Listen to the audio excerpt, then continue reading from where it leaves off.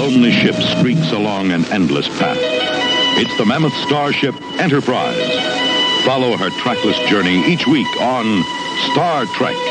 William Shatner stars as Captain James Kirk, Starship Commander, and Leonard Nimoy stars as Science Officer Spock, half Earthling, half Vulcanian.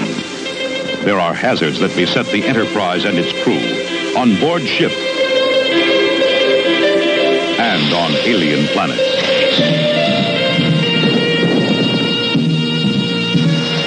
Don't miss Star Trek in color.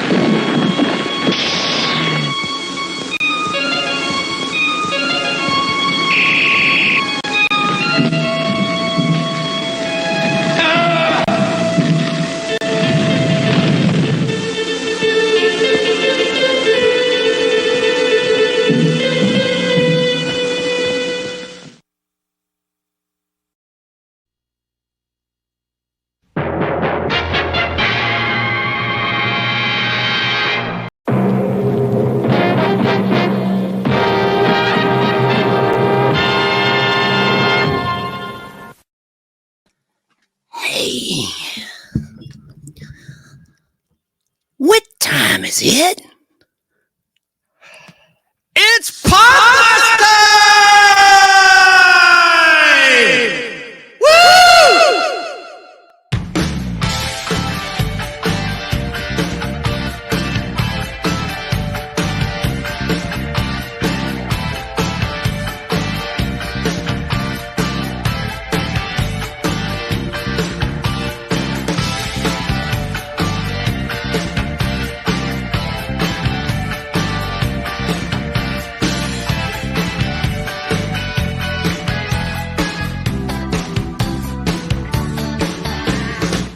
That's right. It's Podblast time. I'm your host, Chance Bartels. How are you? How are you? How are you doing? This is your weird, informative, and hopefully fun time capsule of memories of days gone by as we forge ahead together in a game of life. Remember the Milton Bradley board game of life? I was more of a Monopoly man myself.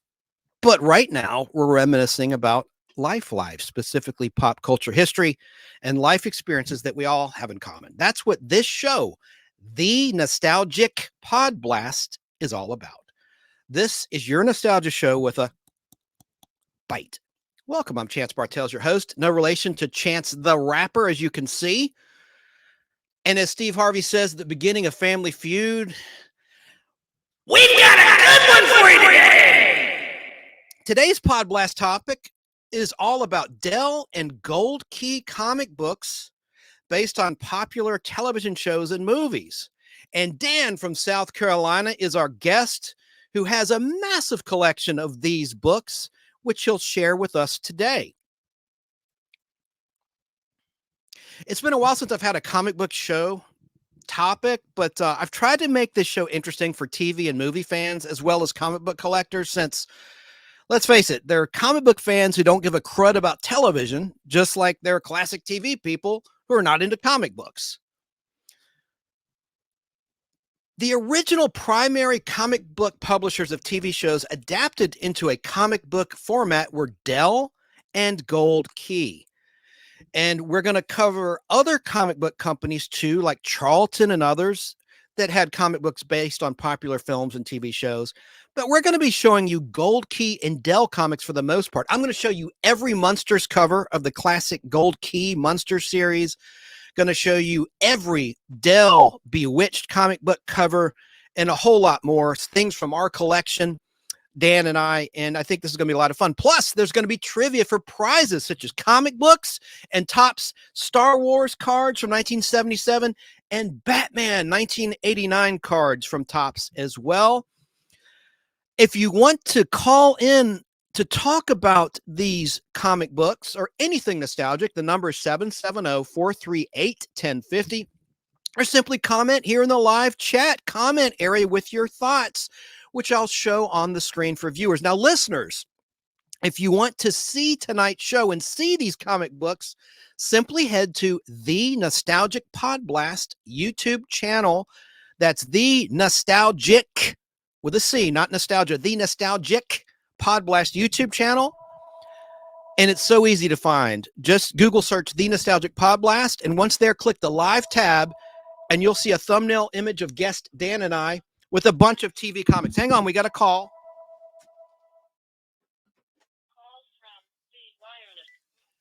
The Nostalgic Podblast. I'm just starting the show. You're on the air. Who is this?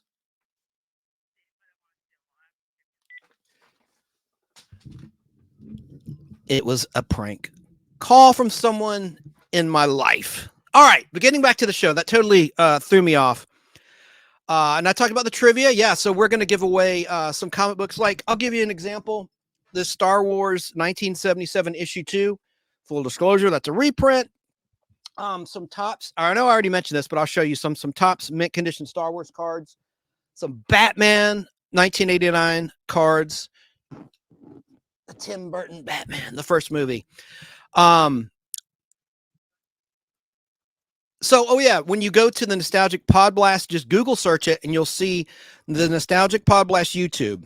When you Google The Nostalgic Podblast and then hit the live tab, once you click the channel, and you'll see an image in the live area of Dan and I surrounded by TV and movie comic books in between us. And thank you, Sarah in Southern California, for that thumbnail art.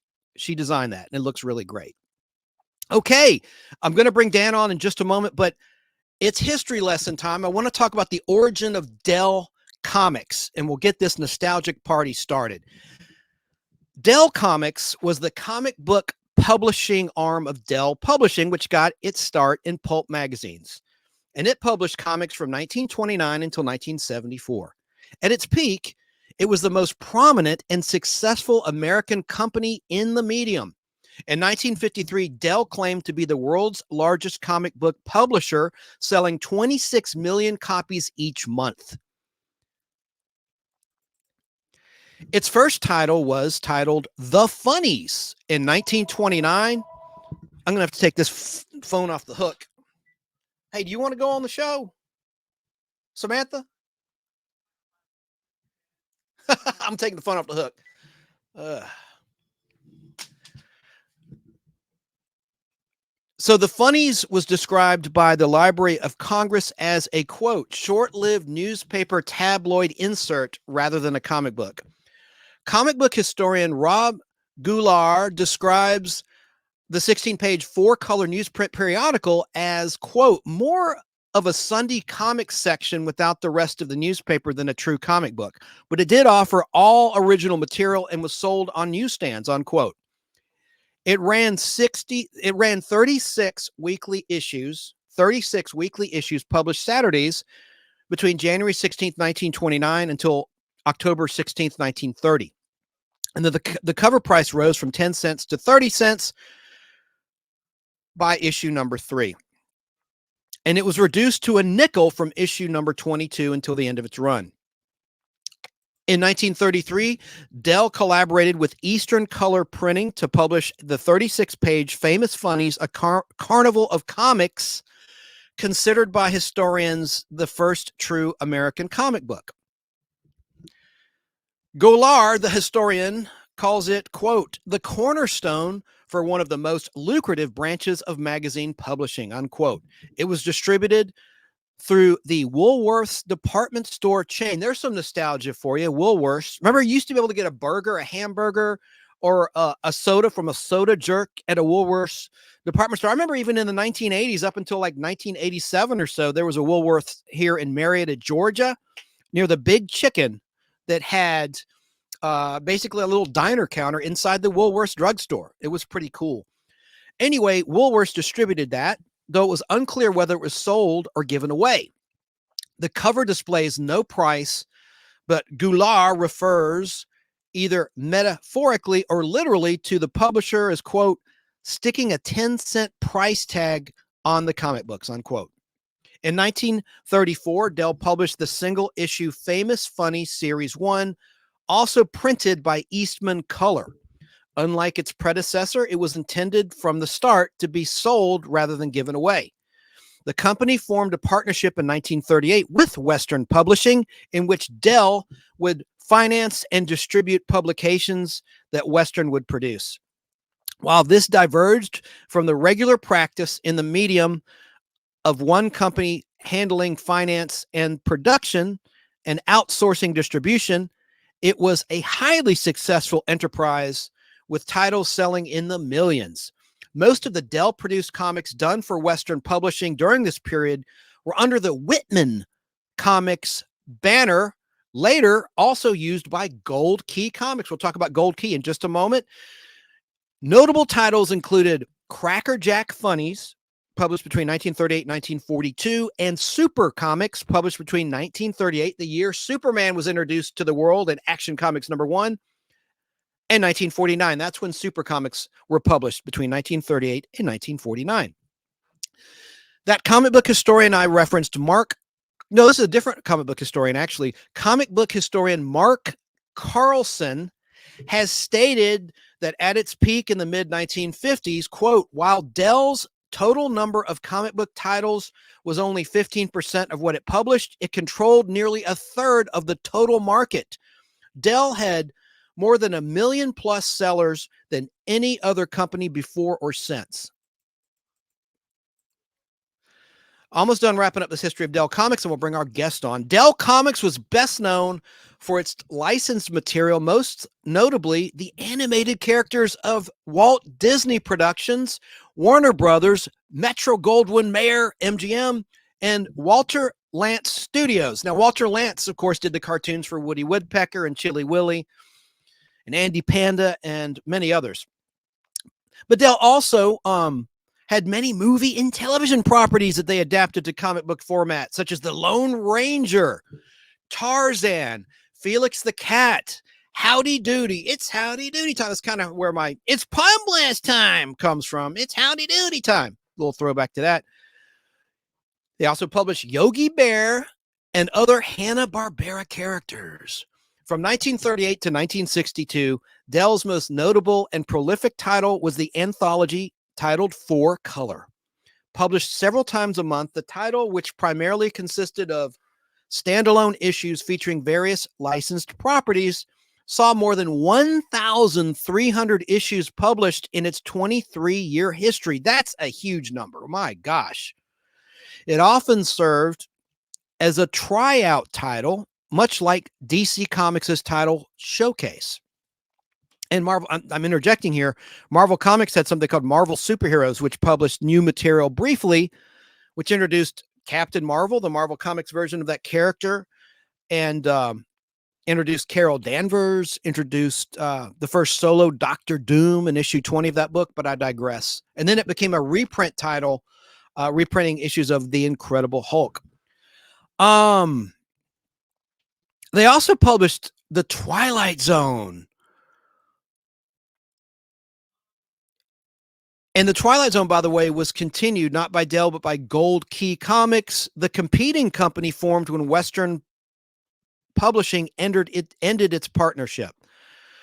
Responding to pressure from the African American community, get this, the character Lil 8-Ball, little like little, but Lil apostrophe for slang, Little 8-Ball, who appeared in a handful of Walter Lantz cartoons in the late 1930s, and in those initial appearances constituted what animation and comics historian Michael Barrier described as being a, quote, grotesquely stereotypical black boy, unquote.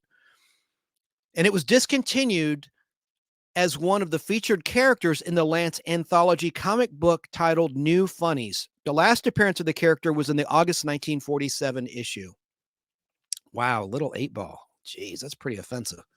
In 1962, the partnership with Western ended, with Western taking most of its licensed properties and its original material and creating its own imprint, Gold Key Comics. While most of the talent who had worked on the Dell line continued at Gold Key Comics, a few creators like John Stanley stuck with Dell and its new line. Dell also drew new talent to its fold, such as Frank Springer, Don Arneson, and Lionel Ziprin. Dell Comics continued for another 11 years with licensed television and motion picture adaptations, including Mission Impossible, Ben Casey, Burke's Law, Dr. Kildare, Beach Blanket Bingo, and a few generally poorly received original titles. We'll talk about some of those today. Among the few long-lasting series from this time include the teen comic 13 Going on 18, which lasted for 29 issues, written by John Stanley. Ghost Stories, which had 37 issues. Number 1 of that title, written by John Stanley. Combat, 40 issues of that. Ponytail, 20 issues of that. Kona, Monarch of the Monster Isle, 20 issues. Tonka, the Jungle King, 10 issues. And Naza Stone, Age Warrior, which lasted for 9 issues. Dell additionally attempted to do superhero titles, including Nukla, Nukla, and Superheroes, starring the Fab Four as the group's name was spelled on the covers.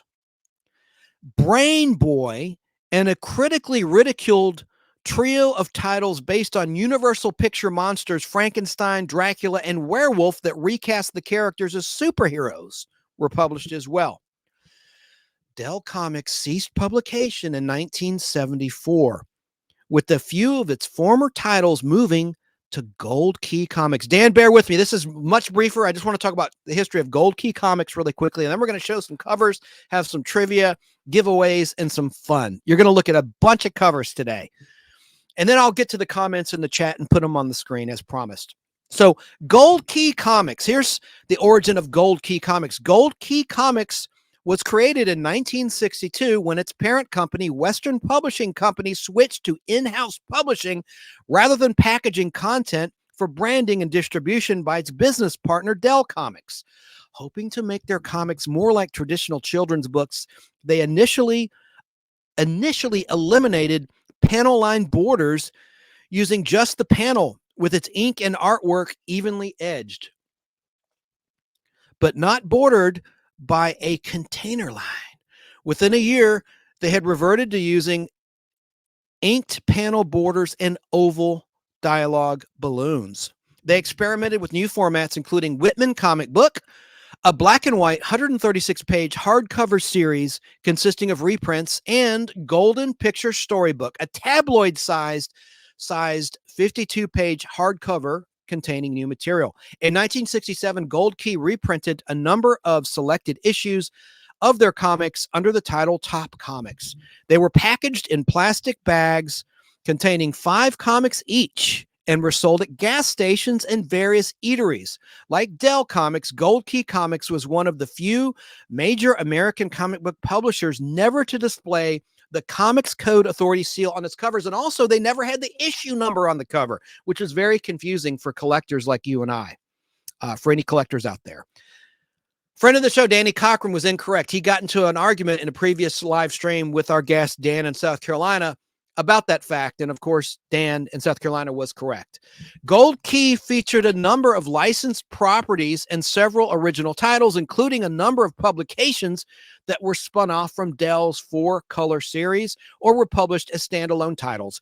Gold Key Comics maintained decent sales numbers throughout the 1960s, despite its offering of many titles based upon popular TV series of the day, as well as numerous titles based on both Walt Disney Studios and Warner Brothers animated properties. It was also the first company to publish comic books based on the current NBC series Star Trek. We'll show every cover of that with the real covers of the actors in a little while, as well as the last issue of the original Star Trek run.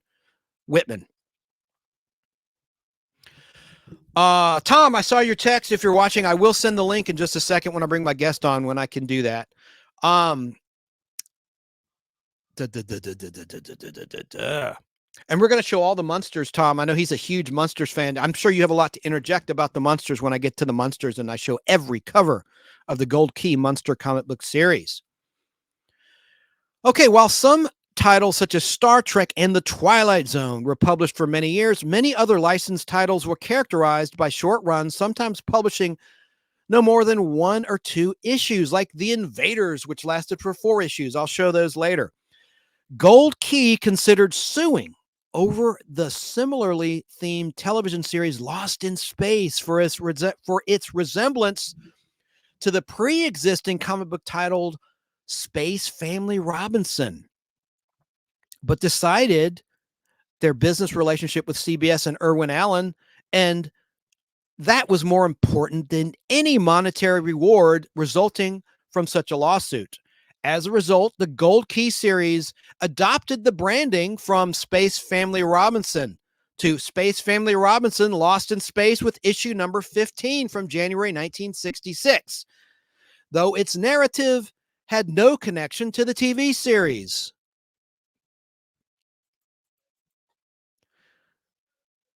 I'm going to scan through here because I got to bring Dan on. He's been so patient. I told him I'd have a little brief history, 5 minutes. I think I've gone a little bit longer than 5 minutes, and he's been very patient backstage. And then I can send Tom Williams, aka Basil Chesterman, the link so he can join the conversation. Editor Chase Craig stated that Gold Key would launch titles with Hanna-Barbera characters like the Flintstones with direct adaptations of episodes of the TV program because, quote, he had studio approval rights and the people there could get pointlessly picky about the material, but they rarely bothered looking at any issue after the first few issues. Therefore, it simplified the procedure to do the first and maybe the second issue as an adaptation. They couldn't very well complain that a plot was taken from the show was inappropriate. Okay, over the years, Gold Key lost several properties, including the King Features Syndicate characters Popeye, Flash Gordon, The Phantom, etc., to Charlton Comics in 1966. Numerous, but not all, Hanna-Barbera characters also to Charlton Comics in 1970. And Star Trek, they lost Star Trek to Marvel Comics in 1979, when Star Trek The Motion Picture was released in movie theaters. The stable of writers and artists built up by Western Publishing during the Dell Comics era mostly continued into the Gold Key era. In the mid-1960s, a number of artists were recruited by the newly formed Disney Studio program and therefore divided their output between the Disney program and Western Publishing. Writer-artist Ross Manning and editor Chase Craig launched the Magnus Robot Fighter science fiction series in 1963.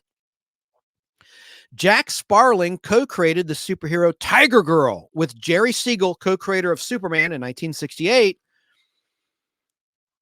And they drew the toy line Microbots one-shot and illustrated comic book adaptations of the television series Family Affair and Adam 12.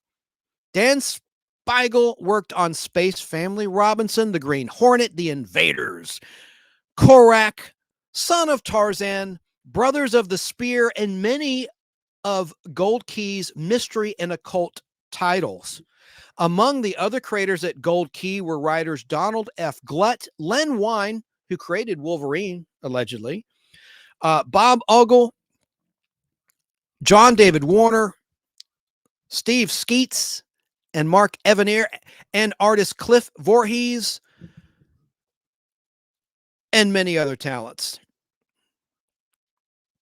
Glutt created and wrote several series, including The Occult Files of Dr. Spectre, Dagar the Invincible, and Trag and the Sky Gods. Also in the 1970s, writer Bob Gregory started drawing stories mostly for Daisy and Donald, and artist-writer Frank Miller, who later went on to Daredevil in Marvel Comics and created Elektra, had his first published comic book artwork in the Twilight Zone for Gold Key in 1978.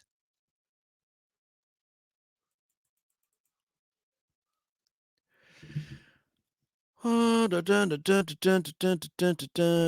according to former Western Publishing writer Mark Evanier, during the mid-1960s, comedy writer Jerry Belson, whose writing partner at the time was Gary Marshall, who created Happy Days and all of its spinoffs for television, also did scripts for Gold Key while writing for leading TV sitcoms like The Dick Van Dyke Show.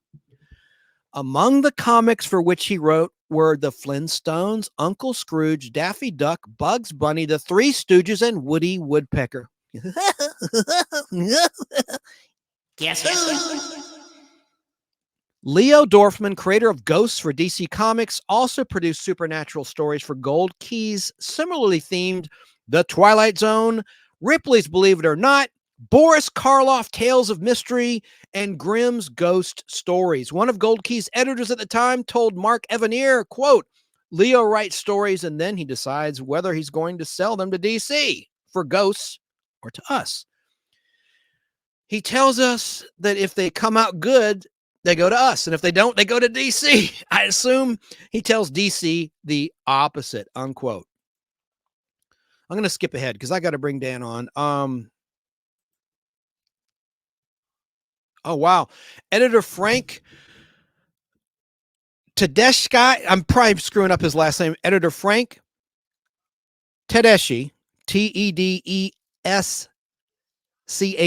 who left in 1973 for a job in book publishing, helped bring in such new comics professionals as Walt Simonson, who later drew for Marvel, Thor. He co-created Beta Ray Bill, and he drew for Star Wars, the Marvel adaptation. Great artist. He has a very unique signature. I have many signed comic books by Walt Simonson. But anyway, Frank, who left in 1973 to work in books, helped bring in new comics professionals such as Walt Simonson and John David Warner. During the 1970s, the entire comics industry experienced a downsizing, and Gold Key was among the hardest hit. Its editorial policies had not kept pace with the changing times and suffered an erosion of its base of sales among children, who, instead of buying comic books, could now watch cartoons and other entertainment on television for free. It is also alleged by Carmine Infantino. I never liked his art. I hate to say it in Star Wars, Marvel Comics. I'm sorry. I know a lot of people like his art, and he's a classic from the golden age. It's kind of like Steve Ditko, rather. When Steve Ditko returned in 1989 to do Speedball for Marvel Comics, his artwork looked kind of passe, I think, and kind of old school, old hat, old fashioned. Because you had people like Neil Adams come along in the 60s, in the mid to late 1960s, that really took comic book art to another level. But anyway, Carmine, it's alleged by Carmine that in the mid to late 1960s, DC Comics attempted to pressure Gold Key from the comics business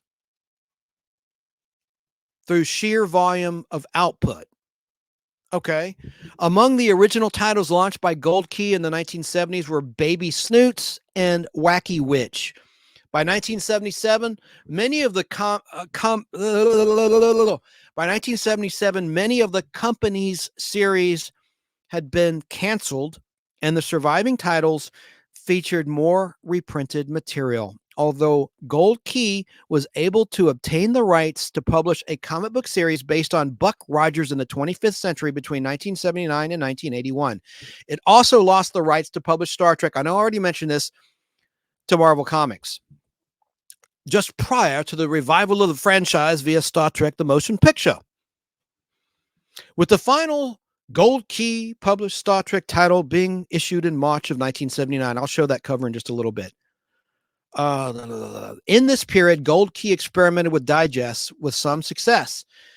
In a similar manner to explore new markets in the mid-1970s, it produced a 4-volume series with somewhat better production values and printing aimed at emerging collector market, containing classic stories of the Disney characters by Carl Barks. In the late 1970s, somewhat higher grade reprints of various licensed characters were also aimed at new venues like Dynabrights and Starstream, a 4-issue series adapting classic science fiction stories by authors such as Isaac Asimov and John W. Campbell. Golden Press released trade paperback reprint collections such as Walt Disney Christmas Parade, Bugs Bunny Comics Go Round, and Star Trek The Enterprise Logs. Almost done, I promise. In the late 1970s, the distribution of comic books on spinner racks and at newsstands, drugstores, and supermarkets continued, but Western Publishing also sold packages of 3 comics in a plastic bag to toy and department stores, gas stations, airports, and bus and train stations, as well as to other outlets that weren't conducive to conventional comic book racks.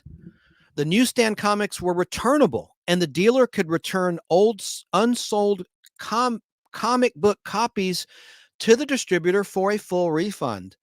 But the bagged comics were not refundable. To discourage unscrupulous dealers from opening the plastic bags and returning the non-returnable issues, Western published the newsstand versions under the Gold Key Comics label and put the Whitman Comics logo on the bagged versions. This is interesting. This explains a lot. In case you were wondering, like I was, the difference between Whitman and Gold Key, that's the reason. That's pretty interesting. I'm going to repeat. Western published the newsstand versions under the Gold Key Comics label and put the Whitman Comics logo on the bagged versions. Although, meaning 3 comics in the bag. Hey kids, comics. Although otherwise the issues were identical, except for that label, Gold Key and Whitman. Western at one point also distributed bagged comics from its rival DC Comics under the Whitman logo. Former DC Comics executives Paul Levitt stated, quote, "The Western program was enormous. Even well into the 1970s, they were taking very large numbers of DC titles for distribution. I recall 50,000 plus copies offhand," unquote. In 1979, Western ceased to be an independent company when Mattel Incorporated, the toy company, purchased the company. The new management stopped selling returnable comics at newsstands, preferring the non-returnable bagged comics sold at toy stores. In a 1993 interview, Dell Connell, the managing editor at Western's West Coast office in the late 1970s, recalled the Western Comics line was killed by distribution. Perhaps you know that by early 1980, our comics were only being distributed in bagged sets of 3. The Whitman label replaced the Gold Key imprint at that time, as the comics could no longer be found on newsstands, but in department variety and grocery stores. Our new management assumed that comics could be treated like coloring books or puzzles. That proved an ill-fated decision. The following years were characterized by delays and erratic distribution, unquote. Eventually, arrangements were made to distribute these releases to the national network of comic book stores. Western also prepared in the early 1980s for deluxe Carl Barks reprint project books aimed at the collector market, which was never published. In December 1983, a struggling Mattel Toys sold Western Publishing to real estate investor Richard A. Bernstein. Bernstein closed Western's comic book publishing division in 1984. Let's see when we get to the end here. Okay, here's the very end. Very end, I promise. 3 of Gold Key's original characters, Magnus, Robot Fighter, Dr. Solar, and Turok, Son of Stone, were used in the 1990s to launch Valiant Comics' fictional universe. Dark Horse Comics and later Dynamite Entertainment have published reprints, including several in hardcover collections, such as original Gold Key titles as Magnus, Robot Fighter, Dr. Solar, Mighty Samson, Mars Patrol, Turok, Son of Stone, The Occult Files of Dr. Spector, Dagger the Invincible, Boris Karloff's Tales of Mystery, Space Family Robinson, Flash, Gordon, the Jesse Marsh drawn Tarzan, and some of the Russ Manning produced Tarzan books. They started several revivals of characters under Jim Shooter, former president of Marvel Comic Books and VP of Marvel Comic Books in the 1980s, including Dr. Solar, Magnus, Turok, and Mighty Samson. The Checker Book Publishing Group, in conjunction with Paramount Pictures, began reprinting the Gold Key Star Trek series in 2004. Okay, Hermes Press reprinted the 3 series based on Irwin Allen's science fiction shows, as well as Gold Key's Dark Shadows, My Favorite Martian, and The Phantom. Okay, Bongo Comics published a parody of Gold Key in Radioactive Man issue number 106, volume 2, number 6 from November 2002, with a script and layout by Batten Lash and finished art by Mike DiCarlo that Tony Isabella had dubbed, quote, a nigh flawless facsimile of the Gold Key comics published by Western in the early 1960s. From the painting with tasteful come-on copy on the front cover to the same painting, sans logo, or other type presented as a pinup on the back cover, unquote. In June 2001, DIC Entertainment announced they would purchase Golden Books Family Entertainment for $170 million, the equivalent of $281 million in 2022, and take it out of bankruptcy. However, DIC would pass off the purchase due to high costs, and instead, the Golden Books family of entertainment was eventually acquired jointly by Classic Media, owner of the catalog of United Productions of America and book publisher Random House, in a bankruptcy auction for the lower $84.4 million, equivalent to $139.5 million in 2022, back on August 16th, 2001, right before 9/11. In turn, Random House and Classic Media gained ownership of Golden Books' entertainment catalog, including the family entertainment catalog of Broadway Video, which includes the pre-1974 library of Rankin Bass Productions and the library of Total Television, as well as production, licensing, and merchandising rights for Golden Books' characters and the Gold Key Comics catalogs, while Random House gained Golden Books book publishing properties. Random House had previously acquired Dell Publishing through a series of mergers since 1976, effectively reuniting the remnants Gold Key Comics and Dell Comics. On July 23rd, 2012, Classic Media was acquired by DreamWorks Animation for $155 million, equivalent to $198 million in 2022, and renamed it DreamWorks Classics. On July 1st, 2013, Random House merged with Penguin Group, forming a new company called Penguin Random House. In April 2016, the acquisition of DreamWorks Animation, owner of DreamWorks Classics, by NBC Universal was announced. I guess it's owned by Xfinity, formerly known as Comcast. They had to change their name because their service sucks so bad. Comcast did. They had to become Xfinity. In 2021, but full disclosure, I am an Xfinity client. They have good internet. In 2021, comics creator and hacker Robert Willis obtained a trademark registration for a logo identical to the Gold Key logo. Later that year, the trademark registration was purchased by the newly formed Gold Key Entertainment LLC. Gold Key Entertainment LLC consists of comic book enthusiasts Lance Linderman, Adam Brooks, Mike Dines, D-Y-N-E-S, that's how you spell his last name, and Arnold, I don't know how to say his name, Arnold Guerrero, Guerrero.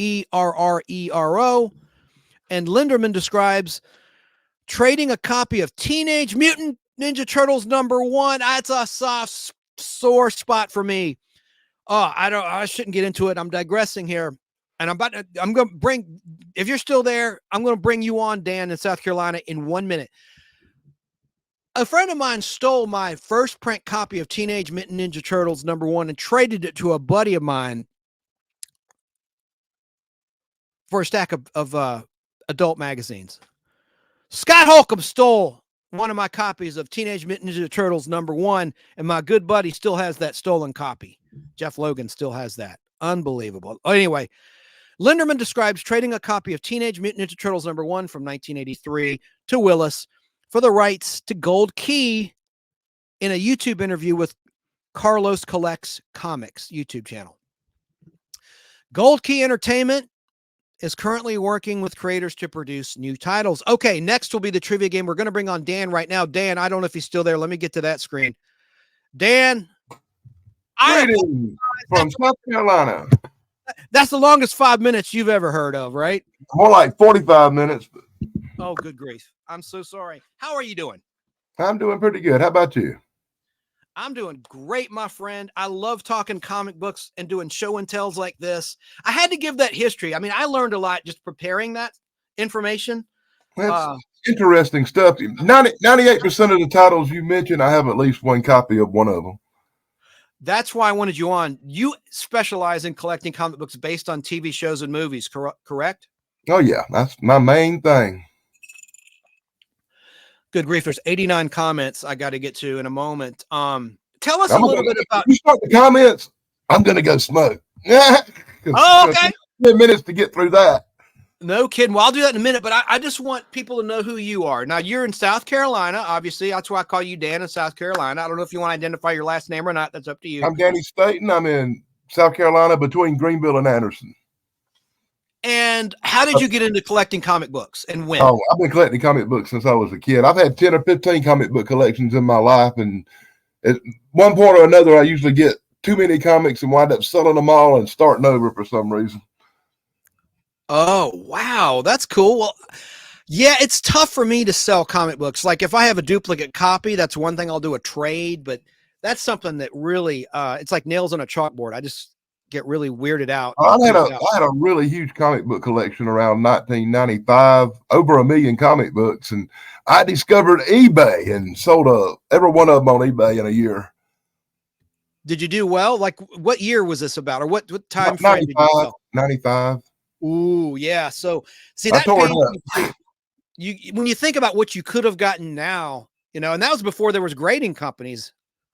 None of the comics I sold were graded. They were all just like what I got now, pretty much. I've got maybe 100 graded comics, but I try to stay away from them because I like to be able to open them and look at them. And if you do a graded comic like we was talking about before, once they're sealed up, they're useless. Yeah. Especially if you do a channel like I do on the Daily Dan blog where I review a comic book and show you the inside of it. If it's in a plastic binder, I can't open it up and show you the inside of it. Wow. Can you hear that beeping in the background? Yeah. It's not here. I had this girl calling me trying to throw me off and cause me problems, so I had to take my phone off the hook. Let me move that. That's going to be terribly distracting. Let me just I'll just do that. Okay. All right. So 1995, I think that's the year eBay was formed by Meg Whitman's boyfriend. And you know the story about eBay, how it got founded, don't you? Yeah, I've heard a little bit about eBay before. She wanted a Wonder Woman Pez dispenser. She collected Pez dispensers. So her boyfriend created eBay to help find a Pez dispenser, a Wonder Woman Pez dispenser for his girlfriend, Meg Whitman. And she's no longer a CEO or have anything to do with eBay. She now is with another big corporation I won't mention. But anyway, see, that kills me because I sold some comics to buy an Indiana Jones pinball machine back in 1996. And when I think of what I would have gotten now with grading and with eBay, you know, that this was right when eBay was launching. It just, but I've gotten most of those books back, but it's like, damn. almost everything I had back then were Marvel and DC superhero comics. Wow. And that's mainly what I was into my whole life until the last maybe 12 to 14 years when I got into classic good stuff comic books and started this collection. And now I've got way too many of them. There's lots of shows I would still like to have. You know, I haven't got an I Dream of Jeannie or a Beverly Hillbillies, but they're two I'm actually looking for right now. Wow. Well, the value of these really fluctuate. Of course, the Star Trek Gold Key comic books, which I'll show every main issue which had a photo cover in a little bit, those have value. Anything Star Trek does, but and so do the Munsters. You can see the number 1 right here and the number 6, but right behind my head of the Star Trek comics. I've got a lot of the original Gold Key first run. Those are awesome. I got about 30 of them. That's awesome. And I like they had photos on the inside cover of the initial issues, and I'll show that later. The inside of Star Trek 1, I took photos in the Invaders books. But I love it. Yeah, there's 4 issues of the Gold Key Invaders, and that's issue 3. The Moon Tilters. I got number 3 and 4. Wow. I've got a really nice copy of issue 1. My issue 2 is in rough shape. I'll show it later. I took photos of all these. You got 1 and 2, and I got 3 and 4. I got all four, but yeah, I hear you. And it's kind of funny, Dan. Some of the TV shows that Gold Key published as comic books, it's like, what were they thinking? Like, had nothing to do with anything kids would be interested in. You know, like in some cases, like The Governor and JJ. I'll talk about that later, which was a sitcom that lasted for a season and a half, 2 seasons technically, but really a season and a half. And it didn't sell well. There were 3 issues of that. And it's like, why would they publish a comic book based on an adult sitcom? I don't get it. Anyway. I've seen some pretty weird comics in my time. Yeah. Now, are you a fan of grading comic books? I know how to grade comic books, but it don't really matter to me what the grade of a comic book is. As long as the cover looks good and I can hang it on the wall and talk about it on YouTube, it don't matter to me if it's a slab or not. You know, it's a necessary evil, obviously, because for one thing, it'll preserve a comic. Because as you know, I mean, nothing lasts forever. And over the course of, say, 100 years, a comic book will just erode into basically dust. No, I'm not going to be around to worry about that. I don't plan on living to be 100, and I'm already like 57. So, well, they meaning oh my God, they meaning the experts. Many have said that a vacuum sealed slab will make a comic last 100 years. So you could pass it down to a child, a relative, nephew. I'm going to leave that notation in my will that whoever inherits this crap can do that. And that is, if the case doesn't spontaneously combust, which happened to me. I'm going to show that right quick. This issue, CGC 9.6, Incredible Hulk 296 first UFOs. I don't know if you can see that. It just cracked. It cracked apart at the base. So I'm going to resubmit it and have them re-slab it down the line. But I don't know why that happened, because I keep my books in an air-conditioned area. I treat everything very, very well. I don't know why it just burst apart. That's bizarre. Yeah. But it is a necessary evil, especially for resale value. Obviously, I'm stating the obvious here. There's several grading companies, obviously CGC, which has had some problems lately with the recent controversy. And then you have CBC, PGX, but CGC is, of course, generally, for the layman, for those that don't know comic books, are the #1 grading company in terms of resale value and in the comic book collecting community. I'd say most of my comic books are either a 7.5 or better. Damn. I have a lot of them that's in really, really good shape. And once in a while, I'll get a replacement comic. Like I had a Girl from Uncle, which was probably like a 3, really tattered, bad. But I found a new copy, which is probably a 9. So I'm going to send the old copy to somebody, and I'm keeping the new one. Is that handy where you could show that Girl from Uncle? Yeah. Thanks, because I didn't pull any of those. Somewhere up here to show today. If you give me 1 second, I'll pull the old copy too, so I can show you the difference. Thanks, Dan. And in a moment, take a smoke break. I'm going to go through all these comments and put them on the screen, and okay. So you can have a smoke break, and then I'm going to start showing some covers when you get back, and we're going to have a trivia game, giving away some. Look at this cool card from Batman 1989. I'm giving away 5 cards per winner. Whoever correctly answers the trivia question and says claim. Okay, so win, and I'll give you a choice of prizes. I'm going to give away. Now here you see the tag. This is a Girl from Uncle. Oh yeah. #5. It's in really, really rough shape. And I recently got another #5 on the wall, and I'm going to replace it. And I just got this one and just did a video about it. And it's probably my favorite Girl from Uncle cover. Oh, how cool. #4. Yeah. And that's the 2 Girl from Uncles I picked up. I have 2 #3s. I love the photo covers the best of the Gold Key. Oh yeah, that's my favorite. That's when it was coming on, and they were you were talking about the westerns.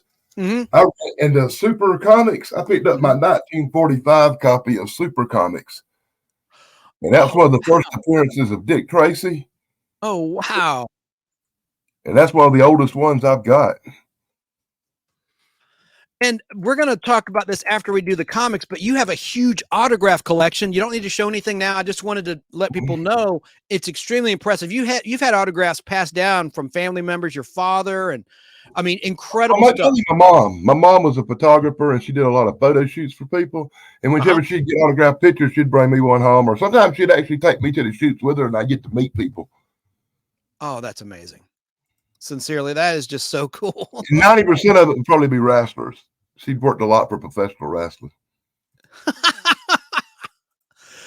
Did she do anything with Turner, with Ted Turner's wrestling? Yeah, she took pictures for wrestling from 1974 to 2000 something. She was involved in several different companies and taking pictures for their little fan magazines and their little programs and Wrestling Illustrated. Well, do you remember Mr. Wrestling #2? Yeah, he was his was a guy named Tim Woods from right down here in Georgia. That's amazing. Yeah, I actually met him a few times in my younger days. He passed away not too long ago, and he was a character. I loved those Superstation 17 wrestling shows from like the late 70s, early 80s. Man, that was a lot of Tommy Wildfire, Rich. I'm getting off topic here. The Junkyard Dog, all those characters, man. I remember it was big in 1979 when we first got cable. Yeah, I got to watch the Superstation wrestling for the first time. Yeah. Saturday night at 6:05 become a big event in our house. Everybody gathered around the TV to watch wrestling from Georgia. And if we had just got our first VCR, so if we missed it, we could record it. Oh, man. And our friend Al Hardy, friend of the show, he's a part-time co-host. He worked at Turner. And I think he said they would tape on a Tuesday or a Thursday. I'm trying to remember. Tuesday, I think he said Tuesday. It's either Tuesday or Thursday. And he'd meet all those guys. And Bill Tush, friend of the show, he was on TBS in those days in another capacity. Really funny guy. Anyway, and a good friend of Al Hardy's and Tom Williams. Oh, yeah. Well, if you want to take a smoke break, I'm going to acknowledge the comments now, and then we'll get back on topic and start showing some comic books and give some stuff away. While you're talking to the people in the chat, there's no reason for me to interrupt you or be part of it. I'm going to put myself out for about I'll do it for you. 7 or 8 minutes. Okay. I don't know it'll take me that long. Well, I guess there's 100 comments, probably mostly from our friend Sarah, which is fine. You don't got to read every one of them. I know. I'll go through them and be right back. All right, brother, I'm going to take you off the screen. There you go. Okay. There we go. And then he'll come back when he's done having a little smoky tokey. Okay, so let me just start with the comments. I'm sorry, listeners, if you're listening at Fistful of Radio or Apple Podcast or Podbean, wherever you might be listening. I hope this isn't too, visual. But again, head to the YouTube channel, The Nostalgic Podblast, hit the live tab, and look for the picture of Dan and I with a bunch of movie comic books in the between us that Sarah designed. Hello to Wood Trainer SDG. Says hello from the past. Hello to you. Southern California Sarah says, hello, brother, to Wood Train. And this was a while back, I think before I got started. Shock Theater Official says, my movie stuff. Hello to you if you're still there. Oh, and Danny, who is taking a smoke break, said, great news. The NASCAR Daytona 500 is rained out. I thought it'd be a great day to go live because there's no football anymore. There's no baseball yet. So I figured now most sports fans probably won't care about comic books, but there are some crossovers that are fans. Oh my gosh, Bob, Thrash Pondo Ponds says, hello, cats and kittens. Hello to you. He has an awesome channel if you like TV trivia, and he does it every Sunday night at 7:30 for about an hour to 90 minutes. And I would highly recommend you check it out. I'll be there in the chat playing TV trivia.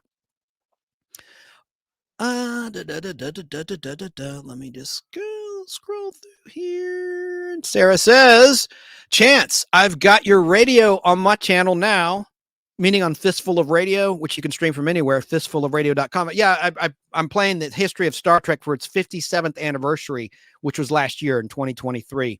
It's a repeat, but I thought it was a good show. And actually, you recommended I run some of my previous shows about Star Trek, so I picked that just for you by request. And she says, Chance, I've got your radio on my channel now live and your link to radio for your show here in my chat. Love you, brother. Hope it helps. Well, thank you, Sarah. It definitely does help. Let me just go through here. A lot of hellos. Hello to Nocturnal Miss So. She says afternoon all. I met her through K-pop. Letter K, letter P, letter O, letter P _ JUNKI's YouTube channel. Katie in Michigan State. Hello to you. Facebook user. I'll go on Facebook in a minute and see who this is. It doesn't show me. It used to show me who is commenting on Facebook. Someone on Facebook says, so good. The Comic Book G-Man says, love it, my man. Thanks for being here, Comic Book G-Man. Great channel. Check him out. Esmeralda is here. Esmeralda, did you get your cards? Let me know in chat. You may not have gone to your P.O. box, but they should be there by now. I mailed you some Grease 1978 Topps cards and some extras, a Batman card. So check that out if you're near your P.O. box, if you haven't already got them. I'm just wondering if you received them by now. You should have. Let me just go on here. Nocturnal had said, nice. Not sure if I have any Dell or Gold Key comics. I need to keep searching boxes. Awesome. Yeah. I mean, they're a lot of fun. Again, I like the photo coverage. We're going to look at all the monsters in just a little bit. Esmeralda said, my favorites are graphic novels about Harry Dresden. Cool. And she's in Oregon State. Terrell, how you doing? Says, happy Sunday, Chance. Hello to you, Terrell Eugene Bellinger. Hello, Terrell. And let's see, going down the list here.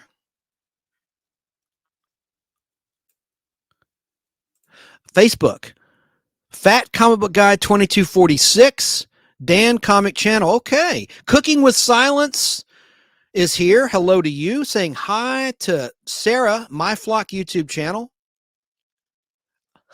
Danny was joking in chat while I was reading the history of Dell and Gold Key Comics. Wait, did I fall asleep? And Sarah laughed at that. Hey, man, we're an educational show.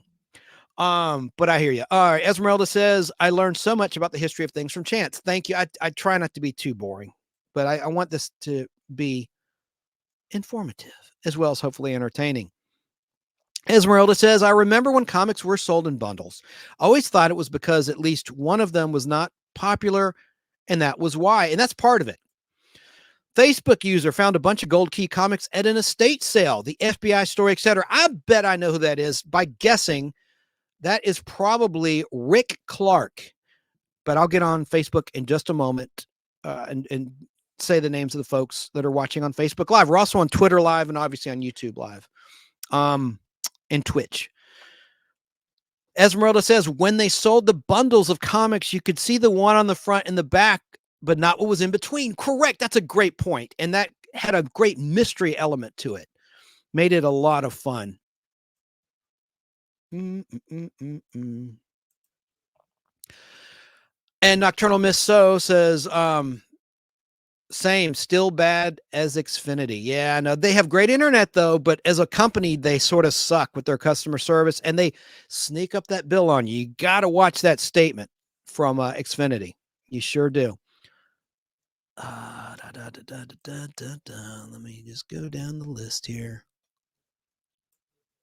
Terrell has said hey to Dan in South Carolina. And 1995 was great on eBay, says a Facebook watcher. We got on in 1999. Yeah, I started in 98 or 99 myself. Yep. That's when it all began. I mean, in 1995, that's when Windows 95 came out. It was so primitive, you know, and so slow. And you had that AOL, you've got mail. Let's see. Cooking with Silence says, oh, shit. His baby mama is catching up with him. I don't know what he's talking about. One of them says Cooking with Silence. Let's just continue on here. This is a new viewer, individual list. I see mind. That's an interesting YouTube identity. YouTube ID, individual list Icy Mind. Cool. Says, wowee, not sure enough. A wall of some cool graphics of comics. Wowee, not sure enough. A wall of some cool graphics of comics. Interesting. Let me just continue down. Almost done. Hello. Yep. And there I'm putting on the screen. Sorry, listeners. I know this is very visual oriented. I'm just putting that YouTube channel on the screen because I'm probably misspeaking it. Individualist ICMIND. Dan, I see you backstage. Okay, I'm going to bring you right back on. Debbie does Dallas the comic book, said someone on Facebook. That's got to be Rick Clark. Got to be Rick Clark. I know your sense of humor, bro. Individual said no info on comics, just enjoyed people talking about them. Just like the guy from Jay and Silent Bob. He's a massive comic guy, which I don't know till later on. I know. Okay, I know. Well, we're through the history part. Let me bring Dan right back on. Hello, Dan. How was that smoke break? That was a good one. It had been a long time. I don't usually go like an hour and a half without smoking. No, that's cool. I'll be honest, I'm a chain smoker. I smoke, like a pack a day. Sometimes more. I smoked a pack a day. I quit in September 2010, and I smoked a pack, half a pack to a pack. On average, about half a pack when I smoked. I like Marlboro Lights. What's your brand? I smoke cigars. Oh, do you inhale? Cheyenne filtered cigars. They're less in nicotine, less in bad for you stuff, more natural tobacco. Even though I smoke, I'm still trying not to kill myself. Oh.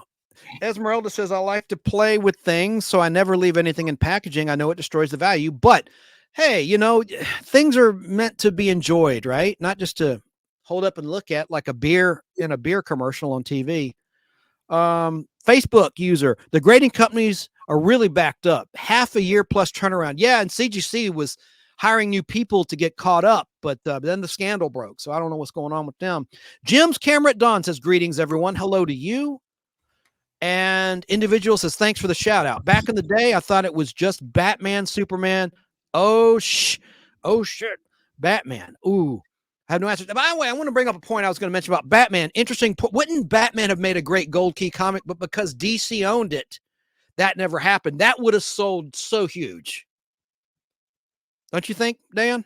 Oh, yeah. Well, actually, the DC comics were based, a few of them, on the TV show. You can tell by the art that it's the Adam West and Burt Ward Batman and Robin. I've actually got an old Batman around here somewhere from back in that time period. Yeah, I can't you just see, though, a Gold Key, like a Munsters cover. I'm going to get to the covers in just a moment. A Gold Key cover of Batman, with all that great color, the colorfulness of it. That would have been awesome. It's too bad because of licensing and legal rights. That could never happen. Esmeralda compliments you, Dan. That is impressive. Dan, talking about your collection. Jim's camera at dawn says, Dan, did she photo Cowboy Bob Ellis, your mom? I don't think so. I know Cowboy Bob Orton, Cowboy Ron Bass, and about 20 others like Blackjack Mulligan. She did a lot of cowboy stuff, but I don't remember that guy. Very cool. And Facebook, probably Rick Clark says, the company I worked for did the printing for WCW, talking about wrestling. Esmeralda says, Al Rocks, talking about Al Hardy. How about that? Well, if you want to do the crossover real quick, I've got quite a few wrestler-based comic books. Let's do that. Why don't we do that? You want me to grab a couple off the wall? Yeah. Why not? And I'll finish. I'm wrapping up on the comments, and I'll stay current. Terrell says The Simpsons actually had its own series of comics back in the day. Yes, they did. And to your point, individual says The Simpsons. Oh, wow. Hang on, listeners. Almost done with this. Okay. So real quick, if you're going to talk wrestling, we just want to talk some wrestling comics. I've got this one from 2014, which is Randy Orton versus the Wyatt family. And this is a really cool cover because two members of the Wyatt family, Luke Harker and Bray Wyatt, have passed away recently. And this was the last comic book cover that had them on the front of it. Oh, wow. Now, I love that comic book. Then you got The Faces of Foley, which is about the wrestler named Mick Foley, which is Mankind and Dude Love. and you got this comic which has all his characters in it. Another wrestling-based comic book. And of course, it wouldn't be cool if you didn't have the Zero WWE release of The Undertaker. Nice. I love The In Undertaker. his own comic book. And this is one of my favorites because it was a Wizard one-off, and it's an issue number 0. And, most of them start with a number 1, but this is a 0, and I love the 0 issues. And my main man sent this to me himself, the Boogeyman, Jimmy Valiant, and this is his first comic book, which is relatively a new one from 2020. That's awesome, man. Have that personal touch, right? What I hate about quite a few wrestling comics. That's pretty neat, man. You got a cool collection. What I hate about grading in terms of autographs, like say, you were there with the famous person that signed your item, but unless it's witnessed, I don't like how with CGC, for instance, I'm not trying to pick on CGC, but it's not really recognized unless you have an authenticator or a handwriting expert give you some sort of proof. And I hate that because I have Walt Simonson, who has a very unique autograph. Talked about him earlier. He signed the first Beta Ray Bill Thor 337 at a convention back in 1983 when I was just a little kid. I know it's real, but to the grading companies, it's not real. There's no proof. So what do you think about that? Well, once again, you got the autograph authenticators that they can bring in to give you the authentication thing, but it costs a little bit extra. Terrell asked, did Gold Key ever have its own superheroes in the vein of DC and Marvel? They had their own characters. Yes, we talked about it at the top of the show in the historical area. If you want to go back after we're live and replay it, we talked about that. Okay. Esmeralda Chance, they have not arrived as of Friday, but the bad weather may have delayed them. Talk about Dell. Dell turned Dracula into a superhero. I have a couple of issues of that. Dracula, the superhero comic book. Have you ever seen them or heard of them? I have. I've seen the Dark Shadows Gold Key, which is Dracula themed, but not that. Esmeralda, about the grease cards I mailed, Sarah gave her prize to Esmeralda. She says they've not arrived as of Friday, but the bad weather may have delayed them. They should be there hopefully by tomorrow in your P.O. box if you get a chance to look. Here's the number 6. Here's the number 6 from 72, where they turned Dracula into a superhero fighting crime in the big city. Oh my God, I've never even heard of that. Yeah, it's an offbeat comic. It's very kind of hard to find too. But I'm a Dracula guy. Like I said, I've got a ton of anything that says Dracula on it from my horror movie stuff.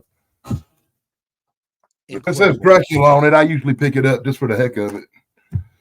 That's pretty cool. I have a whole collection of vampire comics. Hey, our friend Sarah in Southern California says, I love Star Trek and X-Men comics the best. Let's see if we have any questions for you, Dan. Individual list IC Mind. I'm probably screwing that up. Says, I could not really go from bubble to bubble because the bubble I grew up on was popped. LOL. I barely read book unless it was like facts book or a biography books, hence kind of why. Okay. Individualistic mind. Okay. Well, to each their own. That's fine. I'm sorry. We're an educational show. I'm sorry. Individual Sarah says to him, cool. He talks about music. Oh, that's very cool. Okay. Well, I'd like to check out your channel. If you have creation stuff, you create. That's pretty cool. Let me make sure I'm not skipping anybody. Since we're talking about music, let me point out, I just picked these up, and these are really cool. Iron Maiden has just come out with a new set of comic books called Legacy of the Beast. And it's Iron Maiden from the Eddie character. Oh, my God. Hold that. Pause. I created with my friend Danny Cochran.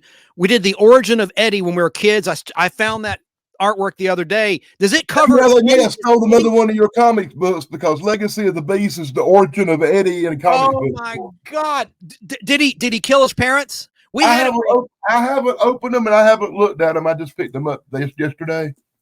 I shouldn't put this up. This is terrible, but in my story, Eddie, I don't even want to say it, but don't he say tried it. to kill his folks. His mom lived, and his mom went after him with a hatchet. and then she shot his arm off, his mom's arm off. Anyway, and then she shot him dead. And they're like, "Do you want to have him buried?" And she goes, "Fry the sucker!" And so they take a blowtorch and torch up Eddie, and he rises from the dead out of the flames on our comic book. Anyway, that's all I'll say about that. But we did a crazy origin of Eddie. Sorry, go ahead. I've tried to be real prepared, so I've got like hundreds of comic books all around me, so I can go to any pile and try to pick out whatever you bring up, even rock and roll or whatever. I have quite a few rock and roll comics besides Iron Maiden. You know, I've got like the Alice Cooper comic books, Kiss comic books. Do you have the Kiss magazine with the blood? Not the original big one they done. Most of the Kiss comics I have are newer releases from the 90s up. It's hard to get the old 1980s and 70s Kiss comics. Do you have their appearance in Howard the Duck, Kiss? No, I don't have. I had some Howard the Duck stuff, but I recently gave that away to a friend of mine. You have a big heart. You give a lot of stuff away. Yeah, I've given away about 10,000 comic books this year so far. Is it to orphans, needy charities? Most of the people who just send me these emails, you know, and they'll talk about a comic book and they'll send me their address and I'll pop them off one. I've got many. I'm trying to get rid of a lot of the superhero stuff. So anybody that sends me email and talks about like the X-Men or the Joker comics or Superman comics, I got some for you. Free. I'm getting rid of them. But how do you know it's not a dealer pretending to be a collector? If somebody sends me an address, you know, I don't care. Damn, I hate to put that out there. Okay, man. I don't want you to be taken advantage of. No, shit, I'm giving them away anyway. I'm giving them away anyway. Individual. I just put my friend Eric, who runs a channel called Paranormal Highway. Sarah, please put that link in the chat. And he's one of my best friends. I sent him the Last Starfighter comic book because he was a big Last Starfighter fan. So I just sent that out last week, and he got that, and he was like, "Oh, I can't believe you found one." I want to thank you for turning me on to the Mongolian Monster channel about Bigfoot and other phenomenon. Stevie and they're great people. They're on live Tuesday the best people I know in Florida. Yeah, they're great. I like their show. You know, that was like the first live stream I ever went on and talked to anybody on. Probably they're a lot of fun. He was the one got my courage up to come on and actually talk about stuff on YouTube, and that was before I really ever even had a channel much. You know. Wow. I think I put up like 5 or 6 videos when I first talked to him. Individual says Batman is my favorite. They had an auction for his car back in the day. Yeah, several, because there's replicas and yeah, yes, sir. Jim's camera. I just watched a video where the wrestler named Jerry Lawler bought the Batmobile. I'll be damned. Now I think it might have been one of the original Batmobiles used in the TV show, and he bought it and it's at his house. Well, that's pretty damn cool. Damn. He's a great artist. Does he wax it? Keep it in good shape with garage? Yeah. In the video. Damn, that's freaking cool. Do you remember the Space Giants? Used to run on TBS. It was a Japanese import. It was like a monster show. It was like Ultraman's. Spectrum. I remember something like that. I thought it was called Battle of the Planets G-Force or something. That's an anime. This was a live action show. Okay, then you know that's fine because I'm going to show some clips of that later in the comic book. I should get to some comics, but I do got a Battle of the Planets comic book around here somewhere. You do? Oh yeah. All right, I almost caught up on the comments. Jim's camera at dawn says Danny is near one of the black beauties used in the Green Hornet show. You know what that means? I think I just got called a bad guy. No, I think he's talking about your background. Do you have a Green Hornet back there? I absolutely somewhere in one of these boxes have a Green Hornet comic book. Not on the wall? Okay, I don't see Not on the wall. I haven't reviewed it. Anything you see on the wall is something I have talked about and made a video on the Daily Damn blog. Every one of these comic books has been wrote on the side. You see the date, the number, and on the front of it, like these Night Stalkers. I have talked about it and made a video about it on YouTube. I have hundreds of comic book videos on the Daily Dan blog. What's weird is that they didn't have the issue number. I talked about it earlier on the gold key front covers. Remember, my friend Dan was arguing with you, and of course, we're right. He was wrong. Nothing against him, but it is weird they don't have the issue numbers on those gold key front covers. A lot of the Dells are the same way too.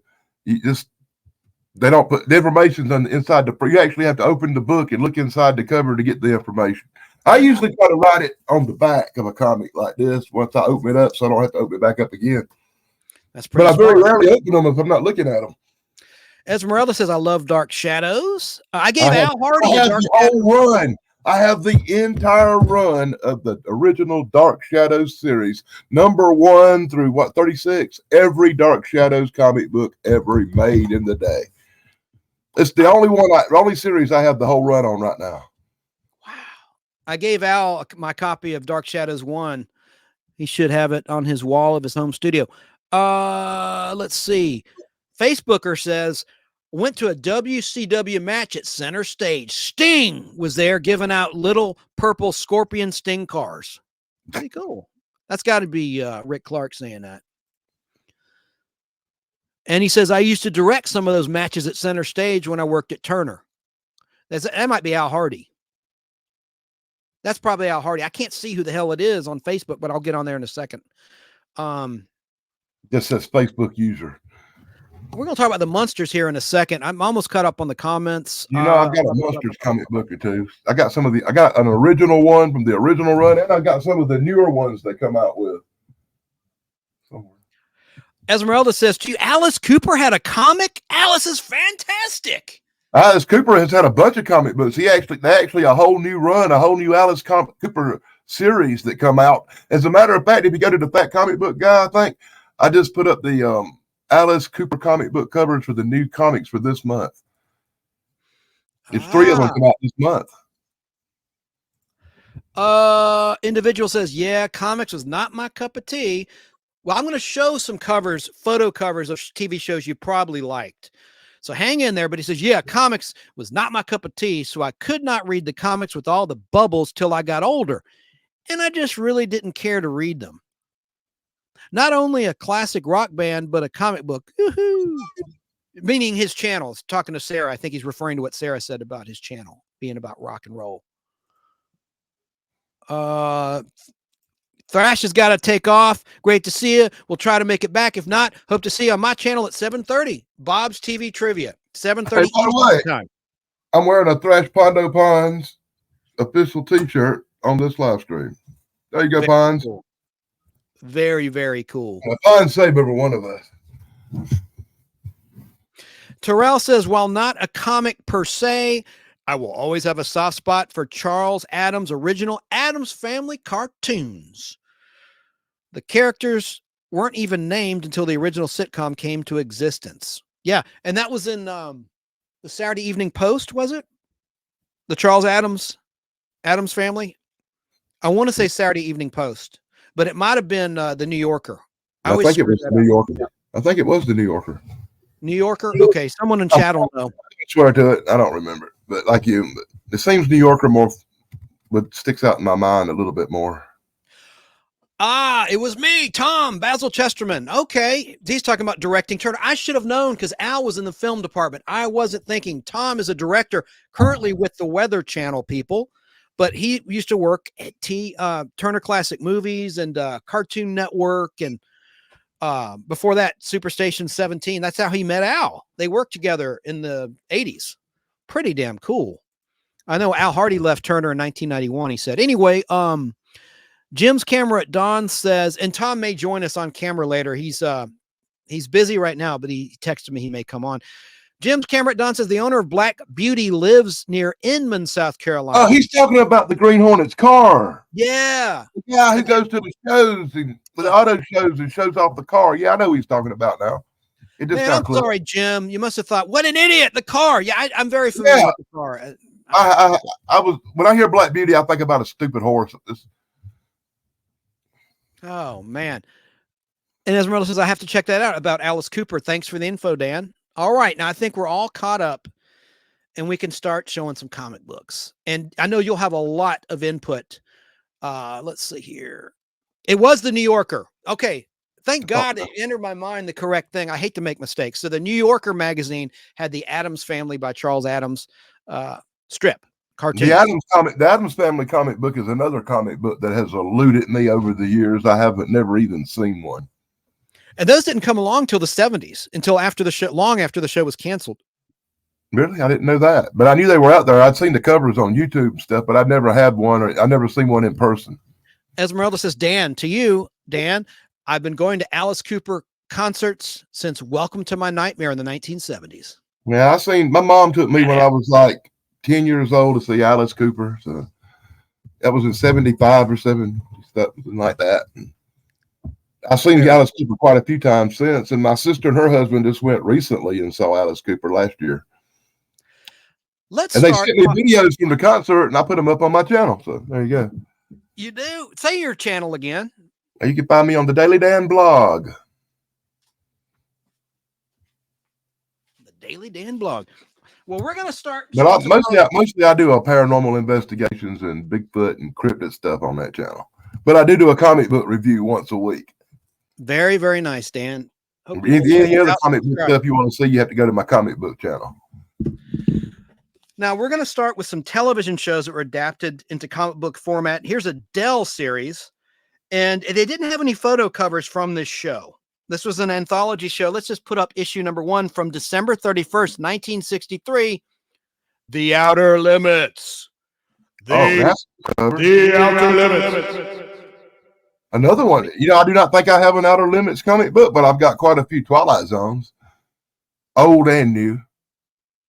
Wow. So The Outer Limits aired on Monday night in season 1 on ABC. It only lasted for 49 weekly episodes. It was canceled in the middle of its second season. What's interesting to me, Dan, is that a lot of times after these TV shows were canceled, the comic books continued on that were based on these TV shows.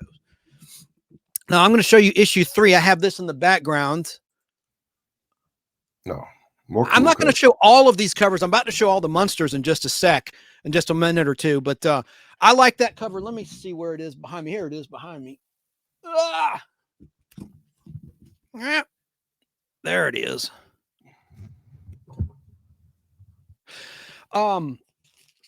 Here's a cover I like of Outer Limits. And that, by the way, I didn't mention the year, did I? This was published on June 30th, 1964. The show was still on the air at that point. It was in production. It just started production of its second season at that point in time when that book came out. I like this. I like flying saucer covers. And this one's pretty badass, I think. This is from December 31st, 1964. The show was just about to be canceled. It was canceled. Last new episode aired in January 65. Check out these. Hang on, let me make you big. Hang on a second, brother. Wait a minute. Here's a nice. I love this one. This is one I actually had back in my youth, and I got rid of it. And when I saw another copy, I had to pick it up. And here's another great one. This is the number 2 from the UFO and Flying Saucer series of 1970, and that's one of my favorite UFO covers. Now, you didn't write on the comic book. That's on the plastic bag. It's on the plastic. Let me know that I've little angry girlfriend variant joke there. Yeah, all right. All right. I was the victim of the angry girlfriend variant. We won't go there. All right. So, let's see here. Let me go and show another book. I love that flying. Now, I like this cover too. This one was published long after the show was off the air. This is issue number 12 from March 31st, 1967. Now, listeners, that cover.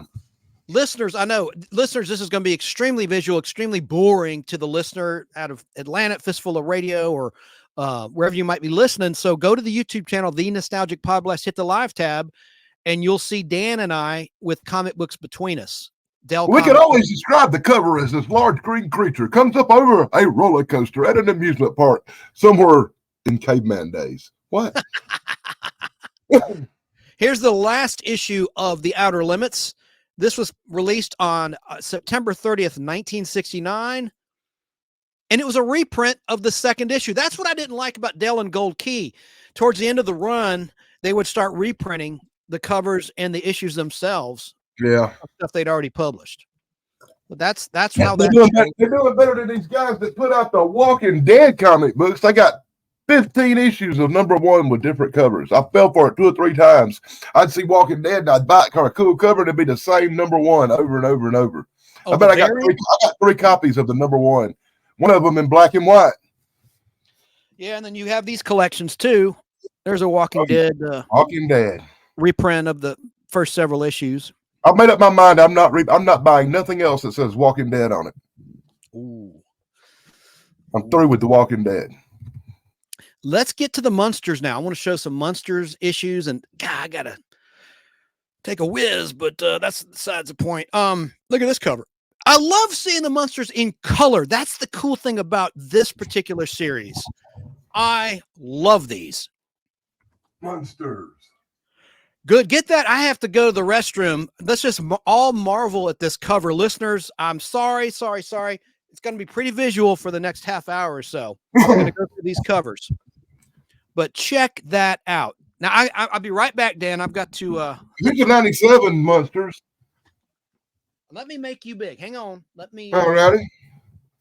So you going to the bathroom, and I'm just going to entertain everybody, right? Okay. Keep it clean.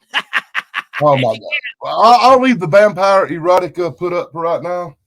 Here's a copy of the Munsters, and this is one of my favorites, and I'm going to show Chance when he gets back. This one actually has the little package from where they had the Munsters bubblegum cards. I hear that cover for the bubblegum cards are very rare and very popular. So I guess I'll go through some comic books while Chance takes a break. All right, join me as we look through old Westerns. I'm showing you first this Beetle Bailey cover, an original Beetle Bailey on Dell. I love the old Beetle Bailey comics, even though I don't have a bunch of them. But earlier he was talking about when Dell first started back in the old days, they did Western comic books. So I'll go through a few Western comic books for you, like Gene Autry. I don't know if anybody out there is even old enough to know who Gene Autry was. But I love Gene Autry, and I also love his really cool horse Champion, who got his own comic book in 1958, as well as a really classic. Now, this was a TV show that some of you may remember. They showed it on PBS quite a lot, and it was the Cisco Kid. That's right, Cisco Kid, the comic book adaptation. How many of y'all out there in YouTube land ever had the Red Ryder BB gun when you were a kid? Remember the old Red Ryder BB gun? You would cock, you'd pump, and you would do the shoot the BB gun in the backyard thing. Well, check this out. Did you know Red Ryder was a TV show and a comic book? And the BB guns you bought as a kid were actually based on the Red Ryder comic book and TV series. Now, this is a really cool old book I picked up, and I have to love it a lot. It's the Annette Funicello Zorro cover. Yeah, I love Zorro. Zorro was a great comic book. This one's from 1959. Wow. Oh, he's back. Have you ever seen that cover? Keep going. I'm loving it. Yeah, Guy Williams. His real name was Armando Catalino by birth. Okay. Now, here's a couple of, well, I got quite a few of these. I'll go through them fast as I can. And this was a White Eagle, the Indian Chief comics. I don't know. A lot of people probably won't remember. This is a very offbeat series of Indian Chief comics. White Eagle, the Indian Chief on some of the older ones. 1950s. Most of these are 57 and 58. But I have quite a lot of them because I found a guy who was selling a collection. And all of them, what I really like is all of them are probably 9s or 9.5s. They're all in excellent condition. And then I have some of these. Jace Pearson's The Texas Rangers. Now, you got to remember, Texas Rangers was where Lone Ranger spun off from. And I got the original Texas Rangers before the spinoffs of the Lone Ranger. As well as, yo-ho, the Lone Ranger's Horse Silver. Now, these are some real rare comics you hardly ever find from the early 1950s. This one right here is 1954. And I actually got some Lone Ranger, but they're up on the wall. I'd have to pull them to show you. Here's a Rex Allen. These are comic books. Most people in this comic watching this show probably won't remember because they're all 50s and come out way before most people were ever even born. Has anybody ever heard of King of the Royal Mounties? That's a Canadian comic book about a Canadian hero. I thought that was really cool. I like these Tonto comics too because you hardly ever see comic books with the Lone Ranger that don't have the Lone Ranger in them. But Tonto has adventures on his own in this series of comics from the late 40s and early 50s. I did not know that. Yeah, there's a whole series of Tonto before the Lone Ranger, and after the Lone Ranger gets killed, he goes on. Wow. This is real popular with Native Americans. Anybody know who Dell Evans is? I do. Dell Evans, he had a husband named Roy Rogers. Yeah. and a horse named Trigger, Roy had. And there's Roy Rogers. And that's an original Roy Rogers, too, from 1957. And, of course, Roy Rogers had a horse named Trigger. And, of course, Trigger had his own comic book series, too, because, you know, he's a horse. I always joke that I wish I had Mr. Ed and not Trigger. And let's look at a handful of old Western Dell from back in the day, Chance. I love I want to see this Monsters real quick. I don't know if you saw it, but this old Monsters comic I got it's from 1997. It's one of the new series of Monster comics. And check it out. It's got the little original 60s bubblegum card pack in there with it. Amazing. Yeah, I found them at different times, but I put them together because I thought it would look cool. Keep going, my friend, because I love Westerns. That's my blind spot. I love Westerns, but I don't know a whole lot about them. So keep going. More Westerns? Oh, my God. Okay, I got a few more Westerns. No, you don't have to do just Westerns. I don't mean to throw you off. Just keep going. It doesn't matter. You don't have to stay on Westerns. I was just throwing I've got a bunch of these Westerns, but they're Gold Key, not Dell. They're the Bonanza series. That was a house cover. And I've got a couple of these up on the wall, too. But whenever I saw the Bonanzas in such great shape at a reasonable price, I couldn't help picking them up because they had the original Lauren Green covers, the original Michael Landon covers. And this one has to be the number 2, one of the oldest ones from 1962. And I so got lucky when I found the number 2 of Bonanza. And it's the original cover with all of them on it. Wow, man. And to me, that's probably my favorite Bonanza comic book that I have. I have a lot of modern stuff like Jonah Hex, but I won't go into all the Jonah Hex modern stuff. I think we should move on from Westerns before we bore everybody with cowboys.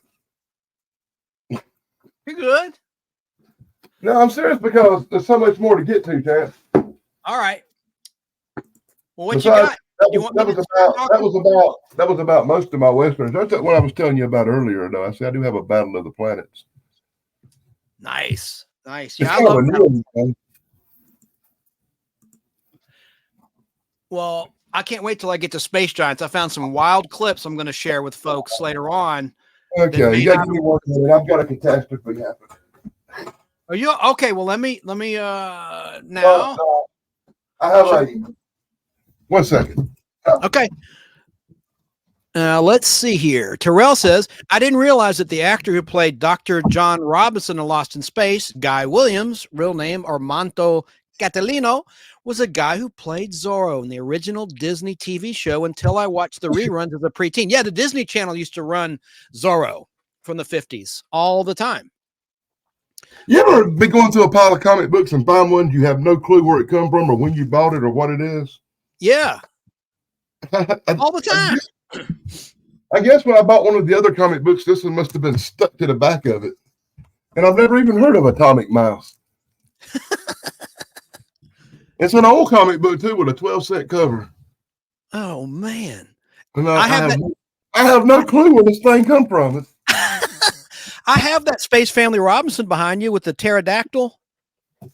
Really? I have that. And can you pull that time tunnel behind you? And then I'll get back to the Munsters. I'm stalling in case Tom wants to jump on. He's a Munsters fanatic and expert. Yeah.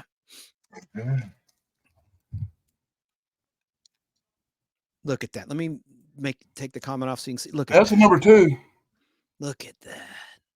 That's not a photo cover, obviously, but it's a nice painted cover. Well, it's got the photo at the top. The show only lasted one season, 30 episodes. It runs on MeTV. Saturday, it's not technically Sunday morning, Saturday night. Esmeralda says the best horse is Mr. Ed. We're talking about Trigger. I've been looking for Mr. Ed. Mr. Ed's another one on my list of wants. And Jim's Cameron Don says, I've got stories of all Here's something you brought up earlier. My little brother and sister had I couldn't tell you what numbers they are because they don't put them on the front. But I just picked these up recently, and I have the. Nice. That's with Dan Hill. Hey, he quit the show. He was a devout.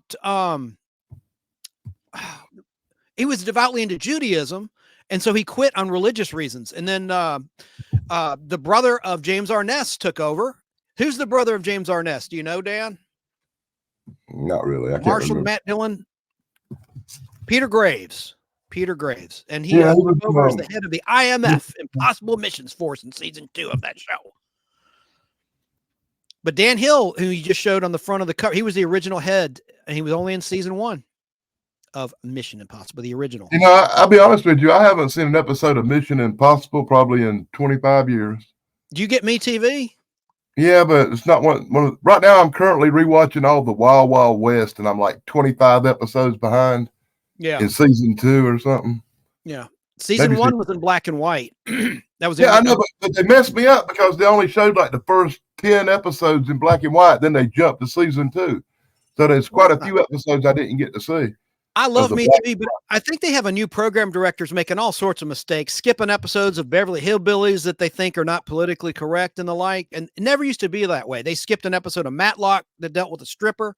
I mean, this is TV. I mean, this is not nudity. I mean, what the hell? Anyway, but I digress. You're getting a compliment, several compliments, but Wood Train says, I got a crap load of Mad magazines. So do I. Do you collect Mad, or did you collect Mad, Dan? Well, I've actually got some Mad magazines I just got, but I look through them and I plan on giving them away and sending them to people. I don't really collect them. I got a friend that really likes Mad magazine, so I'm probably going to send them to him. To Bob. Thrash. Yeah. Esmeralda says, oh, I'm more than old enough to know who Gene Autry is. To your point a while back, I'm behind on the comments. There's my southern accent. Well, most people wouldn't know who Gene Autry or Roy or Rex or Durango Kid or any of these guys was. Right. And you were talking, I sort of spoke over you. I want to make sure you heard this comment. Jim had a lot of stuff torn up by his little brother and sister when he was growing up. A lot of collectibles. To you, Dan, how many comics do you have, if you know? Polar's asking. Polar Kaiju. I quit counting when it hit 1 million. What? Yeah. Oh my goodness. I only have 15,000. Well, I've got probably close to that here, but I have a storage unit that's running over. Actually, 3 storage units that's running over, but. Oh my God. I need to come with a whole bunch of cash and a truck. And a truck. Oh my God. Oh, I got I'm coming over. I got other stuff besides comic books too. Lots of other stuff. Still images, publicity images. Well, I need to come over. You invited me. Definitely taking you up on that. No reason not to. I'm so close in here in Georgia. Yeah, well, feel free to come up and bring some money and give it to me because I will sell a lot of this stuff.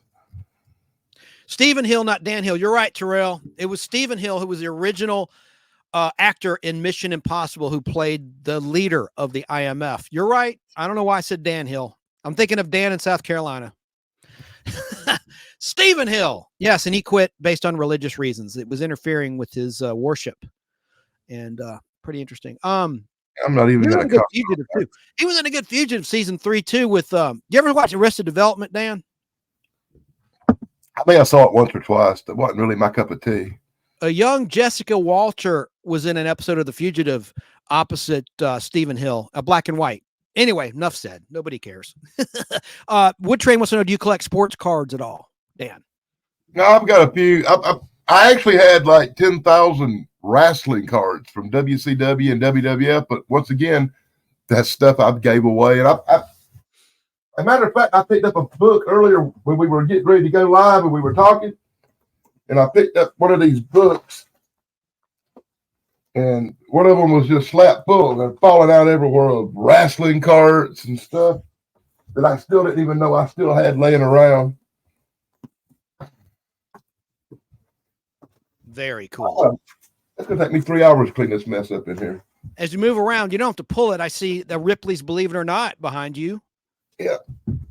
Pretty cool. cool. My favorite is Night Stalkers. They're based on the original Carl Kolchak TV series. Yeah. Now, when I found out they existed, I had to have them. Wood Train says, is this Danny Staton in the flesh? Because usually you have like a little image up. Yes, it is him. Jim's asking you, Dan should change his avatar to the Amazing Comic Book Dan. Well, I do have a comic book channel just for comic books. What's it called? Called the Fat Comic Book Guy. I need to subscribe to that. I didn't know that. I dropped a link in chat earlier. Maybe Sarah, if she's still around, to do it again. I don't know if she's still watching. How did I not know that? I feel so stupid. Wood Train says WWE cards today, the new ones are worth a lot. WWE Select. Really? I just gave away about 1,000 of them to a friend of mine in New York that has a wrestling channel. Okay, now I feel like a real nickel and dimer. I'm talking about giving away 5 Batman 89 cards, 5 Star Wars 77 Topps cards, 1977 Star Wars comic book. You're giving away the big stuff. Good grief. And Wood Train also says I have over 250,000. Well, once again, let me point out something that some of the people I'm sending like 1,000 wrestling cards from the 70s, 80s, and 90s are people who sent me stuff. I'm not just saying, hey, here you go, buddy. This guy sent me a lot of stuff, and I thought, well, I ought to send him something back. That's an important distinction. But the guy I sent that stuff to sent me this incredible 20 pounds of gold, gigantic, full-size wrestling belt that belonged to Andre the Giant. So. Holy smoke. Andre the Giant, the original Bigfoot on the $6 Million Man. Yeah, this belt was made for Andre the Giant, and he was supposed to win it, but he passed away and did not never get to win it. So it's never been worn, but it was designed for Andre the Giant. Oh my God! He was supposed to win that, but never did. So when my friend decided to bestow that on me as kind of a reward for being his first moderator on his channel, I sent him quite a few things. See you later, Jim. Let's see here. And you can find him at Matt Foisey, Keto and Wrestling. Wow. Wood Train says B-Ron Breaker finally signed to WWE main roster SmackDown. Yeah, that's one of them Steiners, right? You're right. He just said that. Yep, right when you said that. Rick Steiner's son. Yeah. Very cool. Well, I'm going to get back to the Munster comic book covers. I just love seeing these in color. I don't think I mentioned this yet. This was released issue 1 on December 31st, 1964. I know I showed it, but I just want to put that back up on the screen because I think it's a really awesome cover. Just seeing them in color. Do you think that show would have been better in color or in black and white? I liked it in color. In the movie, yeah, because you had a movie that was released, ironically, right after the show was canceled. It only lasted 2 seasons. Munster Go Home in full color. So they were still the way they looked, the same age, still young-ish, all the main characters. Of course, you had different Marilyn Munster between the seasons, Beverly Owen, Pat Priest, and whatnot. And but you know what the most controversial cover of the original series was, don't you? Have you ever heard of the story? Yeah, but tell us. The story that the Munsters comic book, the original one that come out, 1968, number 16, is the only one that you'll find that's got Herman Munster smoking a doobie on it. How cool is that? I'm going to show it. Have you ever heard of it? Have you ever seen it? I did not know that. No, I'll be honest. I didn't know that. Look at that. It looks like he's blowing into the tire, though. Herman is so he's blowing up the tire. Look, Herman is so puffed up. Oh, it's a double entendre. It made it look like where he's smoking a doobie, see? Oh, yeah. Instead of blowing up the tire. Yeah, it's a trick cover. Double entendre. It's supposed to be blowing up the tire, but it's really a doobie he's hitting. Esmeralda says either way is fun, referring to the Munsters in black and white or in color. So let's get back to, Sarah's requesting I do a dual shot, so I'll let her play director. Well, that is best when we're just talking like this. I don't know. I don't like to look at my ugly I'm mug. I like to. Okay. like that. Oh shit! No, wait. No, don't. What did you do? What did I do? I hid my face for 1 minute while I do something. Okay. Got it. Okay, now we're both together again, and I can now get back to the comic books. So, Gold Key Monsters. Let's move on to issue 2. That's number 1 from December 31st, 64. There's the second issue from March 31st, 1965. Let me go through these quickly. It says, Lily gets such a charge out of Herman, she could die laughing. See what she did there? There's issue 3 from July 10th, 1965. How many of these are you going to go through? All of them, but there's not that many. I'm going to go through every single cover. How many are there? There are only, now they started reprinting books. So there's only 16 original issues of Gold Key Monsters. Oh, okay. So I had a text come in that says that's some BS about Herman Munster. It was the stem he was blowing of the tire. Yeah, but they made it look like a doobie. Okay. And it was very controversial at the time because somebody actually said it looked like a joint, and it got them some backlash. Wow. I didn't mention this yet. Terrell said Getting Back to Outer Limits was revived on TV in the 1990s, yet by Showtime Pay Cable. 3 decades after the original series was canceled, it went on to last longer. I didn't care very much for that remake. There were a couple episodes that were good, but anyway. Oh, thank you, Esmeralda. 2 handsome gentlemen. You need to check your glasses on my end. But anyway. So what was the name of the Munsters car? A little trivia for people in chat. What was the name of the Munsters hot rod? First person to answer correctly and says claim will get your choice of either a Star Wars comic book, 5 Batman 89 mint condition Topps cards, or Star Wars 1977 Topps cards. You got to be the first one to answer correctly and say claim if you want a prize, or just answer for the fun of it if you don't want a prize.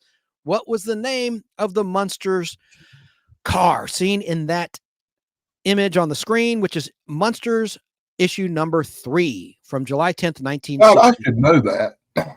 I bet if Dave Sunstorm was here, he'd know that just like that.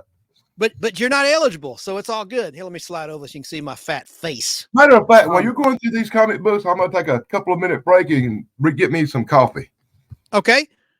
Ooh. And that'll give a chance. Okay, well, here, let me do this. Oh, there's that. There's that. Now, someone answered Munstermobile in Facebook land. Munstermobile. Let me get back here. Sarah says Dragula claim. CLIME is how you spell claim, but it's okay. I know what you meant. Spelling doesn't count. She spelled it CLAME. Dragula. Oh, Sarah, are you eligible? Yes, you're eligible. Even though you improved my thumbnail image of today's show, you are eligible for prizes. Look at that car. Isn't that cool? But you're not correct. I'm waiting for the correct answer. What was the name of the Munsters car? Not had a correct answer come in. Esmeralda in Oregon State guesses the hearse. A Facebooker says the Munstermobile. Polar says the Munster Coach with a K. And you're correct. Polar Kaiju had the correct answer. You didn't say claim. You didn't specify which prize. So I guess you're just playing for fun. So cool. That answers that question. Let's get back to some other covers while Dan's away. Here's the 4th issue of the Munsters, released on September 30th, 1965. Polar, if I'll have another question if you wanted to play for a prize. Remember, first person to answer correctly and says claim wins. And then you can tell me after the fact, what prize do you want? But there's issue number 4 from September 30th, 1965. I just think they're so cool in color. Now, that's really a bong that he's holding there. I'm kidding. I'm just joking, just joshing. Trivia question. This must be from Basil Chesterman. Did the production company pay for the car? Question mark. What do you think? Here is issue number 5. I love anything with Grandpa Munster, the great Al Lewis. And of course, as most people know, these two worked together on Car 54, Where Are You? Before the Munsters became a show. And I got some facts about the Munsters to go over in a little while. So they just look so cool in color to me. Look what that says. I'm going to read this for the listeners. Grandpa's relatives come to visit and drive him bats. Probably his ex-wife, right? And his ex-wife in the Rob Zombie Netflix version was played by Catherine Schell, otherwise known as Maya in Space 1999 Season 2, The Shapeshifter. And of course, Daniel Roebuck played him in the Munsters version. He was on Matlock a lot. That guy lost a lot of weight. If you watch he was in every season of Matlock, Roebuck, and he also acted in the Fugitive 1993 movie starring Harrison Ford and Tommy Lee Jones. Tommy Lee Jones won an Oscar for playing Lieutenant Philip Gerard in that picture. But Roebuck was really rotund and heavy in the early Munsters, and he got really thin. He lost a ton of weight. If you get to season 8 of Matlock, he looked so thin. I mean, but he was so heavy. It's really shocking to see him in season 1 when he's really, really overweight. There you go. Look at that cover. I love that. Look at Herman's outfit there. I wish I could zoom on it. That came out on April 10th, 1966, the 6th issue of the Munsters.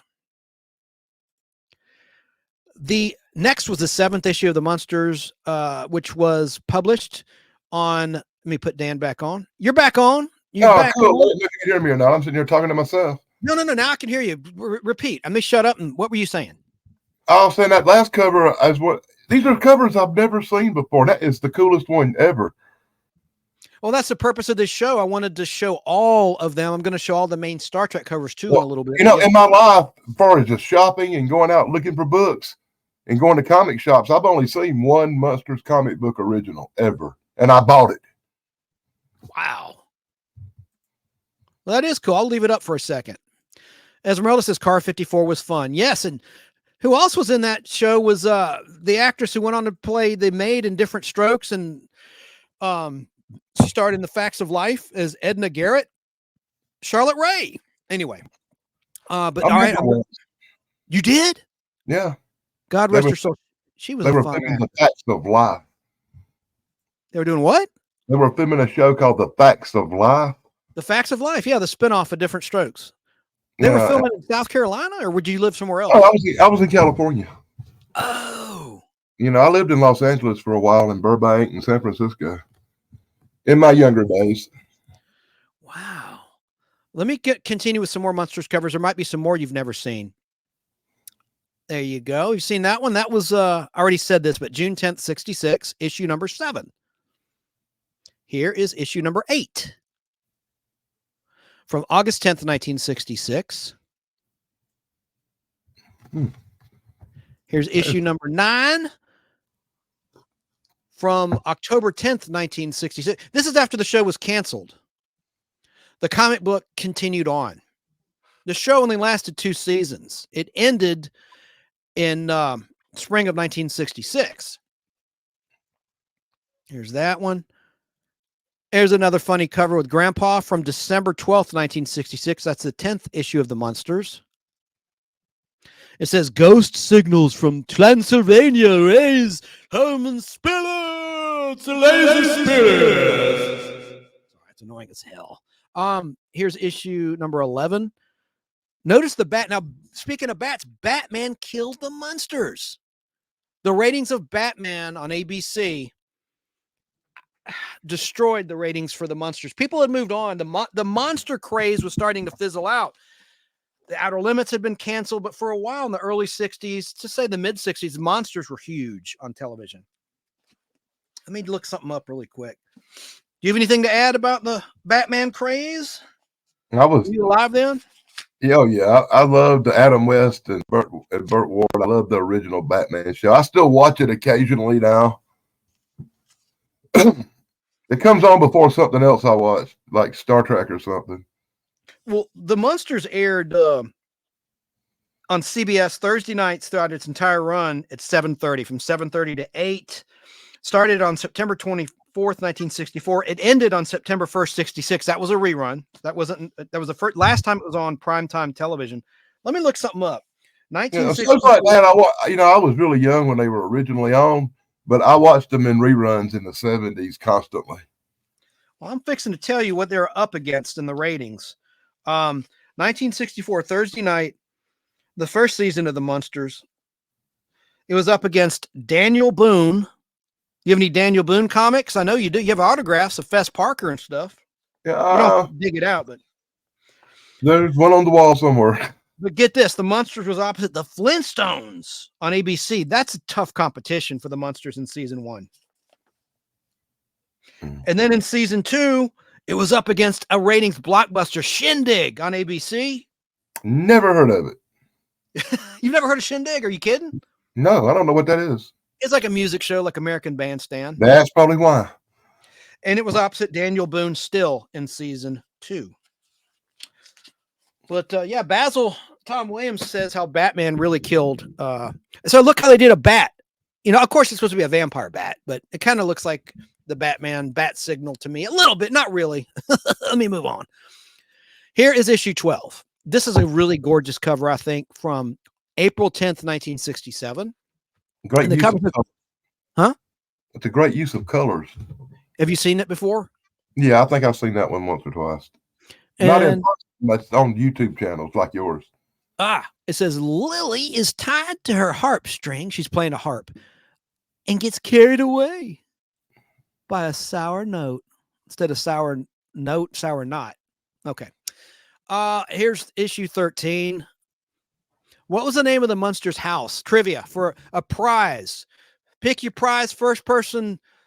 Did it have a name? Maybe it didn't have a name, like the robot in Lost in Space did not have a name. It was just the robot. But they had a B9 classification, which came along in season 2, episode The Ghost Planet, but I digress. Only one episode was the robot classified, and it was by an alien species of machines. They call him the B9 robot, but he pretty much was just the robot. What was the name of the house? First person to answer correctly and says claim gets a prize, or just answer for fun if you don't care to have any cards or a comic or anything. And that was issue 13 from June 10th, 1967. After the movie Munster Go Home, after the series was canceled, the comic books continued on. Let me check chat. Nothing really going. Sarah's there. Love you, Dan, she says. The address is Mockingbird Lane. That is correct. That's the street. 1313 Mockingbird Lane. Like unlucky numbers, right? 1313. But the house itself, did it have a name? It may not have had a name. Anyway, continue on. There's the 14th issue, which is a reprint. They started reprinting, and that was a reprint of issue number 2. Let me see if I can put that. I can't do side by side, but let me show you the original number 2. Look how they just changed the color. There's issue 14. There's issue 2. So it went from purple to green. And that's from August 10th, 1967, issue number 14. And then issue 15, another reprint cover where he's holding a bong. I'm kidding. From November 10th, 1967. And that was a reprint. You got a big cup of Folgers, because the best part of waking up is Folgers in your cup. You were away when I showed the original. It's a reprint of issue 4 right here. See, they just changed it up. Same picture. They just changed the colors and the wording, but it's just a straight up reprint. Koki are really good at that. Yep. Cheap. And then here's the last issue, the one you talked about, the controversial cover. That's the very last one from January 31st, 1968. And that's the one that got him killed right there, buddy. That's the what now? Is that why do you think that's why the comic got canceled? Yeah, I know it for a fact. That's because somebody said he was smoking pot on it, and people try to say he was blowing up a tire, but they thought that was a joint, and Holy smokes. No pun jerked intended. the chains on that comic book series. Wow. F and A. That's pretty amazing. And that's the last issue. 16 total issues of the original Gold Key Monsters. Monsters. We're going to ask another trivia question in a moment, but I want to cover these covers. You're going to love these, Dan. You ready for this? Bewitched issue number 1, Dell Comics. Bewitched is a comic book series. I have been on the search bar. I've been looking for one of these books for a long time. This one, the Andy Griffith Show and Mr. Ed, these are Beverly Hillbillies. I Dream of Jeannie, probably my top 5 that I want to find a copy of. There's 14 issues of Bewitched by Dell. And that's the first one from March 31st, 1965. Nice photo cover. And that was a pilot publicity shot from the very first episode, or pilot, if you will, of Bewitched, which debuted in September 1964 on ABC TV. Here's issue 2, animated cover, drawn cover. It says, "Get down here, mister. Jeeps can't fly." And you see Darren driving a Jeep with Endora in the back seat and Samantha next to him in the front. And it says, "The old West will never be the same, not after 2 witches take over." And they're flying over an old West town. Those that can't see the cover here on the YouTube channel, The Nostalgic Podblast. Here's the third cover. I love this cover. And she got his name right. There's kind of a screw up. And Dora says, "Where's Darren?" And Samantha says, "I don't know." And then Raven says, "Neither do I." And then Darren says, "I do. Now get me out of here." And he's inside a crystal ball. But she should have said Darwin. That's kind of a screw up from the comic book writer at Dell. You know, because that was the running gag. She never got it. The only time she got his name right was when Tabitha was born in a really sweet scene. And he's shocked that she got his name right. Anyway, so there's kind of a mess up there. And it says on the cover, "When witches get together, what strange stories they can tell." Here's the fourth cover. Chime in if you've seen these, Dan. Have you ever seen this one, the 4th issue? I've seen all the covers, I think, but I've never had one. Well, this is from December 28th, 1966. And the dialogue balloon for listeners, it says, let's see. "Don't play those cards, Endora," says Darren. And then Samantha says, "Mother." And then you see prominently big on the cover Endora saying, "Be quiet, or I will make you both vanish completely." And it says, "Endora proves that witches do come true." Instead of wishes, witches. All right. Here is from May 31st, 66, Bewitched issue number 5. It says, "Which way did he go?" And Samantha says, "Stop playing games, Mother. Where's Darren?" "Around, my dear, around." And she has, there's 1, 2, 3, 4, 5 circular images of Darren's head flying about her. Here's issue 6. And that's another publicity shot from the pilot or first episode. The dialogue balloons say, Samantha saying, "Answer the phone, Darren. It's our baby, Tabitha." I need to get this one because they got the spelling of Tabitha correct. Originally, the spelling, I've talked about this ad nauseum, was spelled Tabatha, like taking a bath, Tabitha. And then in season 3, she was introduced in season 2, the middle of season 2. Season 3, they changed it to Tabitha, Tabitha. So it was extremely rare to find print anything with the correct spelling, Tabitha. And it said so in the end credits of her season 2 debut episode, introducing Tabitha, like taking a bath. And on the doll, the Tabitha doll, it was spelled with the A, like taking a bath. There you have it there. And I have a cover of my collection with the Tabitha I recently got, thanks to Earl Shaw, a huge comic book dealer in the Southeast, based out of the Athens, Georgia area. Anyway, got it at the Atlantic Comic Convention recently. But I like that cover. She says, "Answer the phone, Darren. It's our baby, Tabitha." And Darren says, "Our baby? She's a witch too?" And then Endora says, "These mortals will believe anything." And what does it say in the middle? It's so small. Wow! Oh, it's the baby talking. It's Tabitha. "I want a drink of water," says Tabitha. Maybe bathwater. And then there's the one I have with Tabitha, the original spelling. I got that one recently. It says, "Tabitha goes to the state fair and Darren goes silly trying to figure out which witch is which." Now, they used that play on words in the show, I think after that comic was published. And that comic came out on November 30th, 1966. I don't think I mentioned this one before it. Issue 6 was out August 31st, 1966. This is shortly after that episode aired, introducing Tabitha. Now, here is the 8th episode released on February 28th, 1967. I'll mention this. An interesting distinction about the Bewitched Dell series is it ran as the show was still on the air. It's one of the few comic book adaptations where you had new issues coming out while the show was still on the air. A lot of them kept going in comic book form after the show had been canceled, but not Bewitched. I like that cover. The caption reads, Samantha's Messed Up Magic, a trip to the 21st century. Of course, that's when they were in the 20th century. They would have been in our time. Oh, well, that. Anyway, so that's issue 8. Here's issue 9 from March 31st, 1967. Living with a witch becomes a 3-ring surface as Darren becomes a clown. But I like that cover. Look how pretty Elizabeth Montgomery is there.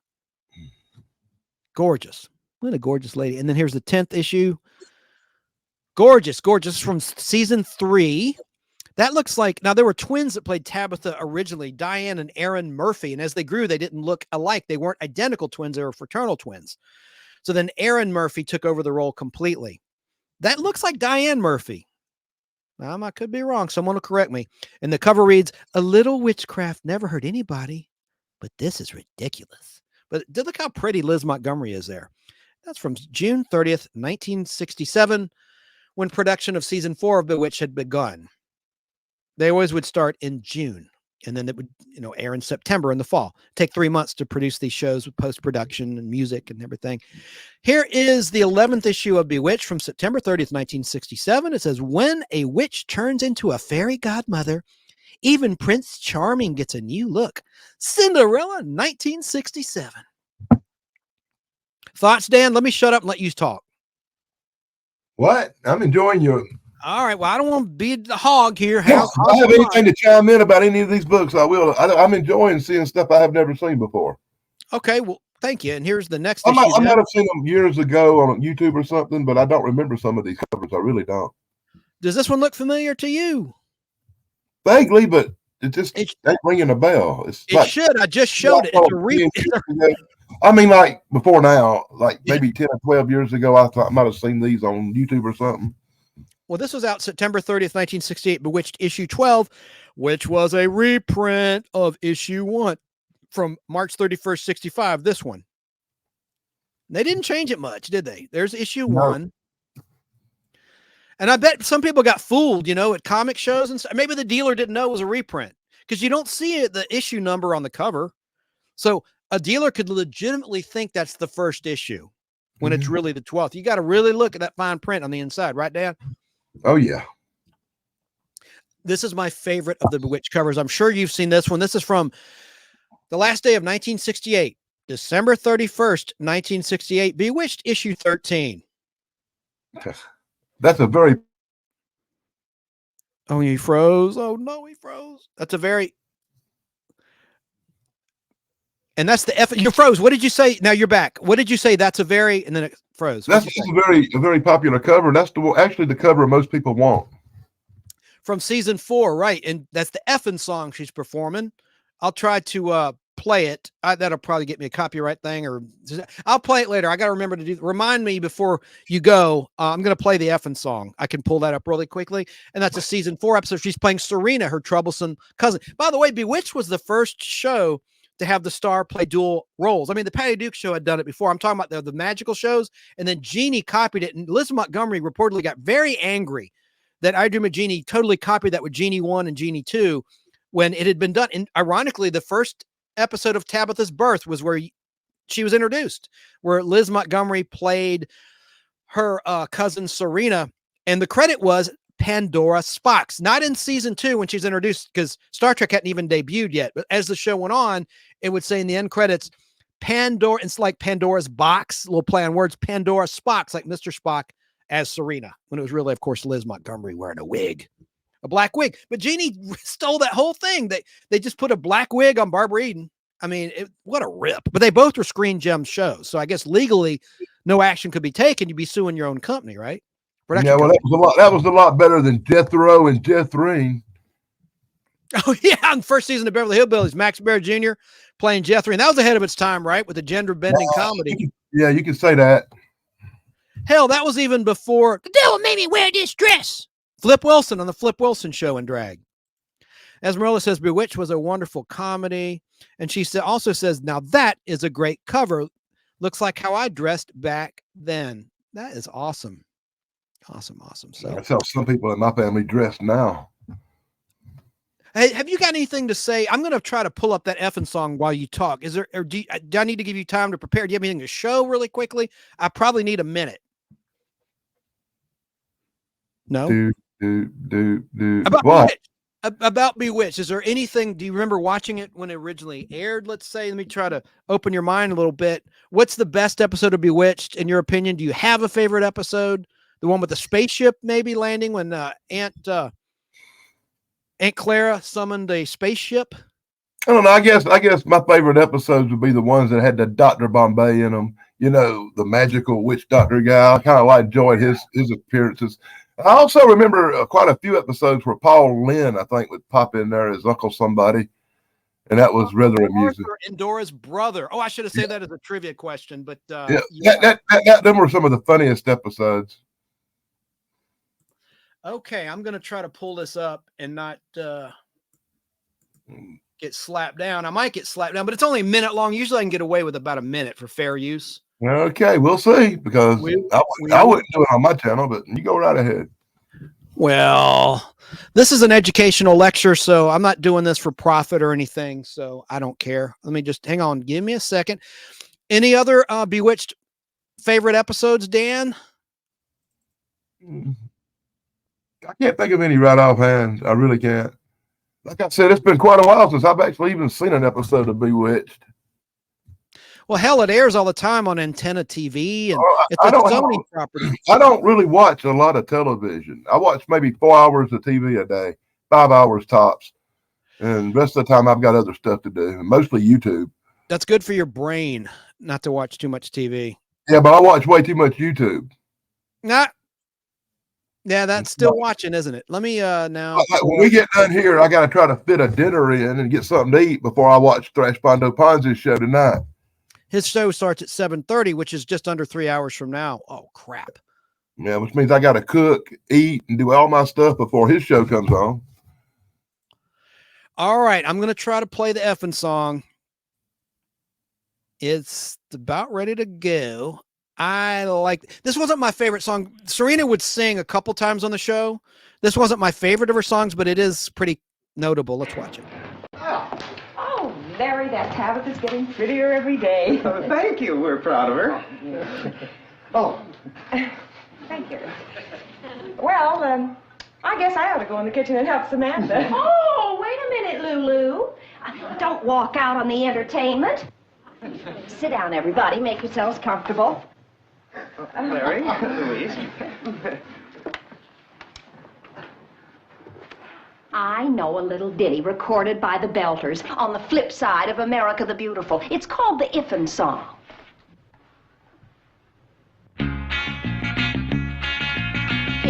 Iffen, you want to feel my embrace. Don't you ever wash your face. Iffen, you really care for me. Don't you comb your hair for me. Iffen, you want to leave me weak and weepy. You gotta look wild and weird and creepy. Iffen, yeah.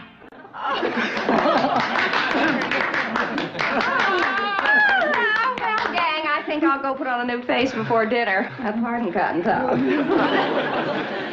I'll be right back. Did I go down? Did it go down? I don't know.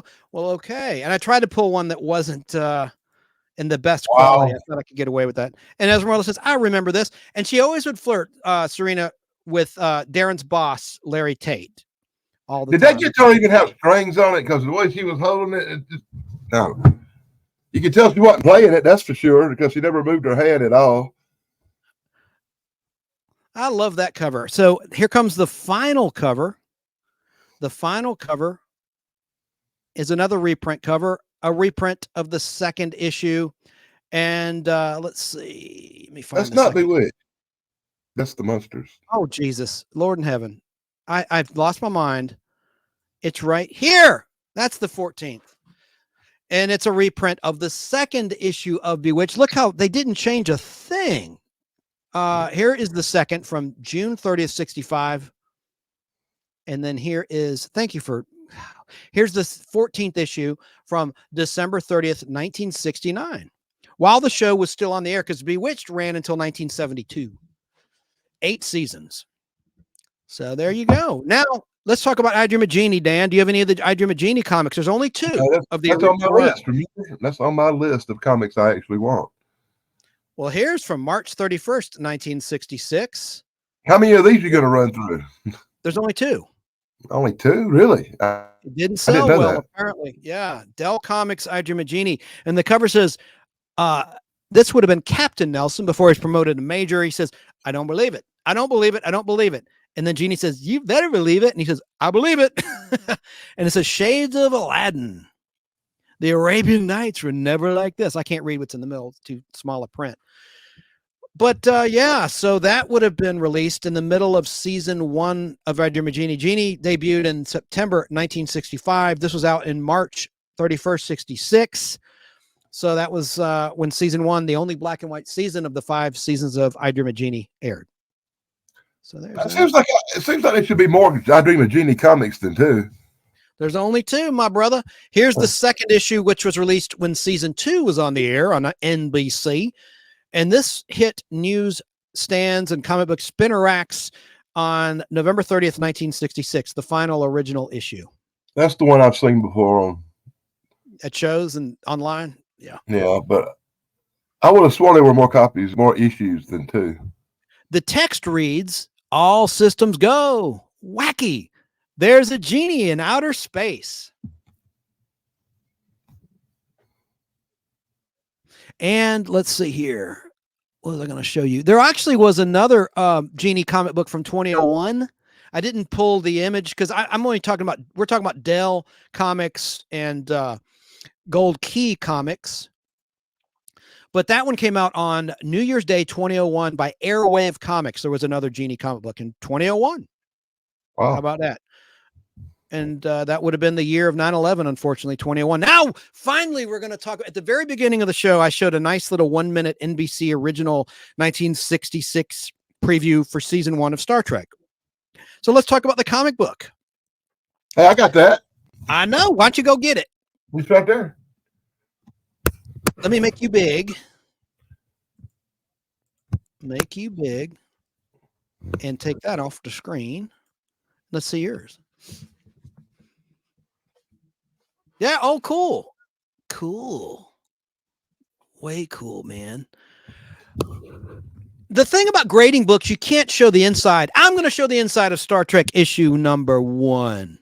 Right. You can see a whole video on that because I made a video where I review Star Trek comic book issue number 1 on YouTube. And you can see every page and all its horrible art and incredibly bad story. Wow. Misprinted language.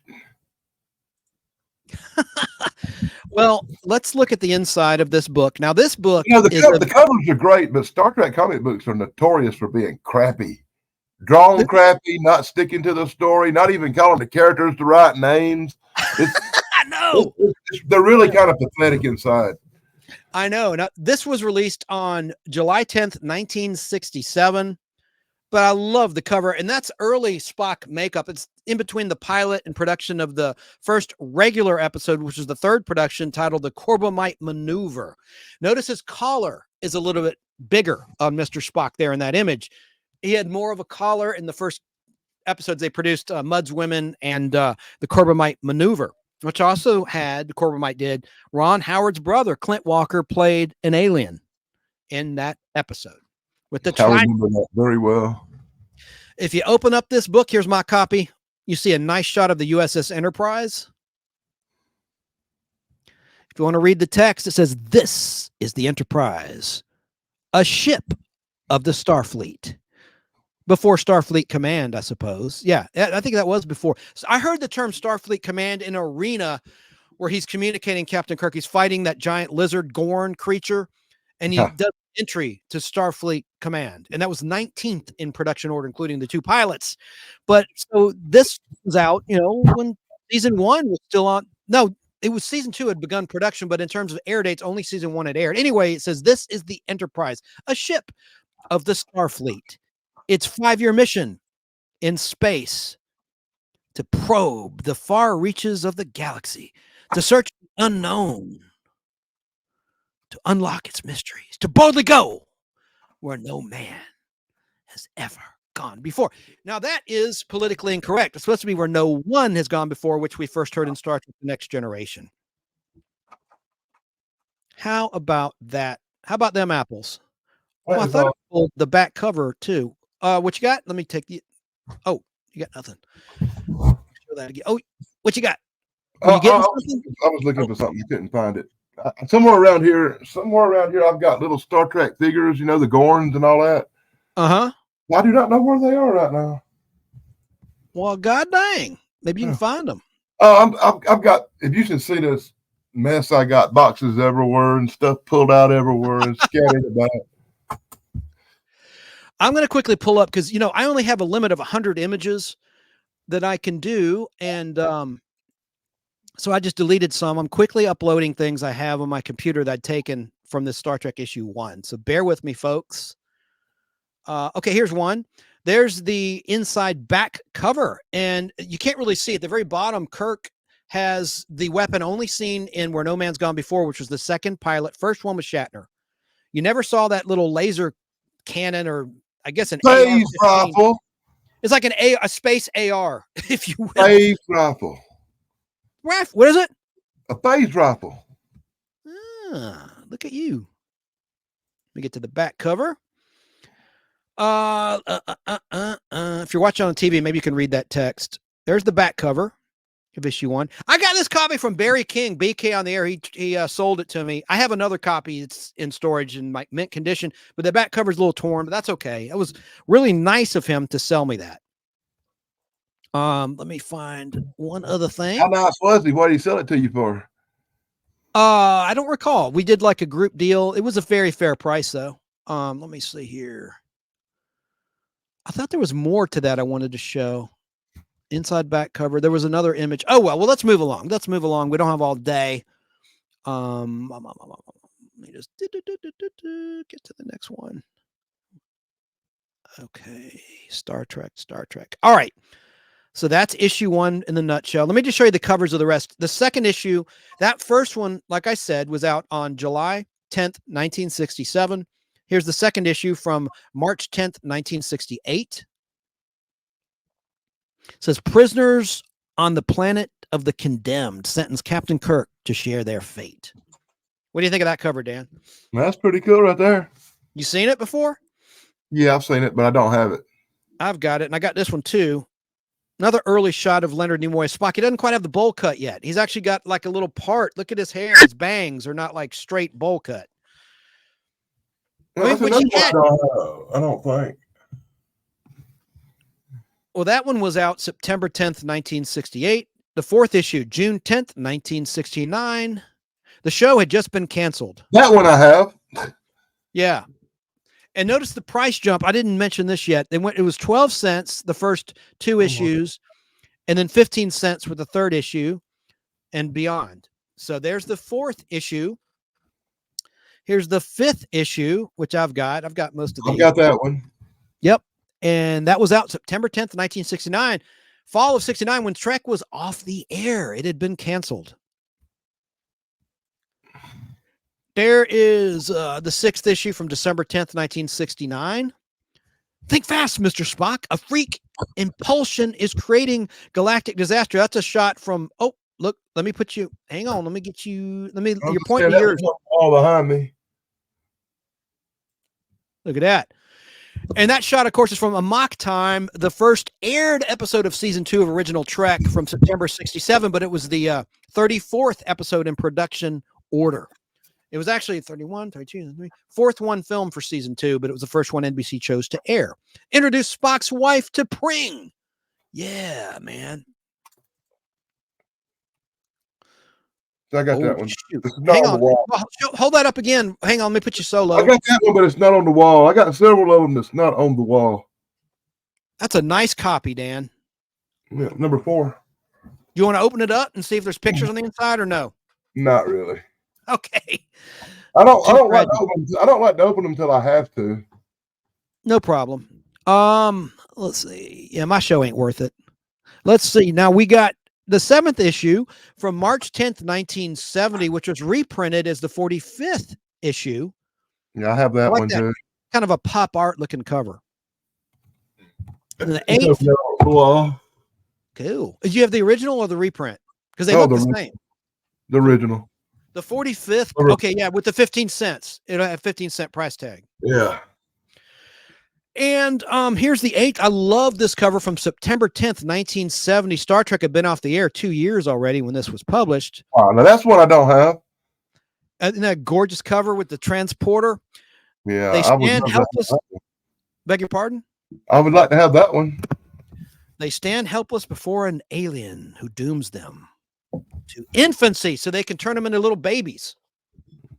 Dr. Smith was turned into a baby on Lost in Space once before in season 3. I have it on 16 millimeter film. He was turned into actually, I think it was a 9-year-old, not a baby, but, or a toddler. Anyway, let's move along, but that's a great cover, huh? And this was right when Star Trek hadn't quite, like it was in syndication, but the conventions hadn't started till 1972. So right now, Star Trek was really after its death getting resurrected with the public and with young people. That's from September 10th, 70. Here is from February 10th, 1971, the 9th issue of Star Trek. That's a good one too. You have it? No, that's another one I don't have. I've got most of the ones I got is from probably 12 up. I have like 6 of the original 1, 2, 3, 4, 5. But most of the ones I have are 31, 29, 18. Numbers like that. From later numbers. Let me see some comments, because I've been neglecting the comments really quickly. Wood Train says, I have 4 Bewitched comics in original print. Cool. At least I got something worthwhile from my ex-stepfather. He was a total douche. Oh, my God. Esmeralda says, I really liked Aunt Clara. Her mistakes were so funny. Yeah, and touching, too, because she had Alzheimer's, right? And even in her first episode, she had a doorknob collection. Very moving scene with Darren and her. I remember this as Esmeralda. Esmeralda, as a witch, getting back to Bewitched, she did not need to move her hand to play. She did her nose. Wood Train says, Danny, 4 to 5 hours of daily TV is a lot. Yeah, you're doing a lot of commentary tonight, Dan. This is like your busy day, I guess, because I'm taking a lot of your time. Esmeralda, Mudd's Women was a great episode. Yep, it was. It featured drugs, you know. Harry Mudd was giving these women drugs to create an illusion effect and make them look gorgeous, and to enhance poor, unsuspecting men who had dilithium crystals, rich miners on Rigel 4 who mined dilithium crystals for the Starfleet ships. And so it was fraud. It was straight up fraud what Harry Mudd was doing. And Terrell says, I'm surprised Bewitched comics didn't continue after the recasting of Darren from Dick York to Dick Sargent in its last 2 seasons. I'd written that down. That was my theory as to why the comic books might have tanked. Maybe they had to do a new deal with Dick Sargent, you know, for licensing of his image. Who knows? You know, it always comes down to money, doesn't it? My Flock Sarah, Southern California, says, I've got Star Trek figures too. Ben Compton says, Star Trek issue 1 is what I need. I guess he's got the rest then. Damn, that's impressive. Sarah says, I've been to a Star Trek convention. Cool. Here is issue 10. This was the end of the photo covers, my favorite, where you had a animated cover, issue 10, May 10th, 1971. I got a text from Al Hardy. I'm going live with Tom. How dare you, sir, when your fellow host is live on the air, and you asked me for the link and you didn't even come on. So now I'm pissed. I'm pissed at Al and Tom right now.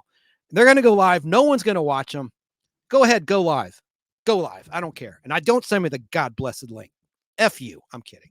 I'm only kidding, fellas, but damn, don't bother me for a link when I'm live, and then you don't come on, and then you go live talking about your bull crap, which no one will watch. You watch. You'll have no views. Anyway, Star Trek. This was an animated cover, obviously painted cover. That's when I still collected them, but I wasn't all that interested. That's from May 10th, 71. Now we're going to flash forward to the very last Star Trek cover, issue 61 from March 10th, 1979. This is the last of the Gold Key Star Treks. And that's when they reverted the rights to Marvel Comics to promote the movie Star Trek, the motion picture. That's what it looks like. Dan, now this is a picture of my copy of the Invaders comic book 1 from September 30th, 1967. On the air, season 2 of the Invaders was underway. The first couple episodes, or 3 episodes of season 2 had already aired. My cover, look at that. My copy's in great shape. There's Gold Key issue number 1. Look, Dan. Isn't that a weird cover? Look at Roy Thinnis there. That's from the mutation of publicity shot from the 3rd episode. And that episode introduced that the aliens burn up and die. All right, I didn't maybe back up. That's the show about a race of alien beings coming to take over our world. It was like V before there was V. And it was a Quinn Martin production. It began while season 4 of The Fugitive was on the air, and then season 2 began after The Fugitive had ended.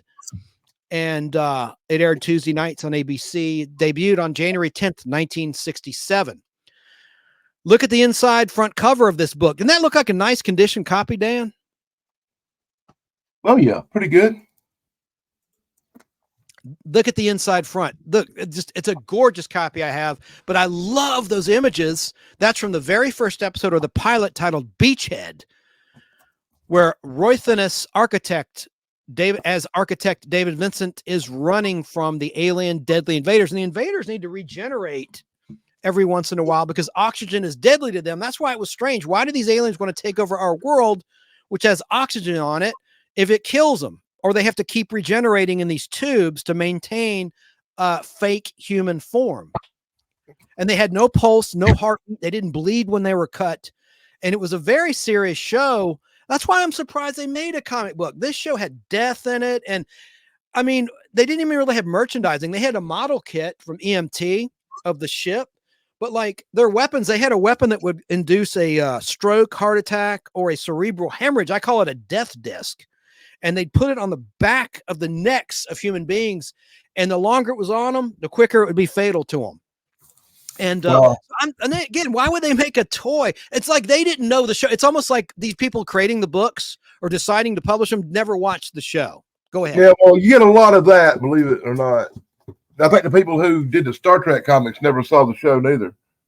Right. Here's a few other stuff that most people hadn't seen.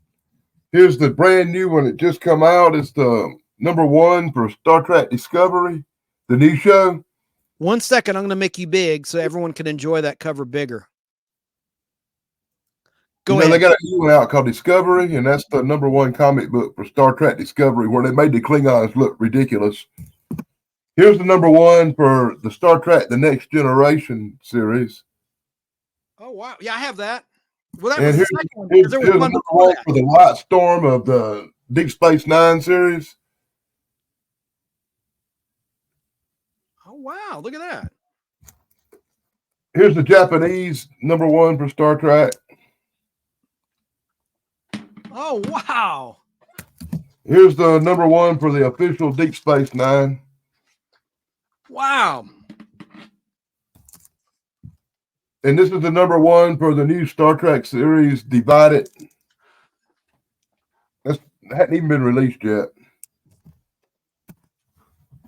I have a lot of offbeat Star Trek stuff, like this number 1. It's an annual. Lots of Deep Space Nine stuff. And there was a second Star Trek comic book series that come out too. And this was the DC run. Most people don't realize that DC did a Star Trek series too.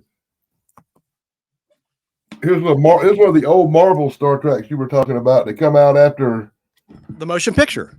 Yeah. Next Generation. I have a lot of Next Generation comics. But this is a number 3 for that series that come out right after the motion picture. Oh yeah. Well, no, that was like 1990, I think, or 89. The one you just held up. That was when Star Trek 5 Well, was this was out. 1992. 92. Okay. Yeah. And the Next Generation, when you showed, there was one before Third that. Star Trek series based on the movies.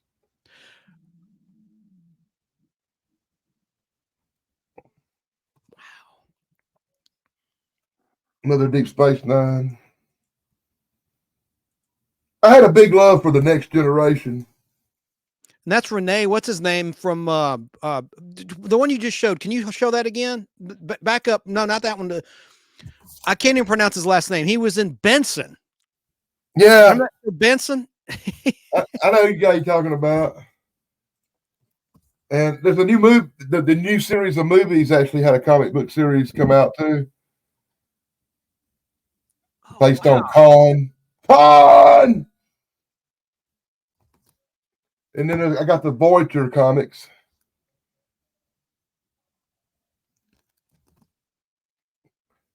And here's a big double-sized Star Trek number 50 from back in the day.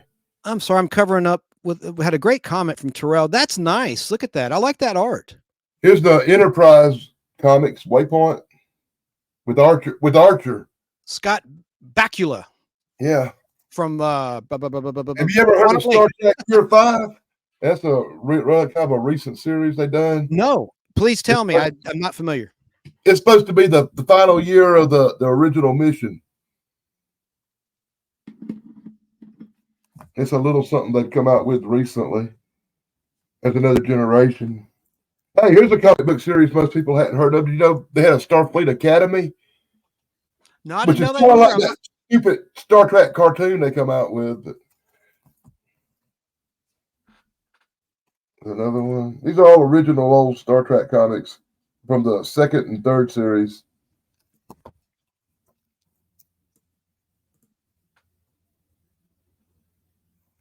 I have that. I have all those DC ones. Yeah, that was when the Wrath of Khan was out. Yeah. Wait, I didn't do the Wrath of Khan. There's another Khan comic book. This is the one where what's his name? That Admiral guy gets his arms and stuff all blowed up.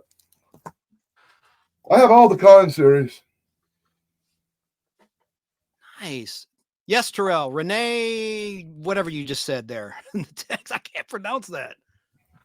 Arizona. We'll finish it up with some Voyager. I guess the S is silent there. Yeah, Oh, yep. that's a bunch of the extra comics I've got. That's not really original stuff. Dude, that's so cool. Man. So where was I? Do you have any more to show? Because I got to use the head again. Any Twilight Zone? Any anything? Just Twilight Zone's hanging on the wall, but right behind me. I don't want to bother you to yank something off the wall. Do you have anything in front of you or anything interesting you could show the viewers and listen and tell the listeners about? I don't know what you want. You gotta give me a subject or something, I guess. All right. Just movie and TV. That's what we're talking about today. Movie and TV, more Westerns. You showed us wrestling already, wrestling comic books and items. Well, you were talking about them Lost in Spaces earlier, and I have Space Family Robinson. Yeah, Space Family. That's a good one. That's the number 2. Yeah. But this is the number 2 before they had the Lost in Space title. Back when it was just Space Family Robinson. Them come out in 1963. Here's another one from 1963 featuring the Space Family Robinson. This one's a number 6. Now, as Chance pointed out earlier, later on they got the rights to Lost in Space. And after that, any comic books that come out actually said Lost in Space on them. And I've got these things laying around here everywhere. Yeah, another one with Lost in Space. As a matter of fact, somewhere on the dark side, there's a few more of them comic books floating around. I may have to look them up.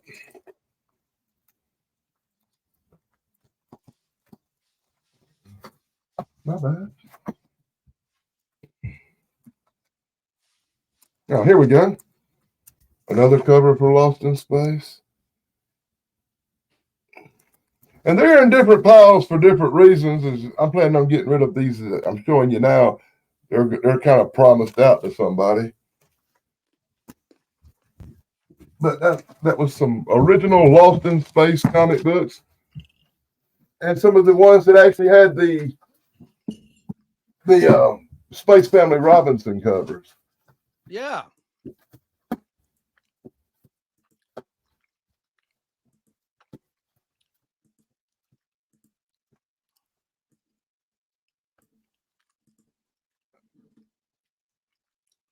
Yeah. Like I said, I have pretty much anything you could call out. I have something to talk about. If you like the horror comics, I have quite a few of them too. I haven't really been covering stuff like Elvira, Mistress of the Dark. Cassandra Peterson. And I love Elvira. I love the Elvira comic books. I got quite a few of them on the wall.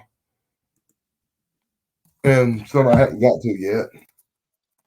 Well, can't show that on YouTube. Can't show that cover on YouTube. Anybody ever heard of Puppet Master? We'll go through some Puppet Master comic books while we wait on Chance to get back. I'm here. I'm just watching, loving it. Please go. Continue. I have a partial run of the Puppet Master comics. Ooh. I had a chance to get them all, but I skipped a few titles because they were hitting me a little more expensive than I wanted to pay.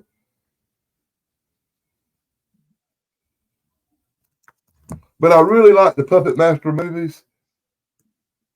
So when I had a chance to pick up some of the Puppet Master comic books, I couldn't resist.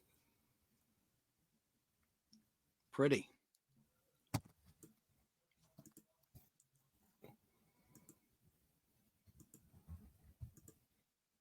I hate that glare.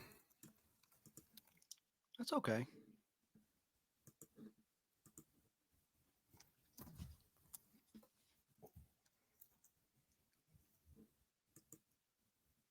I don't know. I should have named all these numbers off as I went, but that was the first 10 and a few from the later episodes. Well, that's very, very cool stuff you got there, my brother. Let me just do one thing here. Here's a Lost in Space that I have. This is like from 1991 from Innovation Comics. Can you see that cover? They really sexed up the women. I mean, they got their boobs hanging out. Can you see that? Oh, yeah. And what was going on in reality was USA Network, starting in 1989, reran Lost in Space with restored from the 35 millimeter elements. The episodes for the very first time, they look gorgeous. And so Lost in Space was sort of back in the limelight on a national scale in the USA, thanks to the USA Network. And that was what led to the Sci-Fi Channel, believe it or not. The ratings were so good, they played Lost in Space and Land of the Giants back to back in 1989, 1990. And so USA Networks launched the Sci-Fi Channel, which started in the fall of 1992. But anyway, look how they make the women look like space sluts or something. Here's an interesting something for you right here. You were talking earlier about Boris Karloff. Right on. And I have some of the original Boris Karloff Tales of Mystery. Oh, damn. I have a couple of them anyway. That's awesome. And you notice all these are gold key, right? Yeah. They're the old gold key Boris Karloffs. Yeah. But did you know that when Gold Key quit making Boris Karloff Tales of Mystery, did you know that Whitten had picked them up and made more Boris Karloff later on? I did not know that. You see, because you look at these over here, and you can tell that all these old extra wide, and by the way, they're extra wide. They're really big comic books. They're way bigger than a normal comic book. On the originals, you have to buy special bags for them and stuff. But they have the gold key. But when they started again making them later on, and Whitten took it over, they made them normal size and sold them for twice as much. And once again, you'll find a lot of them, as you put out earlier, reprints. Reprints. That's a dirty word. And I heard you say something earlier about Starstream. Yes. I have some Starstreams too. Yeah. As a matter of fact, I have somewhere in here quite a few Starstreams, original comics. I don't know where they come from, but I've got them.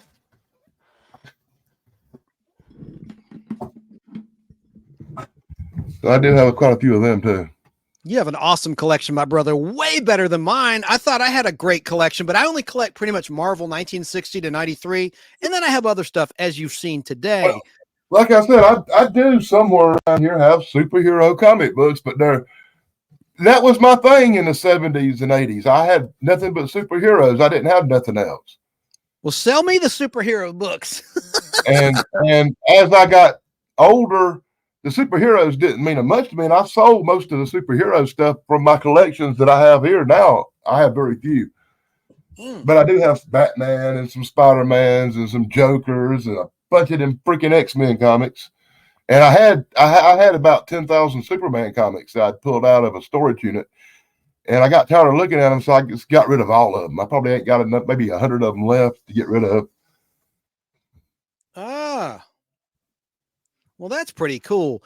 Now I already showed this, but I just want to show again how gorgeous my copy of Invaders issue 1 is. I like the question mark over there. Look how big the alien weapon is. In season 1, their laser guns were much larger. That's what she said. Than they were in season 2. They streamlined them for season 2. And of course, a laser gun. I know I showed this, but there's the inside front. Here's the inside back. Nice shot of Roy Finnis. And then here's the back cover. Just a gorgeous copy. And that's the regeneration tube I referenced earlier, where the aliens would have to regenerate themselves to maintain their phony human form. Now, here's issue 2. This is a terrible copy I have. This was released January 1st, 1968, when the Invaders was still on the air. Season 2 was on the air on ABC. There, with the little eye. Orbit of Doom. How many Invaders comics are there? Say what? How many Invaders comics were there? 4. Just the 4. Yes. And that's because the show got canceled. And I guess interested Wayne. There's the inside front cover of the second issue showing the alien saucer ship. I almost said a bad word. The alien saucer ship. She stores on the seashells on the seashore. And there's the inside back cover of issue 2. And then here is the back cover of issue 2. Kind of a psychedelic, groovy looking cover. Here's what you have. Issue 3, released May 31st, a day that will live on in infamy in my world. I've talked about it in the very first episode of Nostalgic Podblast. That's when Cumulus sold my radio station down the river. And the FCC approved the sale May 31st, 2019. And also, some idiot lady hit my car. Nope. Just describing her. I'm not saying women are idiots. I'm saying some idiot. I'll just strike that from the record. An idiot hit my car. It's been repaired since, my Audi. That same day when I was coming back from a station party. Anyway, here's issue 3 from May 31st, 1968.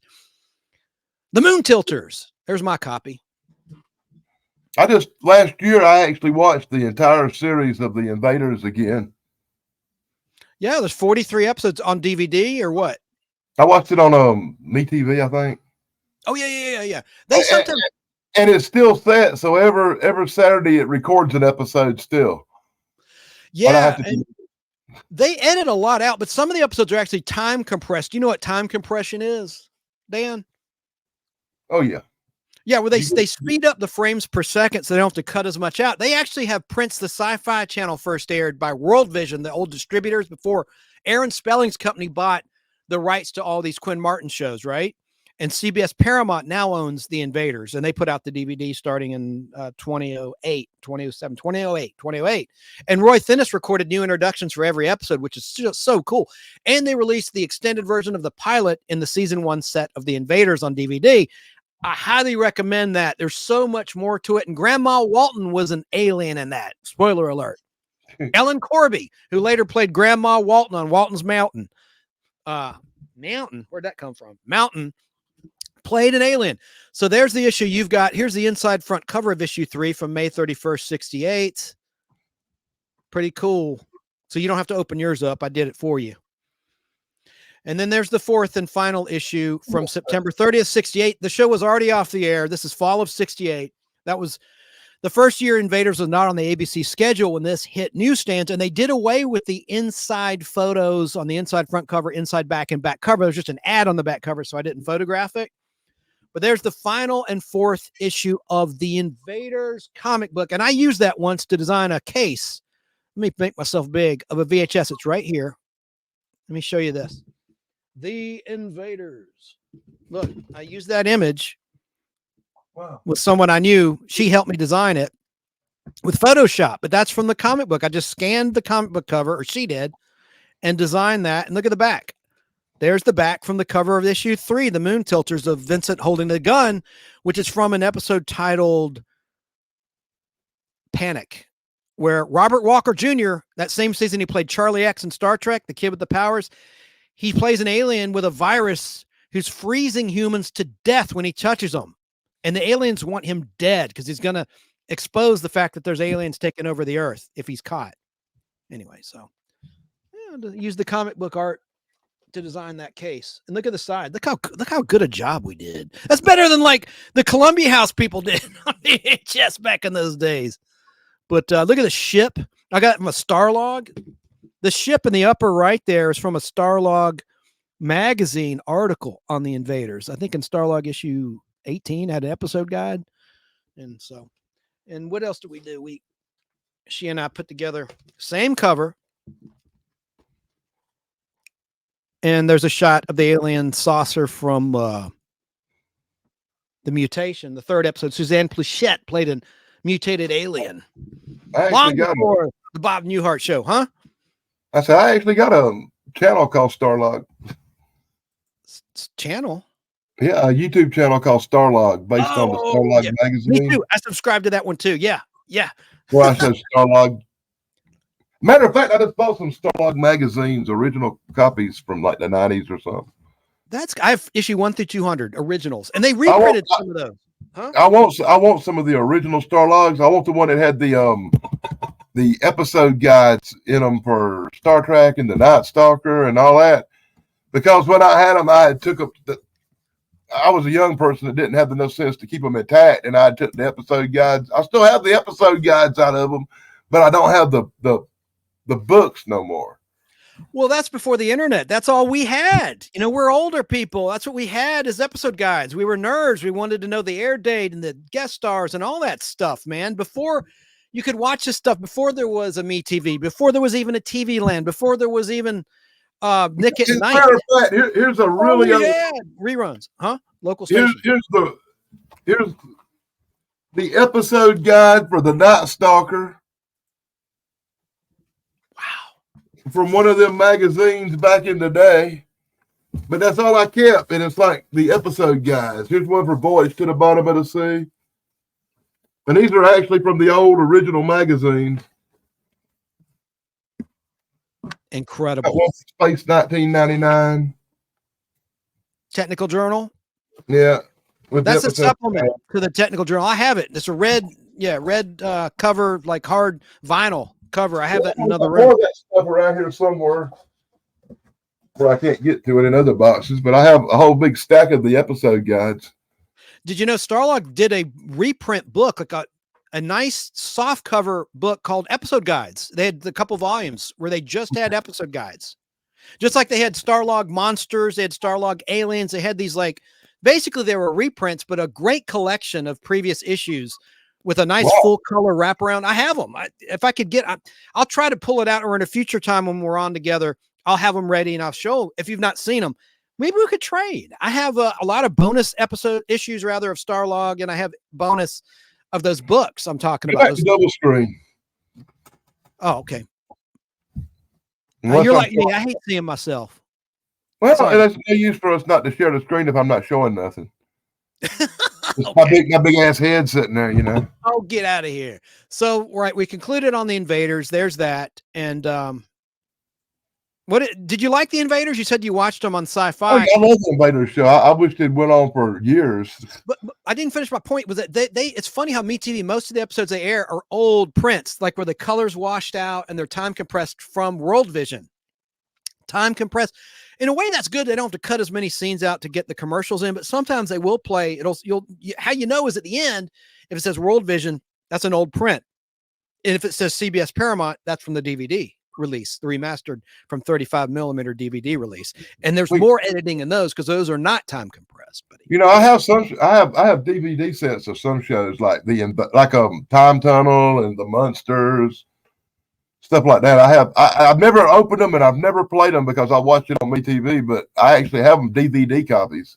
But those are uncut. You're missing like 4 or 5 minutes per episode of an hour show from back then. MeTV cuts, not them, the distributor cuts scenes so they can play more commercials. You know that, right? Aware, but I've seen most of them, and I can pretty much remember what's missing and what's not from most. Well, what they're doing with Time Tunnel, it's kind of fun. They're only cutting primarily the cliffhanger, so you're not really missing anything from the story of that week's episode. In most cases, they're cutting the cliffhanger ending in Time Tunnel on MeTV, the ones that Fox sent them, now owned by Disney. I guess Disney's in control now of the Fox library. In fact, I know. Hey, let's move on to another comic. I know you said you don't have this. This comic is from December 31st, 1969. Again, a weird show to make a comic book from, Room 222, which was a show about high school. Now, maybe the thought was, it's a show about teenagers. Maybe teenagers will buy it. In the boardroom when they were deciding at Dell what comics to publish that are new, maybe that was the thought process. I don't know. Did you ever watch Room 222, Dan? I've seen the show. I didn't think it was very good. It was like the Mod Squad. It's a show, but it's not that good anymore. It's dated now. Yeah.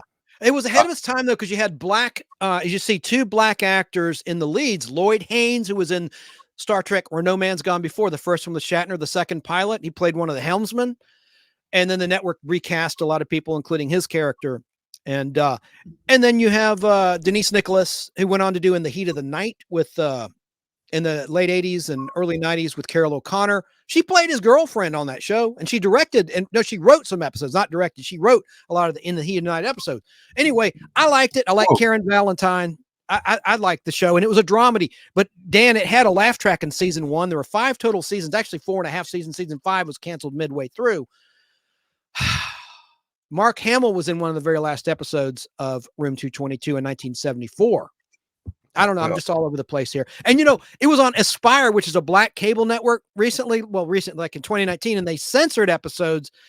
There was an episode that dealt with, I won't say homophobia, but bullying of a gay student.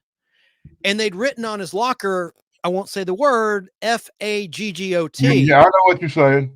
And on Aspire, they blurred it out. And I thought, you're ruining the effect of that scene, because it was a dramatic scene. The guy sees it and it gets really emotional. And so, I don't know. I mean, why do they think are we being dumbed down? I mean, I don't know. You know what? We really need to do like a second part to this show one day, because I'm not going to be able to stay on here much longer. I have 6% left on my laptop. 3 hours is about the max amount of time. All right. Well, I'll hurry up here and show you issue 2 of Room 222 from April 30th, 1970. Here's issue 3 of Room 222 from June 30th, 1970. If I saw a Room 222 comic book, I'm not sure I'd buy it. Well, again, it's kind of like the Governor and JJ I'll talk about in a minute. Let me hurry along. Now, here's the 4th issue from January 10th, 71. Again, the show was still on the air, but I guess it didn't sell well because they already started reprinting. They reprinted the first issue. All they did was change. Look at the Dell corner box upper left. See it there in issue 1. There it is in issue 4. Yeah. Another case where you got to know what you're doing when you're buying it, because you might think you're buying the first issue and it's really the 4th. I might have to look inside a couple of my comic books just to make sure. Yeah. Now here is Land of the Giants. Everything. November 10th, 1968, Dell, Land of the Giants, issue 1. Oh, that's one I wished I had. Oh, Al Hardy's here. Hey, Al. Hello, Al. Al. I don't think you can hear us. Yes. Can you hear me? Yeah, I'm so glad you're on. I had a question. It's perfect timing. Hey, this is perfect timing. Now you got some more guests to take over from me. My thing's about to die, and you can have me on next time. Okay, Dan. Well, thanks for being a part of it. I'll just remove you from the stage. Thank you, Dan. I would hang out longer than 5%, and I just don't think the laptop's Well, going did to you hold want to out. hear? I was gonna. Now, this guy on the far right, Al, worked on. Was it Turner with the wrestling stuff? What? Your mom photographed these wrestlers. So before you go, Al, do you have anything to add? When did you meet all these wrestlers at Turner? And I'm sure Tom did too. Tom may have directed them. Yeah, Tom met him. He met him the same time I did. I'm sure they taped every Tuesday. Move the comic book. Okay. What?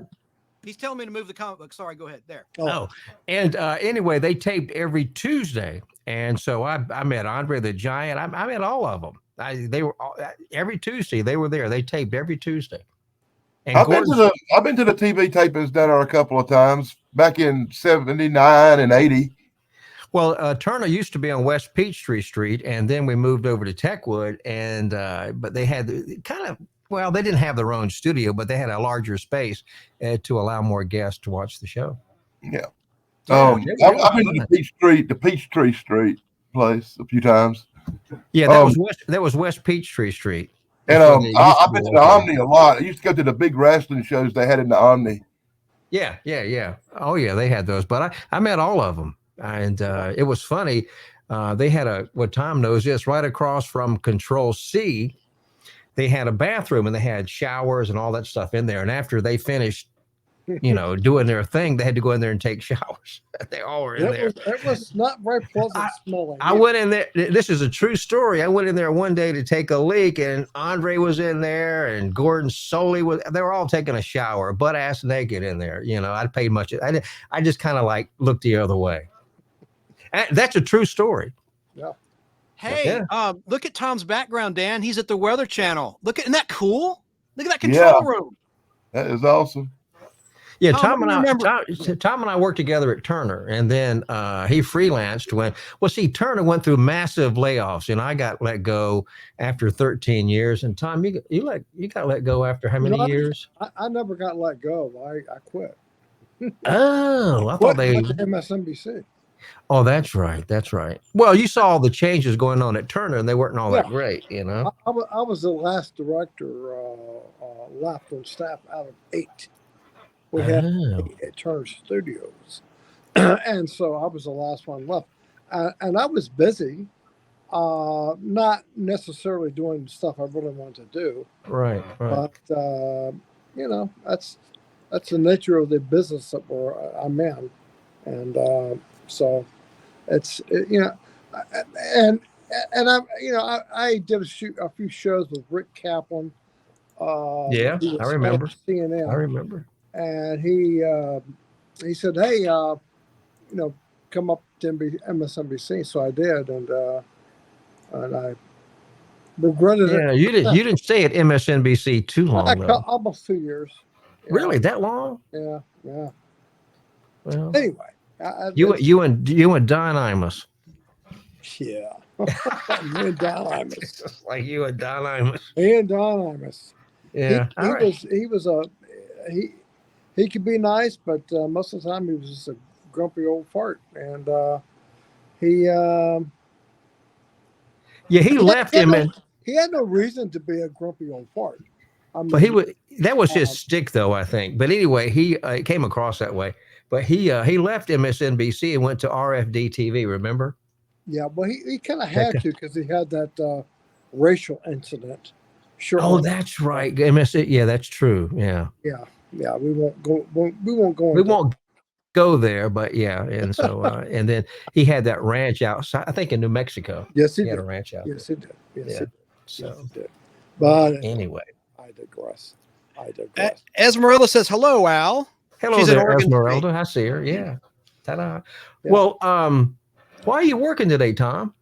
Well, there was make money. There was he don't usually work on the weekends. No, I don't. But there was basically there was an opening 2 weeks ago, and I was asked if I could fill it. So okay. I said, yeah, and I regret it because I don't get paid overtime because of I took off Monday. So anyway. That's okay. Well, California's been getting a lot of bad weather lately, and it's really bad out there. Well, people build houses up on the side of hills and stuff like that. Oh yeah. And when it rains, it's gonna that mud is gonna slide. Yeah, some of the Right. footage that we've gone through, it's just amazing. I just hope they all had flood insurance. Yeah. Well, California used to not get any rain, and now they're just getting more rain in a day than they would get in a month. if So, not more. Chance, I got a question for you. What does Lamb Chop from Sherry Lewis and Star Trek have in common? She wrote an episode, The Lights of Zetar, season 3. She co-wrote it. And that was about exorcism with Scotty's girlfriend. One of the few times you saw Chief Engineer Montgomery Scott in a romantic relationship. You saw it in season 2, Who Mourns for Adonis. And then in that episode, you will all die. Wait, she was supposed to be. You will all die. She's possessed. She was supposed to be in that episode, and then the producer hired his girlfriend instead. So she wasn't too happy about that. But that's the story her daughter tells. Mhm. So she came up with a name of the and everything. So that's a shame. That's a shame because she was really wanting to do that because she really enjoyed Star Trek. So I love Sherry Lewis. I know you probably did too. She's been gone since 1998, believe it or not. Oh, she died young. She certainly did. Yeah. The song that never ends. I think her Muppets are in the Smithsonian now. Well, her puppets are, but her daughter has the originals and still doing Sherry Lewis's bits, and sounds just like Lamb Chop. So it's great. I mean, she has a weird nose.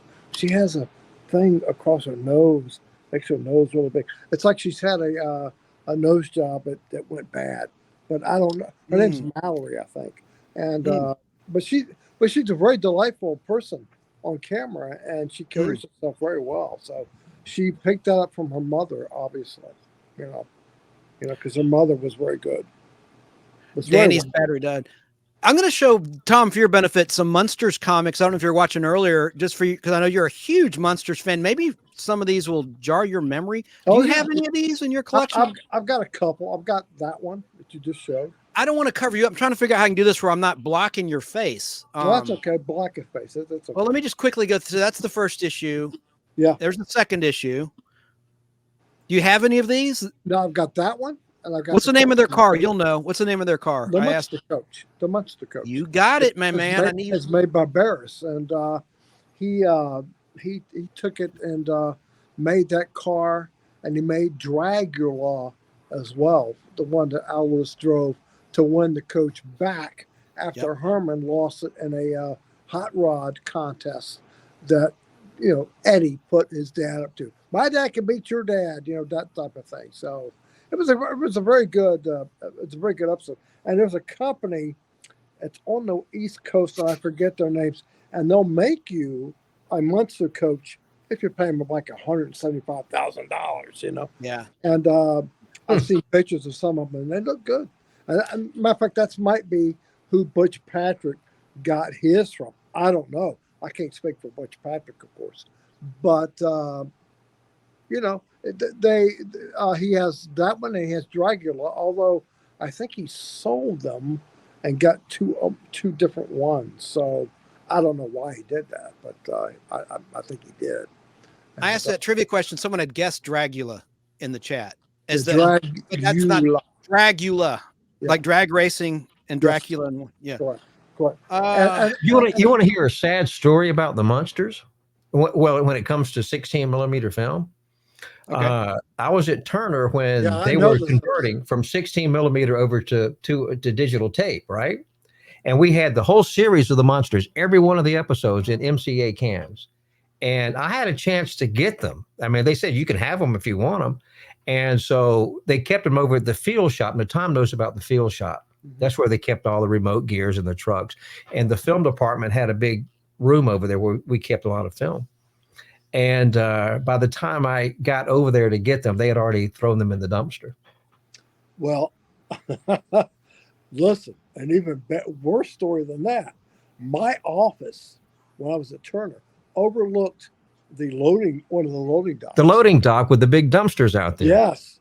And I saw Hawthines. Jim Hawthines, he was a great guy. Carrying a bunch of MCA reels full of film onto the dock and hosing them down with water. Oh, yeah. Once water hits film, it's ruined. It's because the emulsion sticks together. Yep. I saw that and I knocked on the glass and he ignored me. Yeah. I said, don't do that. I know I got a full run of I Dream of Jeannie as well as you. And it was not watered down. But my garage flooded at the time. I almost got them. Well, I had all the Genies, I had all the Stooges, I had all the Andy Griffiths, the Love American Styles, Lost in Space, some Space 1999, some of those. I didn't have all of them, but I had a ton of them. Yeah. Space Giants, which I'm sure after you sign off, I'll play some clips because you guys don't care about that. But I had some of those. Yeah. You had all of them. You said all 52. I did. There was not that. Well, it was, I did have, but I didn't like them. I let those go as soon as I got them. Understandable. It's it is what it is. It's Japanese adapted to Americana. It doesn't always work, does it? The only reason I got into television back when I lived in North Carolina is I love film and I wanted to work in the film department, have access to all that film. That's, and then from there, I learned how to be a director and that sort of stuff. But, I just wanted to be around that film. Well, and another thing, the traffic used to come through the film department and go through the drawers of all the commercials. And when they got outdated, they just threw them away and nobody wanted them. I should have, thinking back, if I'd have saved all those commercials, what a collection it would have been. Man, that would have been a big one too. Oh, and I still have some. I have a lot of the Coca-Cola ads. I have some Pepsi-Cola ads and that sort of stuff. But not the ones where I could have saved a lot more, but I didn't. Yeah, I had several reels that I had built up of commercials, network promos, and everything. Mm-hmm. Man, I wish I kept them. I kept all the NBC programs because, excuse me, Channel 6 in my hometown was an NBC affiliate, and they used to send the little 30-second commercials and 60-second NBC spots. I still have a bunch of those. And I'm sure they're all read by now. Chance, have you got any of those? Mm-hmm. Yeah, and I wanted to watch film with you guys at Al's today. I didn't know you would be working, so it all worked out. And then I decided to do this with Dan. I wasn't thinking because I'm like, well, I kind of would want to watch film with the fellas, but it wouldn't have worked anyway. So there's no. Well, I didn't know. I didn't know I wouldn't be doing anything. I had to come in here and set all this stuff up. All of this wonderful equipment and turn the lights on and do all that stuff myself. Set up the audio console over there, and play the music. The music is playing in the background right now. You cannot hear it, but because I got it turned down now. But I had a lot to do. And by the way, let me say, don't eat at Panda Express. I will say no more. Especially not at Six Flags. Panda Express is kind of cheap Chinese food. Yeah, it's no China Moon.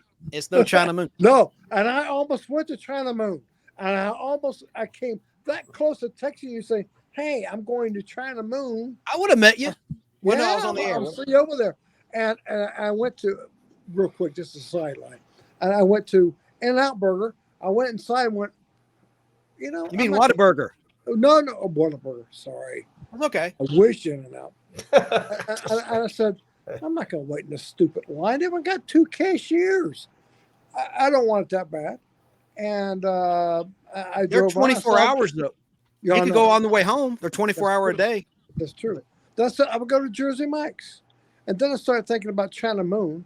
I went, well, it's 1:30 or whatever time it was. So then I decided I'll just go to Panda Express, and boy, was that a mistake.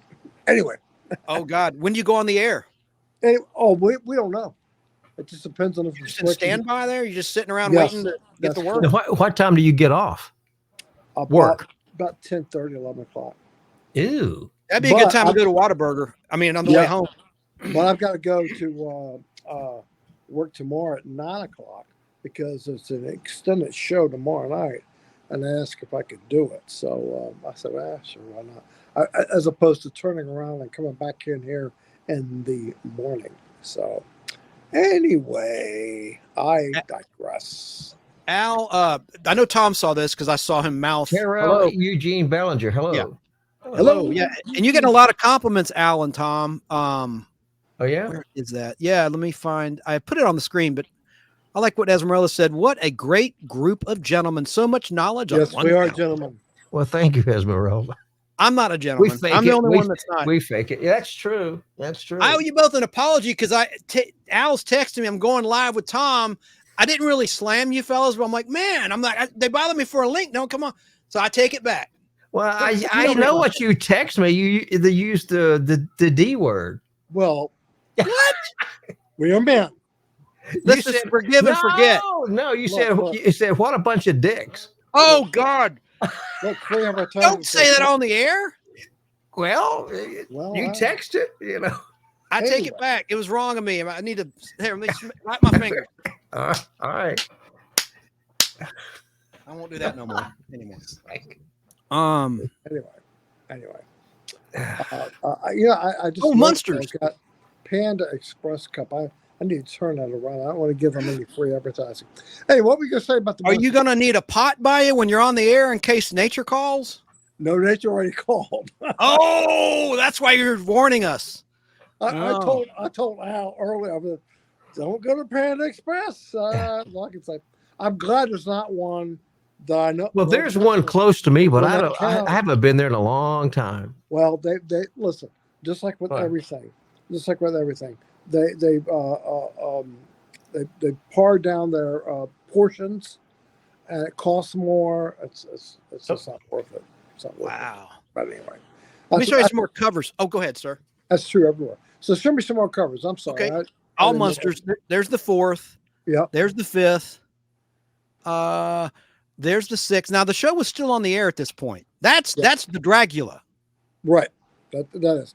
And Al was. And if you see that canopy that's over top of the coach, the casket, fumes would go in there, and Al Lewis could not sit in there very long at all because it just wasn't designed properly as far as ventilation goes. Those cars, the Monster Coach, the Batmobile, and they were all built quickly by Barris. And Barris, look, I'm sorry, I've met him. He was a nice guy. I met him at a car show up in Massachusetts or wherever I was doing a show. And a side note was a gentleman named Ben Novak, which had a movie of the week done about him because his wife murdered him. And who was the guy that during the Jimmy Carter election was caught with somebody he shouldn't be with at the Omni Hotel? What was the actor's name? Come on, Chance. What was the actor's name? Are you thinking of the 1988 Democratic Convention, Rob Lowe? Rob That Lowe. was 88. That wasn't Carter. That was Dukakis. Dukakis. Okay, same thing. Yeah, because that's the year they had the convention in Atlanta. Underage. But anyway, he played Ben Novak in that particular movie, and I took Ben. Ben was in charge of our convention. I took Ben down to meet Mr. Barris, and he was thrilled because he was having a Batmobile made for himself. So that was great. I don't think Barris made his Batmobile, but Ben bought some stuff from him because Ben was a man there. His wife killed him for the money, and she's in jail now, as well as her 2 cousins who she hired to beat him to death, unfortunately. But he was he had the second largest Batman collection in the world, or in the United States, I should say. And I saw a lot of it. I've been to his house, and I saw a lot of it. And wow, he had some stuff. But like comic books, like Batman 1, oh yeah, he had all Detective that. Comics 39. Yes, Everything. yes, he had all that stuff. He had animation cells. He had resin statues. He had all of it. Because let's face it, he was a millionaire, and he said, "I want it, I'll buy it," and that's what he did. So, Well, when you have money, you can do that. yeah, he lived on a lock, on one of those locks in Miami, and he had 2 boats parked outside in the back of his house. You know, and he was a Jewish gentleman, and he was quite the character. He was quite. What did this have to do with Rob Lowe? Did I miss something? Was it the director of the convention that had the No, Rob Lowe starred in the ABC movie of the week, or what, NBC or whatever, TV movie, I should say, about the murder of Ben Novak. Got it. Okay. So there was an NBC movie or ABC movie, and Rob played Ben Novak in the movie. It was on Dateline. It was NBC. It was on Dateline NBC and everything. But I go full circle to say that Barris that car was made from the original Futurama car that Ford made, and there was only one, and Barris bought it, and he had molds made and all that sort of stuff. But he also, at the same time, destroyed the Futurama car, making the Batmobile for ABC for the Batman series, and that's a shame because that was the only Futureliner car out there. Now, since then, that same company that makes the Batmobiles and I think the Monster Coach and Dragula makes a Futureliner car that you can buy, and if you have that kind of money, and from the original molds that this company bought from Barris's estate. I think I'm right when I say that, but I could be wrong. But Barris there wasn't that much designing work in the Batmobile, because if you look at the Futureliner and look at the Batmobile, there's not that much difference between the two. I mean, he did some design things, but and I agree with Esmeralda. They are works of art. Yes, they are. But Barris didn't do that much to the Batmobile to get it. But he, in all fairness, he only had a very limited time to make it. And he was the only one stepping up to the plate. His company, I should say, was the only one stepping up to the plate to do it. So he did it. So, and look what it got him. He originally sold one of the original Batmobiles a few years before he died at one of those Mecum auctions, and the thing brought like $2 or $3 million, or I forget the exact number, but about stupid money, And the original Dragula is hanging in a restaurant somewhere up north, I think. The original Dragula. So anyway. Speaking of things being retooled for other projects, the robot from Lost in Space was savagely butchered for a Saturday morning show called, I think, Mysterious Island. And they took his bubble, made a big rectangular plastic thing, and luckily it got restored after that. But for a long time, the robot was just gutted. That's a shame too, because those should be in the Smithsonian. I mean, like the Fonz's jacket and Archie's chair. Yeah, what about the thing about it is, if they rebuild it, it's still not it's not the same, really. No, it's not the original. No. Yeah. They had 2 robot costumes. They had a long suit that was for when he's floating in space. And then they had the close-up, the regular one. And then you had the Bermuda shorts. They removed the tread section. So Bob May, the guy in the robot suit, could get around the set easier. And then for long shots, he would have the tread section. And then, so you had 2 suits, really. You had the full suit, and then you had the special effects stunt robot suit, which I used in the very last episode, Junkyard in Space, beginning for the opening credits. You see the robot suspended from a magnet on a junk planet, like a giant junkyard in space. Oh. And that's the long suit. Anyway, there was an episode where they showed both the robots in the antimatter world and the antimatter man communicating with each other. And one was Bob May. The other was just the long range robot suit in a cage. Anyway, right. I digress. Here's another cover. This is the last one to be published when the Munsters was still on the air on CBS in reruns from August 10th, 66. There's that cover. Yep. And then here's I only got a couple of them. So there's not that many more, but there's only 14 and 15 and I'm sorry, 16. I'm wrong. And then here is the first one published on October 10th after the show was off the air, but it's a nice cover. Now that one came out, I believe, around the same time the movie was released. Maybe I could be wrong about that. You're right. No, you are right. This was actually a couple months after it was in theaters, but yeah, the same general time frame. You know, that movie wasn't very good. No, it wasn't, but you got to see them in color. Well, you got to see them in color. In fact, when I was in high school, I was an usher at the Bailey Theater. We played Munster Go Home. Yeah. And so I was, couldn't wait to see it. Like I said, I enjoyed it, but, just seeing them in color was what was really good. I had a 16 millimeter Technicolor print of that movie. Wish I kept it. Yeah. Well, Universal did all their stuff in Technicolor back in the day. Yep. Someone on Facebook says, "Hey, Chance, Dan, Tom, Al, love you guys." Oh, howdy. Okay, you rebooted. The robotic sound. Okay. Do I need to get out of your way? Okay. Sorry. All right.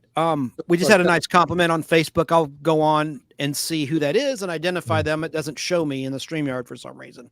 It says Facebook user mystery. Yeah. Mystery. Identify yourself. Thank you for your face. When you were scrolling through Facebook, was it making a chirping sound for a while? Me? Who are you asking? No, all of you. When you scroll up on your timeline, it'll make a little chirping sound. Well, people complained about it so much, I think they just quit doing it. I didn't know that. I never noticed that. Let me show another quick cover. December 10th, 66. With Grandpa. Yeah. Al Lewis. Here's another one. There is the 11th. I like the big bat. It reminds me of Batman. And I said this, Tom. You may not have been. What a shame. You might not have been watching or listening. Isn't it a shame that Gold Key didn't have the rights to Adam West's Batman? How colorful those covers would have been with the villains. DC wouldn't let them do it. That would have been a hot seller. I know you guys would have been buying them. No, it would have been. It would have been. It would have been. And it's a shame that that Batman knocked the Munsters off the air, because they talked about that earlier and gave you credit. Were you at Turner when we had Super Scary Saturday hosted by Al Lewis? No, I had just came there when they stopped production of it. Oh, because he used to he came down once a month and recorded the wraparounds from the movies that we showed on Super Scary Saturday. And you move? No, you good. Are you sure? Okay. When I picked up my genies, my I Dream of Genies, that's where they were. Was in the studio, because it was still a studio at that time. Right. And still was set up for Super Scary Saturday. The steps were there, the walls and everything was still there. But they had, removed a lot of the lights and stuff. Apparently, I used to see Al Lewis, the little eating area we had next to Headline News was called the Side Dish. Yeah. And I used to see Al Lewis in there eating lunch a lot of times. He would come down once a month and do all the wraparounds. He was a nice guy. I liked him all right. Yeah, he could be a nice guy. He could be grumpy, but he was pretty nice guy. Yeah. Tom, I have a question from the chat in Facebook. Did the production company pay for the car? Yes. Going back to what you're saying, okay, about the Munsters and Batmobile. Yes, it did, but they did not own it. They basically, it was like a rental or lease or whatever, because Barris still maintained ownership of the Munster coach, Dragula, and the Batmobile, and several other vehicles that were used in TV that he had his hand. And on I forget where his shop was located. It was Santa Monica Boulevard and Hollywood. You could still go by there. I think the shop is still there, and you could still go in and see the Munster coach and the Batmobile, a Batmobile, I should say. Whatever happened to it? Whatever happened to what? The original Batmobile was sold at Meekum Auctions 2 or 3 years ago. There was like 3 of them. I think it was 3. One of them was done in like black velvet. It was weird. They used that for the movie, I think. I could be wrong about that one. But regardless, one of the original ones was sold at Meekum, and it went for several $1 million. And then Barris gave his jacket along with it, which had Barris all over it, and it was kind of cool. And, and there were there's several videos on YouTube where they go into his shop and you see his where Antique Archaeology, or that stupid show on History Channel. I call it stupid because me and Tom Hudgens, who we all know, we were doing that way before. We weren't doing televised, of course. Right. He's deceased now, unfortunately. Yeah, unfortunately. But we were doing this kind of stuff. We go all over the place. In my Volkswagen or whatever car I was at, went to Washington, D.C., bought a bunch of magic posters, all kinds of stuff. We were stopping at antique stores. Hudgens would have been a great host of a show like that because he knew the talk, he knew the lingo, he knew how to dicker with these guys, and he makes those guys look like amateurs, in my opinion. But then again, I was kind of close to him, so of course I would say that. But that being the case, we saw a lot of cool stuff back then, and going back looking at it, it was cheap. It was cheap compared to what it would sell for now. So, that's how Tom made his living, was selling a lot of antique goods and posters and jukeboxes and drink machines and whatnot. And he made a good living doing that in and around his music store, which he was a flipper instead of real estate items. He really was. I mean, well, he was a collector.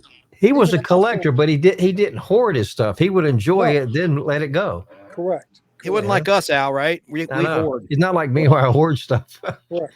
I mean, Al's got some film that he'll probably never. Well, we all do, but we'll probably never watch again. True.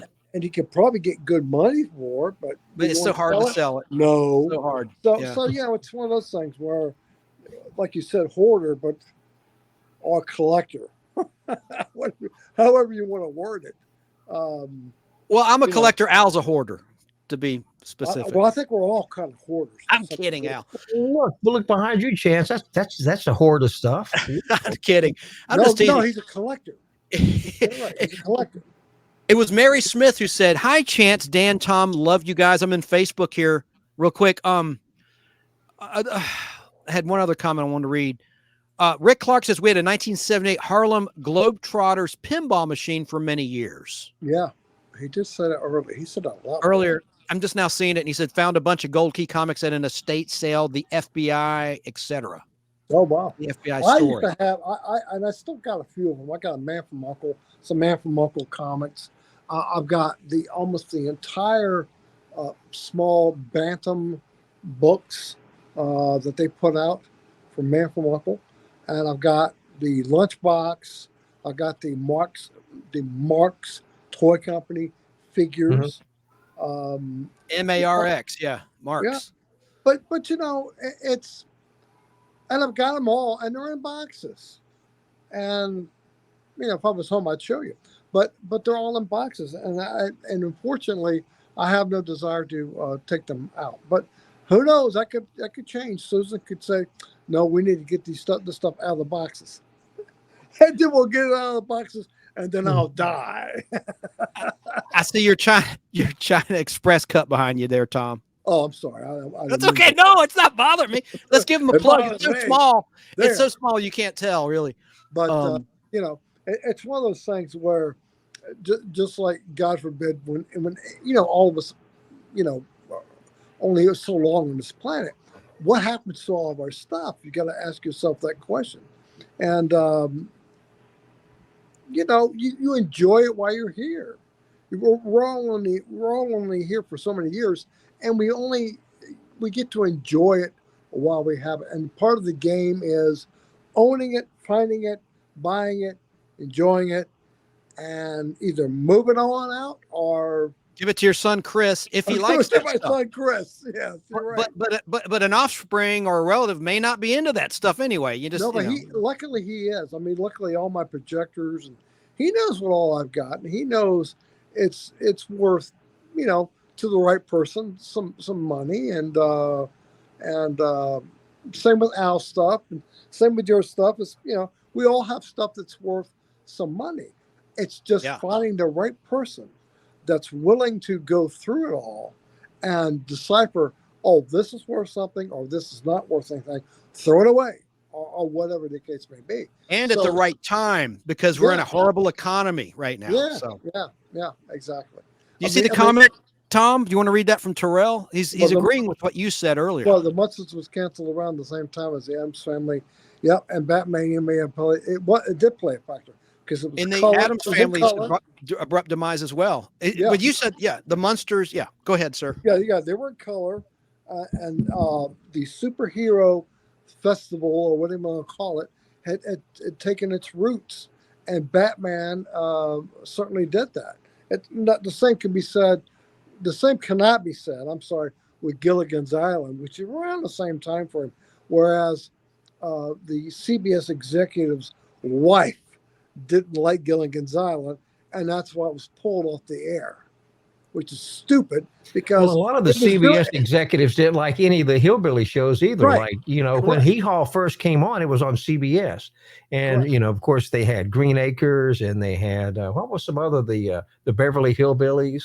Petticoat Junction. Petticoat Junction, all that. Well, that's the Paul Henning universe, Yeah, and they were all doing pretty good ratings. Gilligan's Island was still doing good ratings. We pulled it off the air because his wife didn't like it. Well, you know what our friend Jim Gossett taught me about that, Tom? What? He said Fred Silverman canceled all those urban shows. Yeah, he was the president of CBS at the time. I never knew that. Yeah. Jim Gossett comedy. Yeah, Jim Gossett. Yeah, but why would they cancel something that had decent ratings? Exactly.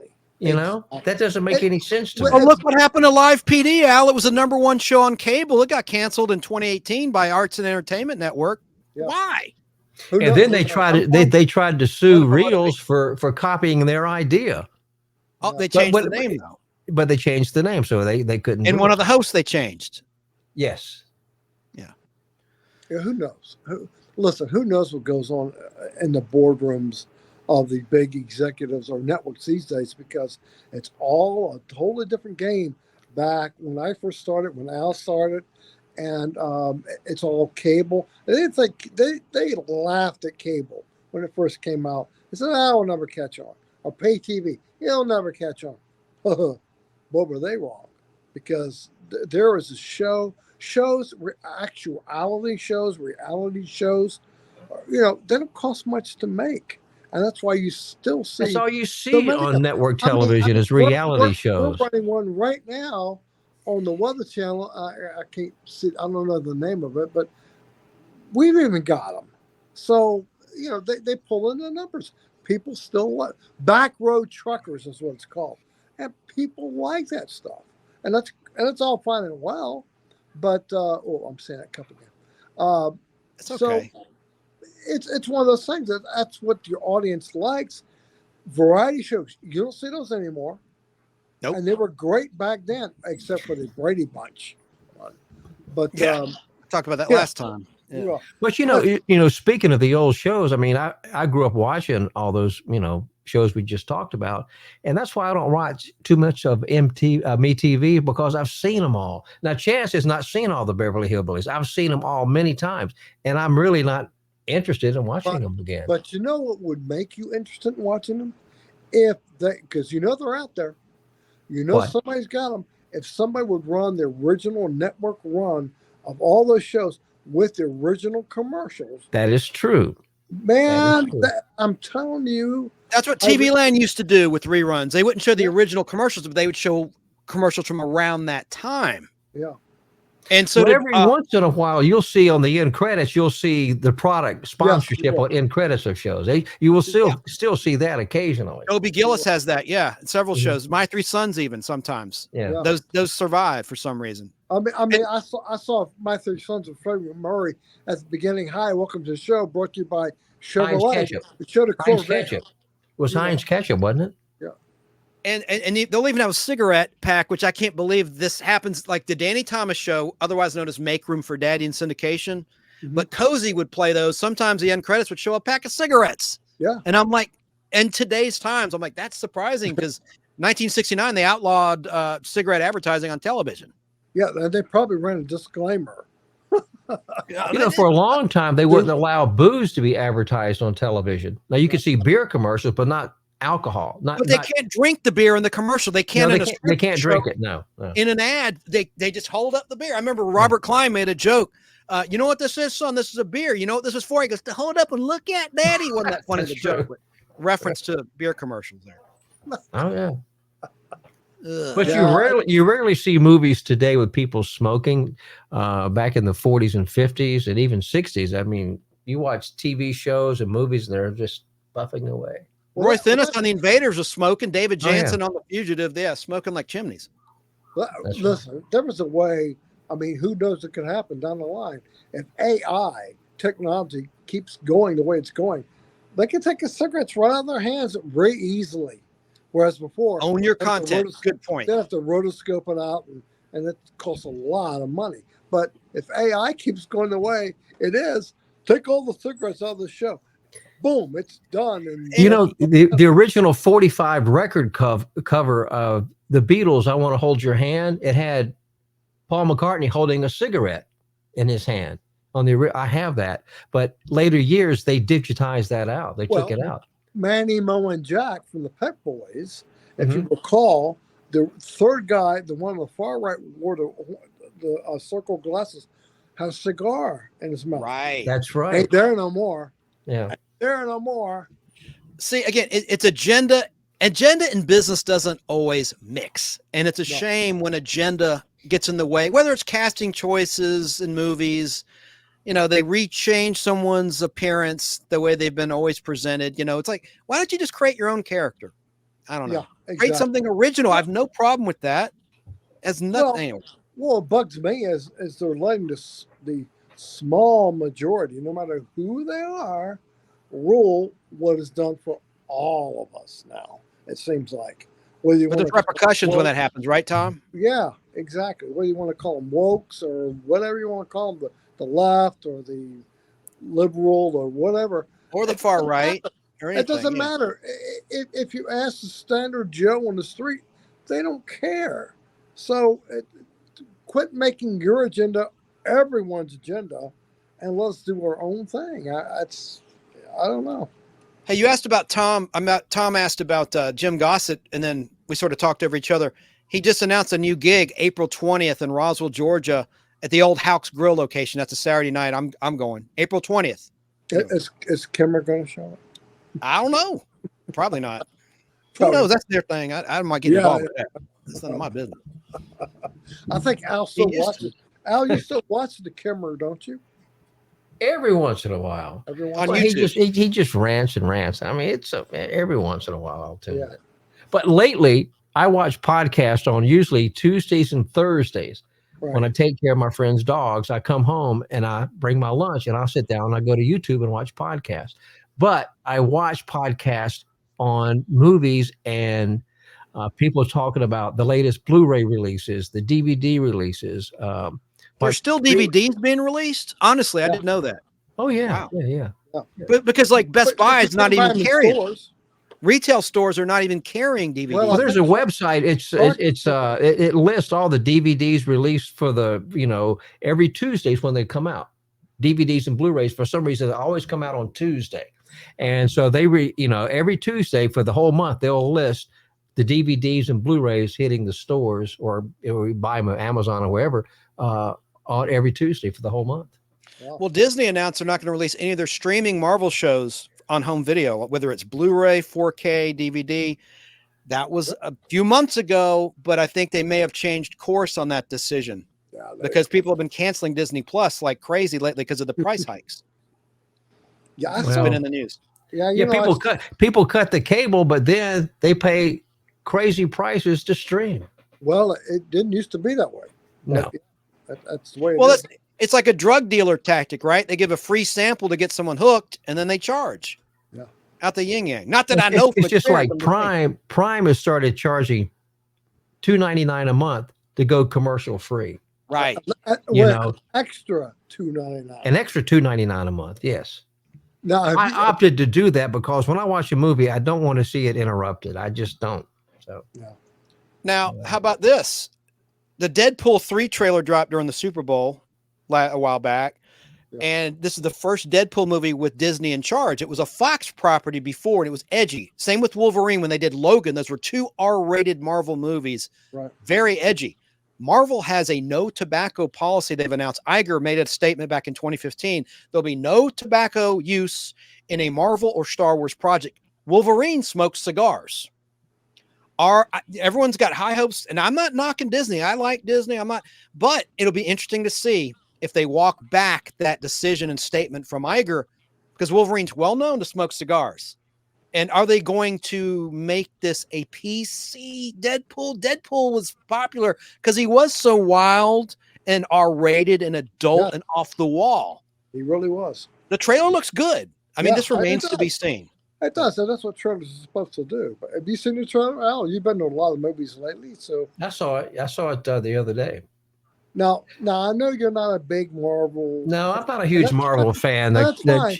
You know, but you like Deadpool, though, did you? It was okay, and I like some of the Marvel movies, huh? I like Captain America a lot. Yes, Al, you like Logan a lot. That was tragic when they killed that family, that black family. I didn't like that. I really didn't like that in that movie. That was awful. Can I mention a movie I went and saw the other day? No. It's like don't mention that one. I went and saw Argyle. Only if you promise not to tell everybody. Argyle. It's Al speaking now. Argyle is a very different movie. It's about a lady. She writes novels, and she's written a novel called Argyle, and she has a cat. It's Argyle. But it's a spy thriller. And what happens throughout the movie, she writes this novel about a spy thriller, and she actually becomes a part of the story. Mm-hmm. And the movie evolves into the book she's written. It opens up, she's having a book signing party, and they're asking her questions about this book called Argyle. And so she writes the story, and then the movie evolves with her in the story. She becomes a spy herself. But it's great. It's great. Matthew Vaughn directed it. He directed X-Men. He also directed The Kingsman. The movie's The Kingsman. And so, and Bryan Cranston, you know who Bryan Cranston is, don't you? Yeah. Of course. Say my name. He's the villain in it, and he is wonderful. He makes that movie. I mean, he is just so good in this movie. Samuel L. Jackson is in it. He's great. Never heard of him. Huh? No, what? I said, yeah, he played Forrest Gump, didn't he? No, I'm just kidding. No, you're crazy. But you're funny. Samuel who, Al? Samuel, never heard of him. L. Jackson. Who's that? Samuel He's never in the movies. I've never heard of him, never seen him. Oh, shut up. You know who he is. Overexposed, but a great talent. No, yeah. he's not in it very much. He's only in it towards the end of the movie. But he's his part is really good. But Bryan Cranston carries that movie. He is just so good. What? Spoiler alert number 1. You just What's said number 1? Samuel L. Jackson is at the end of the movie. Well, he's about maybe an hour and a half into it. The movie's a little long. It's 2 hours and 19 minutes. Ooh, it is long. But in the end credits starts to roll, and then it has a scene. There's going to be a sequel, and you see this building that's got the Kingsman on it. Oh. And so Matthew Vaughn is going to do another Kingsman movie, and they have a little scene from that. Well, as long as it's not as bad as the Kingsman with Elton John. The one with Elton John was horrible, but the others were, but he's going to do another one. Well, let me ask you a question. I know you went and saw it the other day, and you got a large popcorn bucket.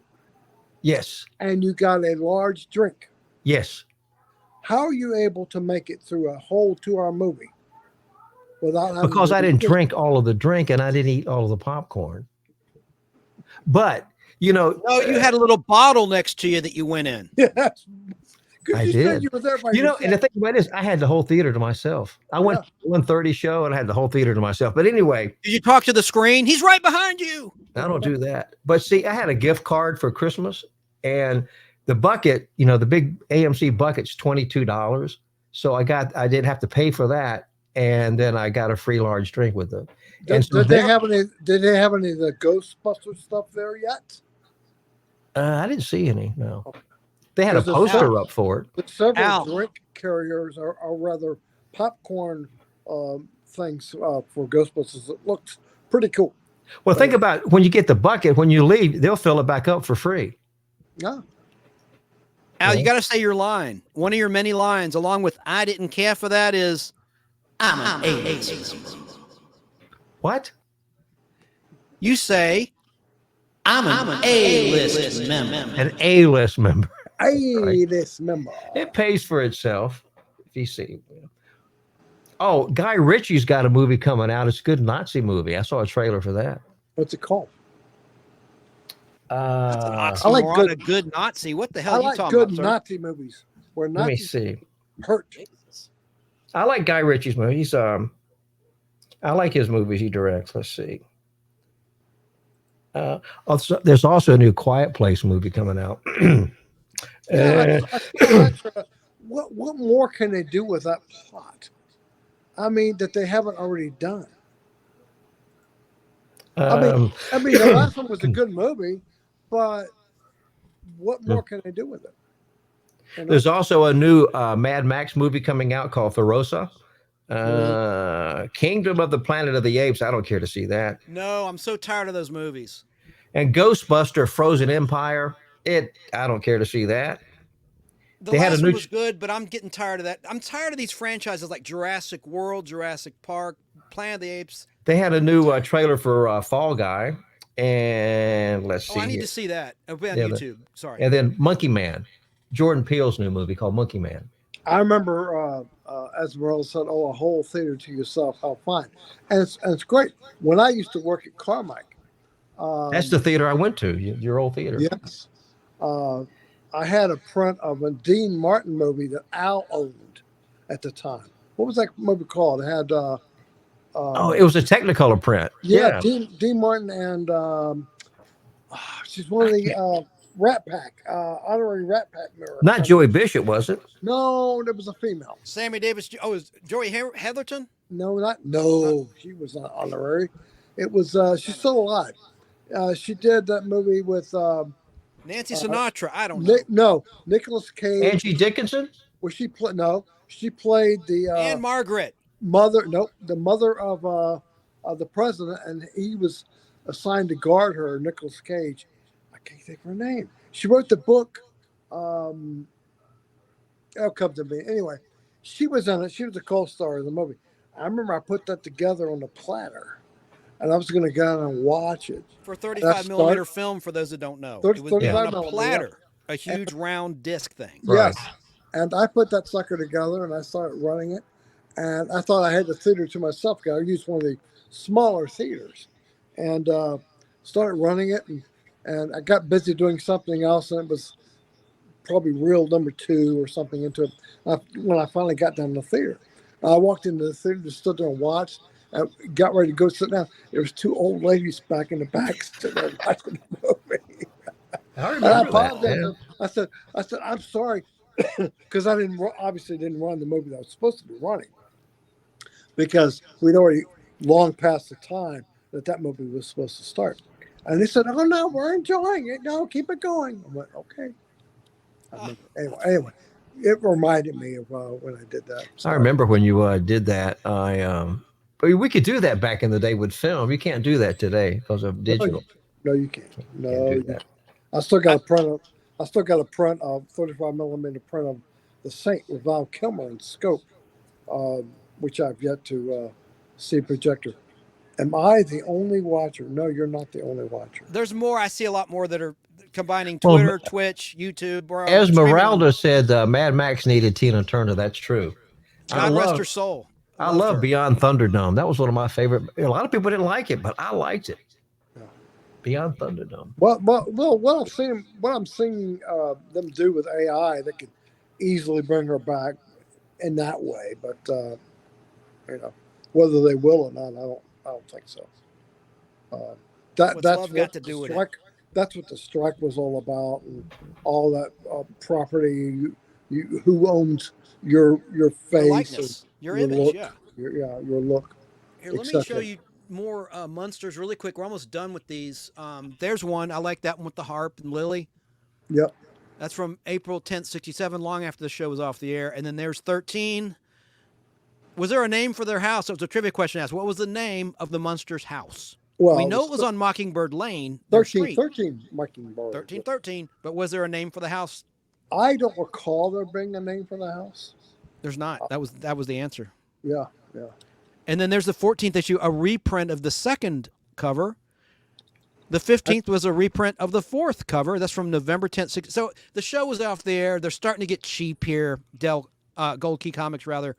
Yeah. And then there is the last issue with the new cover from January 31st, 1968. Anyway, I'm not going to rehash. Anyone who's here earlier has already seen these covers. I just put some up for your benefit. Yeah.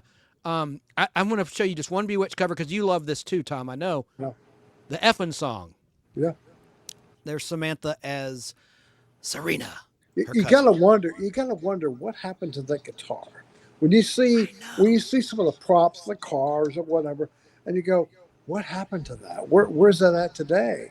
And it's probably either in someone's personal collection or prop storage out in Hollywood somewhere. Well, movie studios they didn't keep stuff around. They just got rid of it. Yeah. After they finished with it, they really didn't hang on to it. Or they repurposed it like we talked about earlier. Well, MGM had a big auction years and years ago. They sold off a bunch of their props. In the 70s. Life magazine did a big photo spread. That's where they first sold the original Time Machine. I remember Rod Taylor, 1960. Yeah, they also sold the Chariot that Charlton Heston used in Ben-Hur. Yeah, and Debbie Reynolds bought a lot of the actress Debbie Reynolds bought a lot of costumes and stuff that she had in her little museum, before she passed. So I don't know what she had. They did a story on her one time. They had a story on Debbie Reynolds and the stuff she collected. I wonder what happened to all that. That's a good question. I want to say they had an auction of her stuff too, and she had one of 3 or 4 pairs of ruby slippers that Judy Garland had, that MGM had. Whether it was screen worn, I don't recall. But I know that she had a pair of those. And I don't know where her collection went to, one person or just scattered to the wind. I mean, who knows? I mean, who knows where it would go to, or where something like that would go to. Think about Liberace. Did you ever? No, you've never been to Las Vegas, right? No. I've been through Las Vegas, never spent any time there. Well, in Las Vegas, once upon a time, there was a Liberace museum. It was off the strip. It was in a cheap strip mall, and it wasn't very elaborate. But the front of the museum and walked in, it was Liberace all the way. All of his outfits had a bunch of pianos. I mean, it was a nicely done museum. And you got to wonder, where is all that stuff? Because that museum is closed as well. Well, his estate there in Las Vegas, there's a story. I saw it on YouTube. They did a video. His estate where he lived, it's basically in ruins now. It's not kept up. No, it has been restored.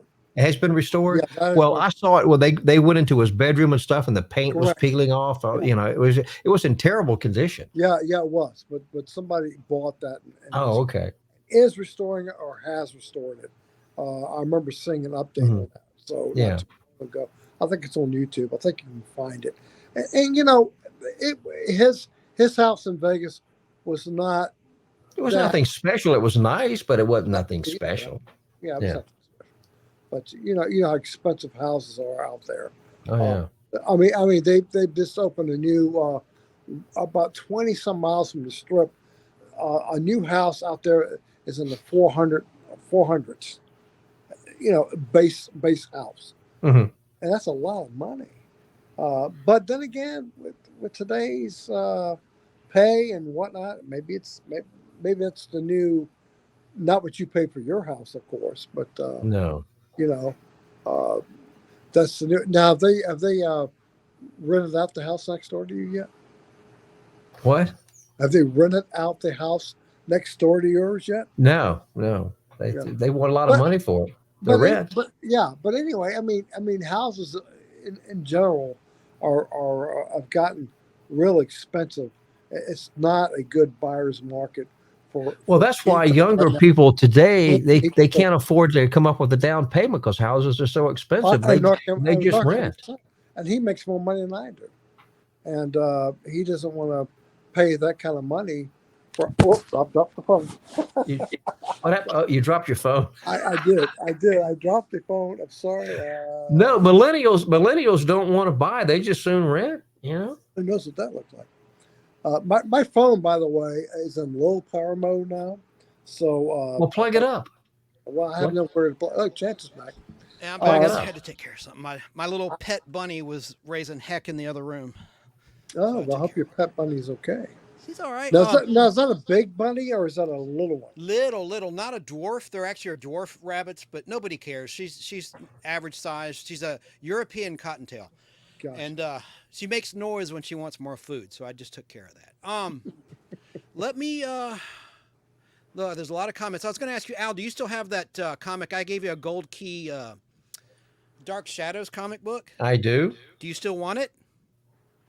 I'm kidding. You want me to go get it and show it to you? No, I don't. Yeah, go get it. Hold it. That'd be perfect. All right, hold on. I'll be back. And I don't want it back. I'm not being an Indian giver, but while you're doing that, I'll show Tom some. These are new to people that have been with us all along. Land of the Giants. I know I showed this right when Dan's power gave out in his laptop.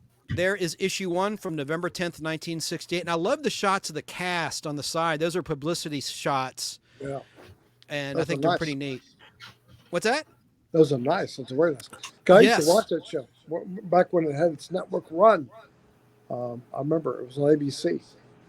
Yes, it was. It started, this is interesting, Tom, in 1968, fall of 68, but they began production in 67. They actually had 3 seasons. It's listed as having 2 seasons, which it did on air, but production-wise, 3 seasons. They shot 13 episodes in 1967 during the final season of Voyage, which is season 4 of that show, and the final season of Lost in Space, season 3 of Lost in Space. Now which episodes do you have on film? I have a pilot, I have a mint color pilot directed by Irwin Allen with John Williams music, and in syndication right now is the Was it Johnny Williams or John Williams? By then it was John. I think he's credited as John. Okay. And I have that on film. We watched it together at Al's years ago. Yes, we did. Perfect color. I remember. And I have one called Collector's Item from season 2 that I love. It's about this like mobster. It's not really said that he's in the mob, but he says, I killed a whole family for that item. He collects things from all over the world of the Giants world, and he's a despicable guy in a wheelchair. And his nephew is played by Dean Stockwell, and it's like the guy in the wheelchair's birthday, and that's his nephew.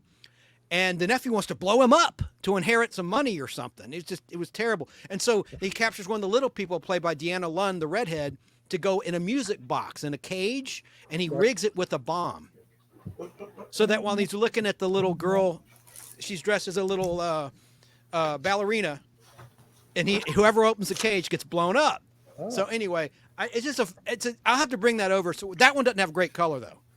It's from a 1982. At least the airing is from a TV station. It had listed on the tape. I'm back. The last time it aired, which was back in 1982. But I love the pilot because it has John Williams music. Finish my point. The one that MeTV airs, Tom, does not have the John Williams music. The unaired version had Alexander Courage, who scored the Star Trek theme, and it's not as good a music. Oh, look at that, Dark Shadows. Let me make you big, buddy. Hang on. I'm making you big. There it is. And that's a Whitman, yeah. So that is from the multi-packs we talked about earlier, the 3-pack.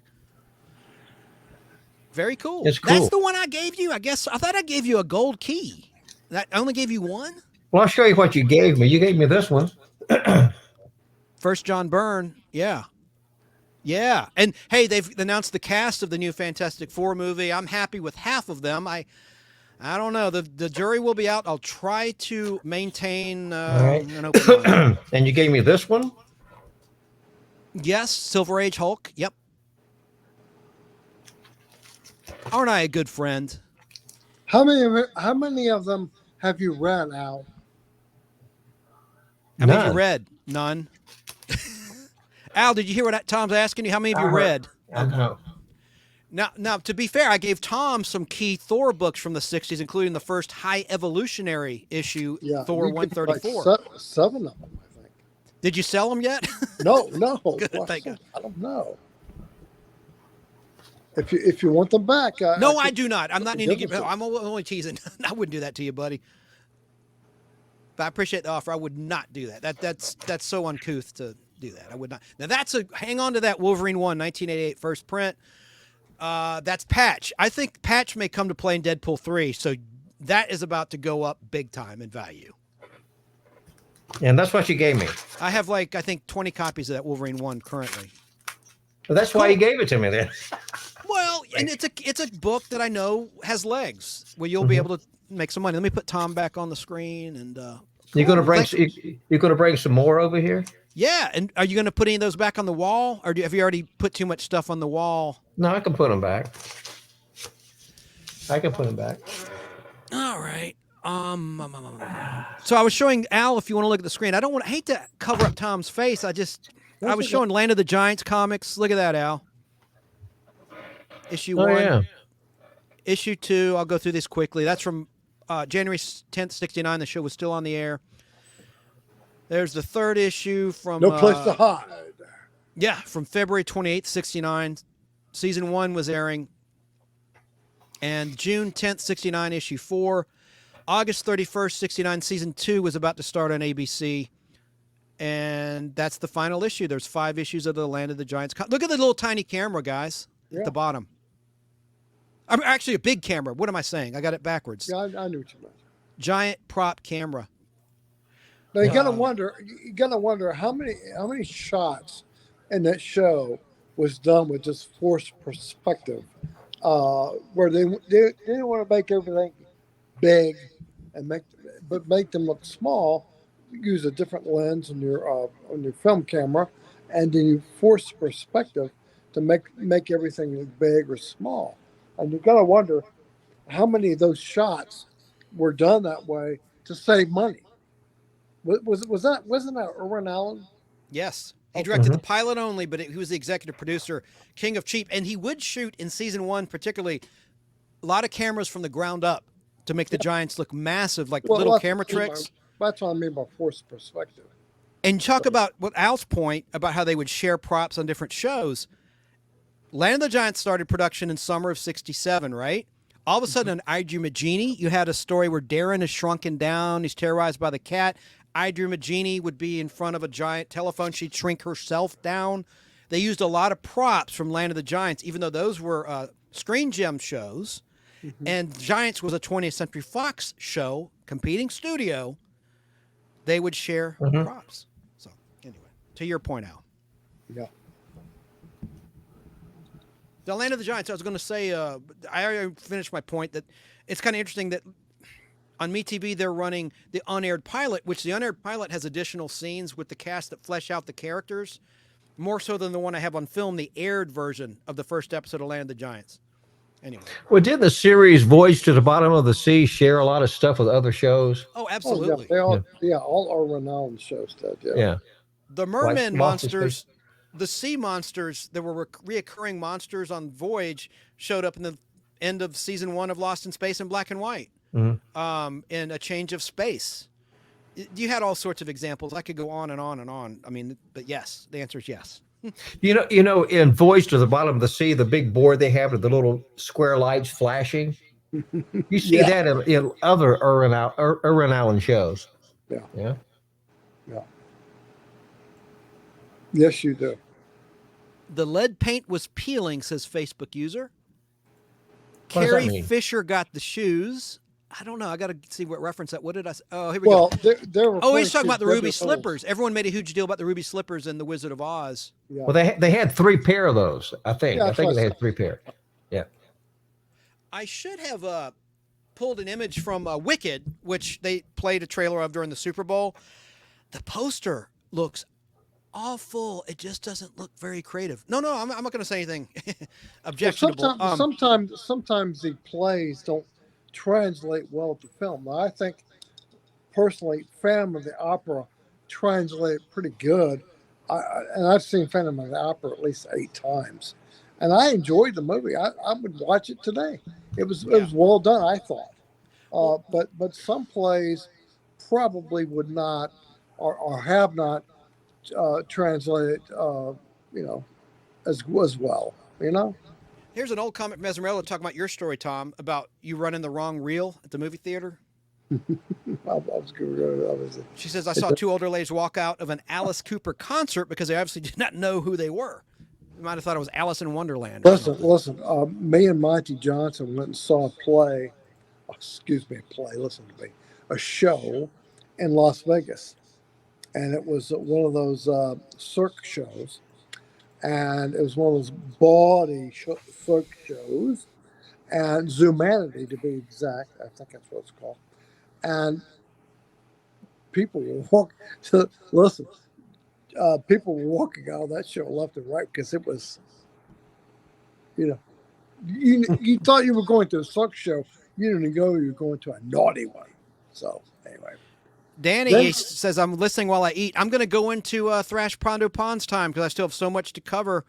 And he starts at 7:30. At 6:41 as we're live. I didn't intend to do this. I hate to go against someone I like to watch myself. I'll try Didn't not you to. start at 2:30? Yeah. I've gone 4 hours, 10 minutes. Because we're having too much fun. We're having fun. I don't mind. I'm having a good time. How many of the Dark Shadows DVDs have you watched?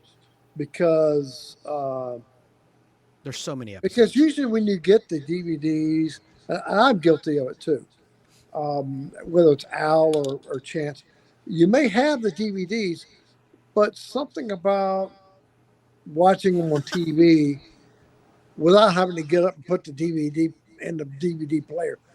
There's something to be said about that. And how many of those have you actually watched? I mean, because most of the DVDs have maybe 2 or 3 shows on each disc. Yes, they do. Yes, all you got to do is use the remote and start the next show. Well, yes, it's true.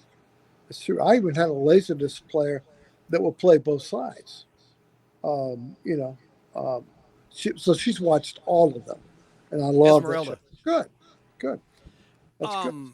But Wicked, my point was just, if you look at the poster they released, to the poster now, it looks like a catalog cover of a toy ad. It looks like toys. It's not dynamic. It doesn't capture your imagination. For something as big as The Wizard of Oz and Wicked in the play, you just think there'd be more creativity in that initial poster. That's all I had to say about that.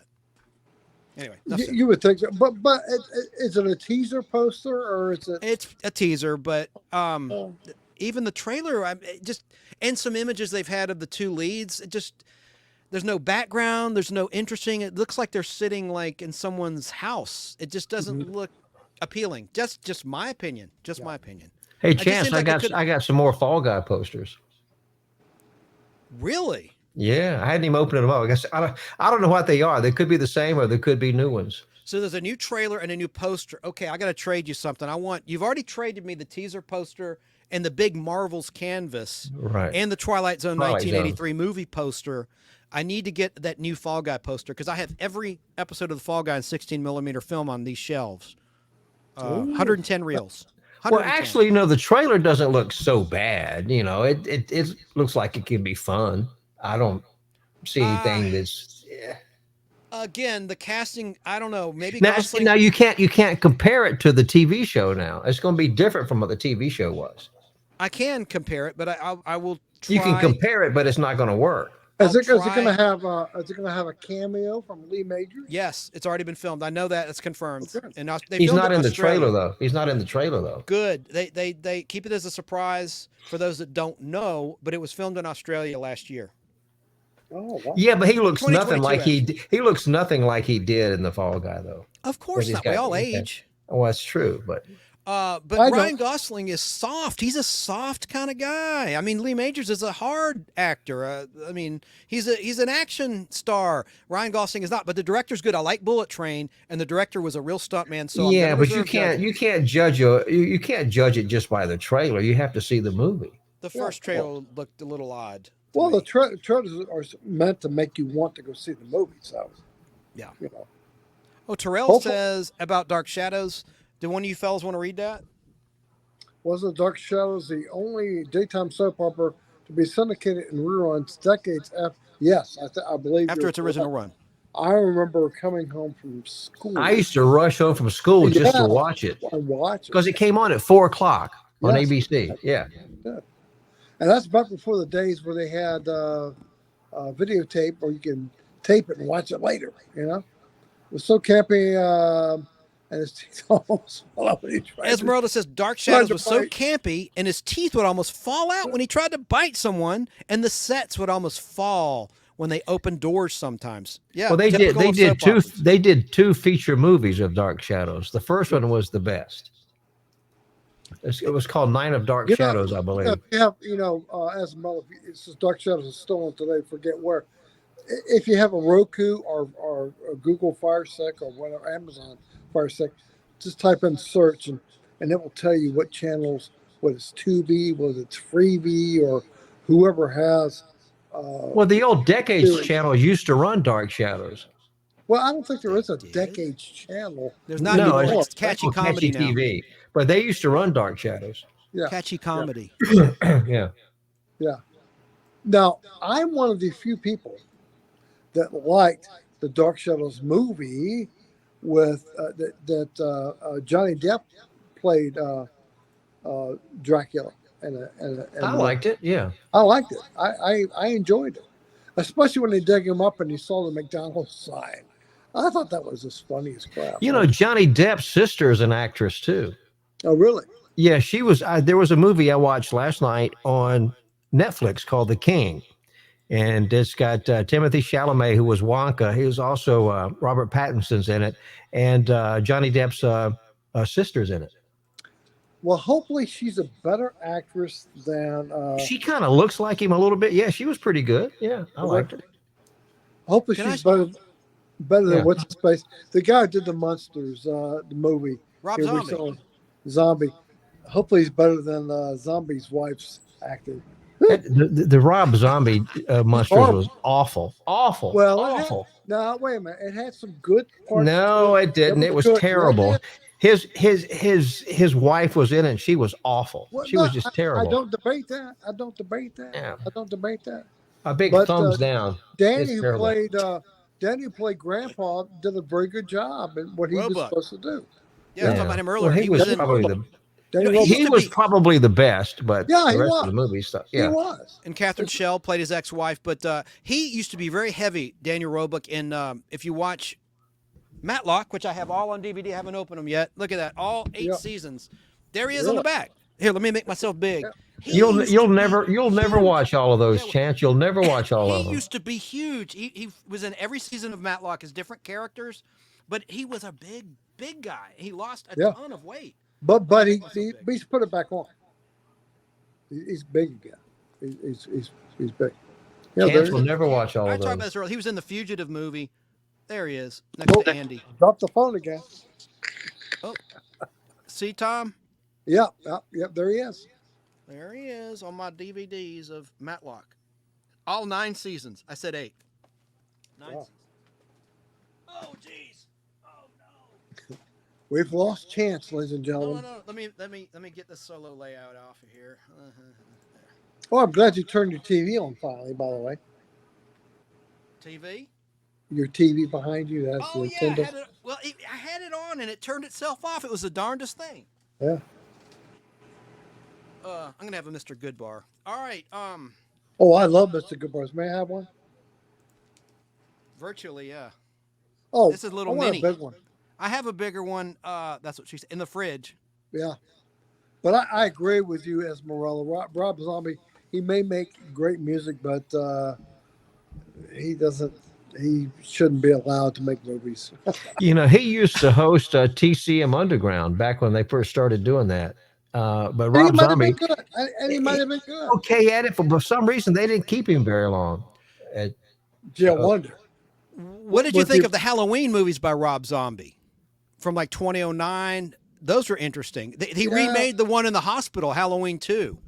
Anyway, yay or nay? Did you watch them? Al, did you watch them? You watch everything. Okay. I never saw those. Tom? No, Rob Zombie Halloween? No, I can honestly say I didn't watch them either. I did. Okay. No, I did not. He was on a podcast with Joe Rogan. Rob Zombie was. He's really kind of an interesting character. He was very entertaining, and I love hearing him talk. Yeah. But if you get a chance, I mean, go back and look at some of Joe Rogan's old shows. He's on there, but he was really very interesting guy. You know what? Another side note. I'm going way off topic here. I'm real low on my battery. I'm going to have to go downstairs to get my battery charger. But anyway, totally off the beaten path I'm going here now. Mike Douglas show. Al, I know you know who Mike Douglas was. Oh, yeah. We used to run it at Channel 6. Variety talk show, syndicated. He would do something really interesting that nobody else was doing at the time. He would have stars be his co-host for a week. And it was great. Oh, yeah. Johnny Carson did that too. Yeah. Did Carson do that too? Yeah. He had not huge stars, but like Burt Convey would be a fill-in host. Of course, everyone knows Joan Rivers. Well, what I meant was a co-host. I mean, Mike Douglas was still there, but his sidekick would become a star. Like that. I never watched that. Okay. Like there's one with Liberace, and there's one with John Lennon and Yoko was on his show. They're great to go back and watch on YouTube. Because who was a Batman villain? Liberace was, believe it or not, for those that don't know. Yes, he was. Chantel. I had a beautiful print of one of the shows, and I also had one that was also a beautiful print, but was in Spanish. The whole stupid show was in Spanish. I should have kept that one. You should have kept it. I'd have kept that. Yeah. But Chandel, yeah. Anyway. I see this comment from Terrell. You meant Lily Rose Depth. Which is actually Johnny's daughter, not. Oh, okay. I stand corrected then. That's right. You said correct. Terrell, you call in, you take out place. Before you go, I know you're losing power. I'm going to show you just 3 more gold key covers. Here's one I had signed by Julie Summers. I've talked about it before, but what a strange choice for a comic book series. That was an adult sitcom. Why would anyone at Gold Key think kids would buy that comic book? And it didn't even last very long at all. I mean, the show or the comic? Or the show. No, All in the Family knocked it off the air, basically. Yeah. It did well in the first year. Had a full season the first year. The second season was canceled midway through. Yeah. Because of All in the Family, but I like Julie Summers. I didn't really care for the show, but I liked her, the redhead you see there. There's the second issue, which is a rare one from my collection. And then she also signed the third issue right there for me last summer. Now, did what a she nice ask lady. you where you found those? Or she said, hey, I don't even have those. I sent her a letter and I said, keep one, sign one, please send me one. And I put cash in there. And I don't know if she'd want this out there, but she returned the cash and sent me both books back last summer. Isn't that nice? I mean, unbelievable. She returned the money and she got me both.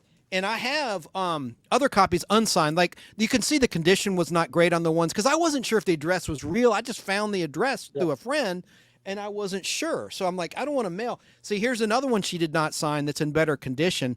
So I sent the 2 copies that were not in as nice a shape for her to sign. This one, but look at the nice message. I don't put this on the internet because I don't want it scanned. I will show it on the show. Hello, Chance. Love, Julie Summers. Of course, she's been happily married since 1984. She has nice handwriting. She does, and I love her voice too. And she was on Matlock as well, and a lot of Quinn Martin shows back in the '60s. Mm-hmm. And she was in the very first Rockford Files in 1974, and the first. That same year, she was in 2 first episodes. Go ahead. I'm sorry. You're right, Sarah. It's almost 7 o'clock. Does she have a 4 o'clock her time. Voice now? What? Say what? She's still, I don't know. She's been retired from acting since 1994. They have a nice life, apparently. I don't know. Listen to me. I don't know why I just said that, but I don't think she needs to work. I'll just leave it at that. Yeah, probably anymore. But she quit. The last thing she did was a Matlock. They brought her back because the show left California to North Carolina because of Andy Griffith. Wait. And she didn't want to move from California. What I read online, Julie Summers did not want to leave her boys, her family, and her home in California and commute to North Carolina, so she quit the show. And they brought her back, and she did travel to North Carolina to make one final appearance in season 9. And that's the last time she acted. Huh? The original Marilyn from the Munsters didn't want to do any more Munsters because her boyfriend lives in New York. So you've told that on the show. We did a great show, you and I and Al, about the Munsters and the Addams family way back in Podblast episode 5. And now, Terrell said the Governor of JJ was one of the many shows that fell victim to the infamous rural purge. I don't remember it being a rural show, but then again, I can't honestly say because I don't. No, I think his point is, but yes, it wasn't. But like other shows that were not rural were taken out, like Hogan's Heroes. It was still doing well. Like My Three Sons at the end of the 71-72 season. Those weren't rural shows, but it was part of the cleaning of the slate by CBS. Yeah, these were all CBS shows that got. But it was kind of weird seeing Commandant Klink show up on Batman. As one of in the window cameo. In the window.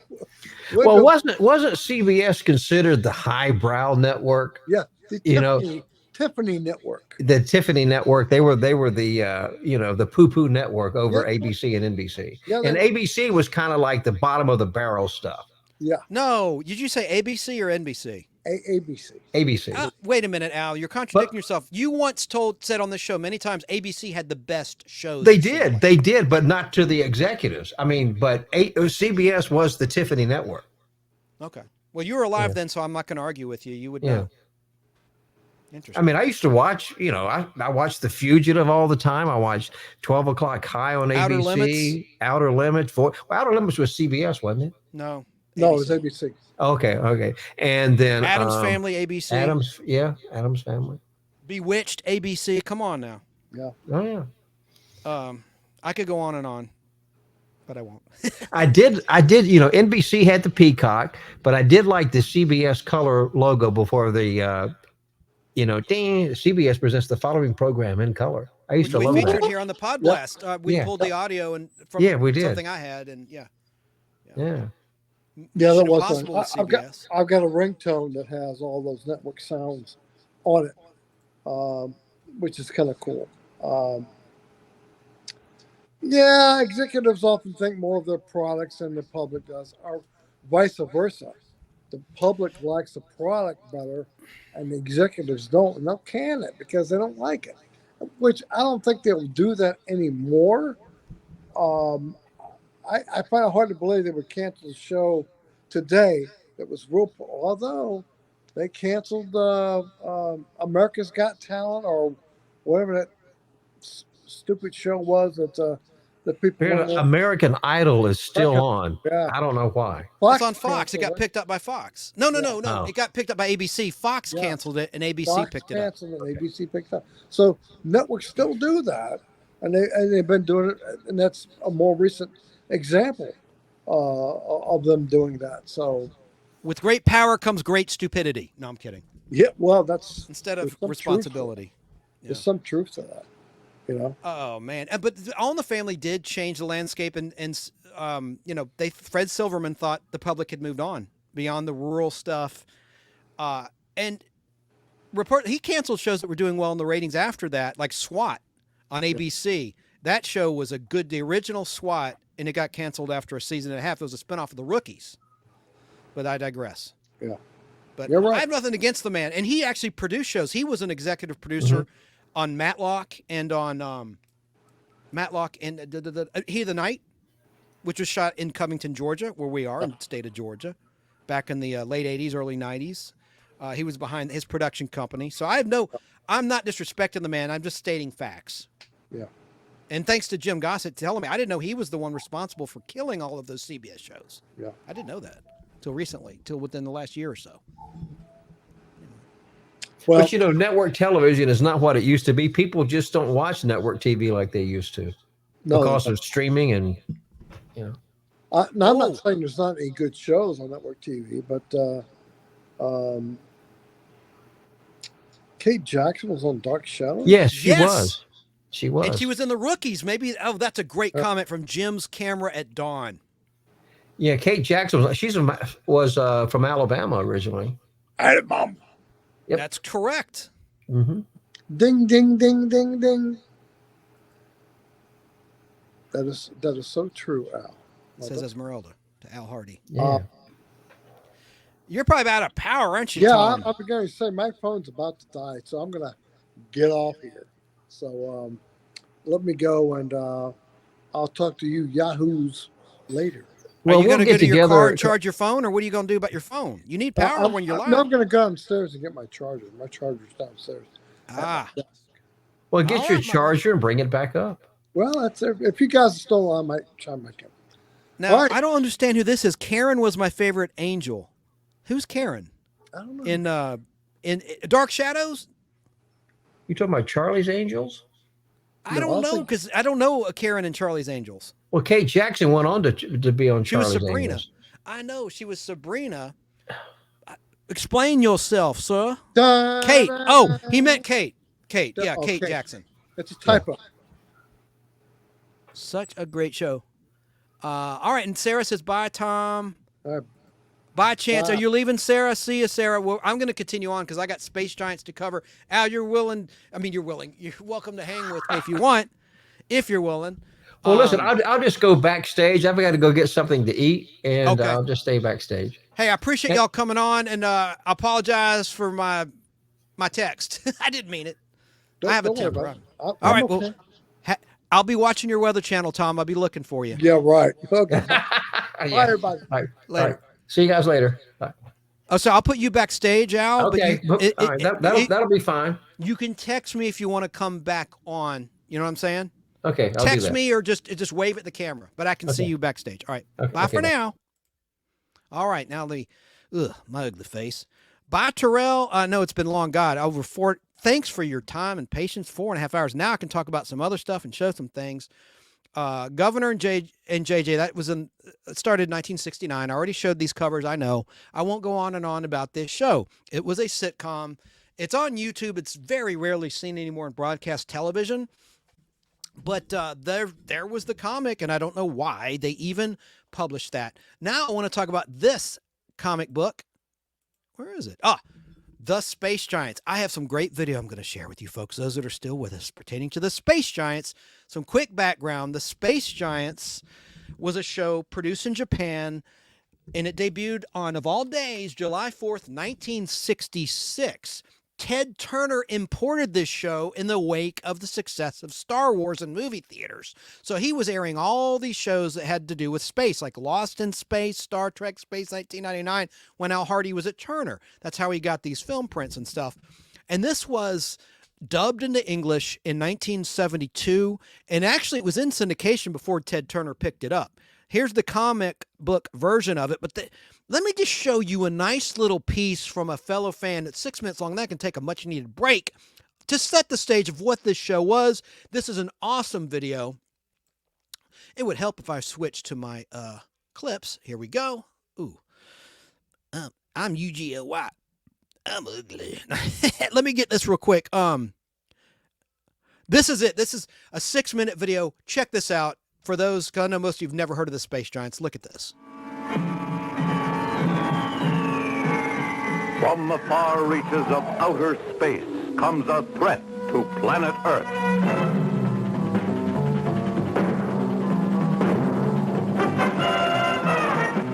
Mankind faces its most powerful enemy, the mastermind Rodak. The Space Giants.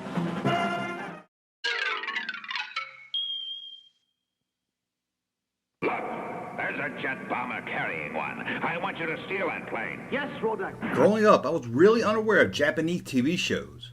But around the age of 7, maybe 8, I found myself transformed into a world that I had real no understanding of. Thanks to a odd 3:05 time slot and a new network called TBS, I saw my first glance of a world not just outside of the southern U.S. The show I would learn years later was called Ambassador Magna. But what I grew up on was a show that was dubbed over from its Japanese release and re-edited to a more American audience. What kids in Japan grew up on, I and many kids my age grew up on the same show but called Space Giant. The Space Giant. Goldar, a 50-foot robot, and his electronic space family are created to defend our world. This was my first TV show that I can remember as a kid that I fell in love with. It was a show for me. It wasn't something my parents watched or I was forced to watch along with them. It wasn't even something my brother was a fan of, so I became a fan of it also. This was my show, and thanks to the lead star of the show, a boy about my same age, it was a show that I felt was aimed for me. Over the years, I couldn't really recall much about this show. I didn't remember any of the storylines or any of the major episodes. But what stuck with me for years to come stayed with me from my childhood to my adulthood. The evil Rodak was, as a kid, one of the most terrifying things on afternoon television. Even if his mouth didn't move, even as a kid I could tell this was a guy in a suit, he was pure evil. And it didn't help much that he looked like one of the worst evil teachers of my school. Along with Rodak, to help him take over the world, were his ninja-like troopers called Lugu Men. These fighters for Rodak were turned into green slime when they died, leaving my young mind to wonder, were they people or just some kind of evil warrior created by Rodak? Rodak each week will unleash a monster on the city in hopes of taking it over, but thanks to a young boy hero named Miko, Rodak's plan never worked out. Miko was given a whistle by an old wizard who lived inside of a volcano. Blowing his whistle, he could summon the help of 3 transforming heroes. With just one blow, a young boy named Gam, who looked a lot like the hero of the show, would transform into a rocket and come to his aid. If he blew on the whistle 2 times, Gam's mother, Silvar, would transform into a rocket to come and help. And if times really got bad, the young boy would blow on the whistle 3 times to bring the father, Goldar, to help fight the evil scheme of Rodak.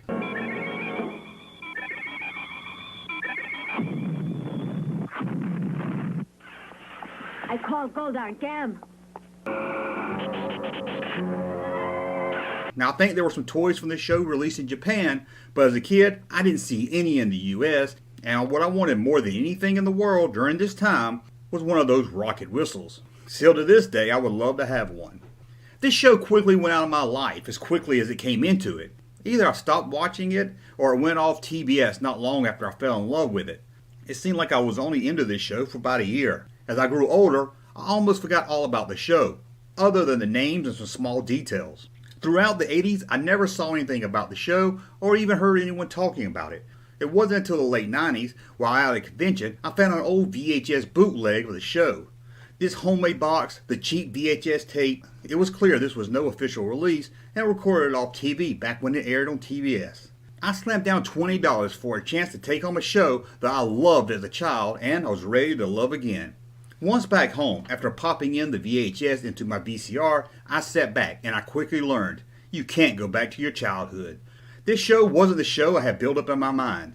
It was not the greatest battle for freedom on television I thought it was. It was bad effects. It had a hard to follow storyline. It was cheesy. It was cheap. I never got why kids in the 90s loved the Power Rangers. But once I saw Space Giants as an adult, I understand why kids growing up in the 90s loved the Power Rangers, as this show was kind of the Power Rangers of the 70s. Now I understand why kids like something that would look so cheesy and cheap, like the Power Rangers. Watching this show as an adult, I can't get into it the way I did as a kid. I can still love it for the memories it gave me. But now I can see the faults that I didn't see as a kid. But this show wasn't aimed for the adult me. It wasn't aimed for the young man closing in on 30. It was aimed for the 11-year-old boy who could overlook the dubbing audio, the cheesy effects, and the weak storyline.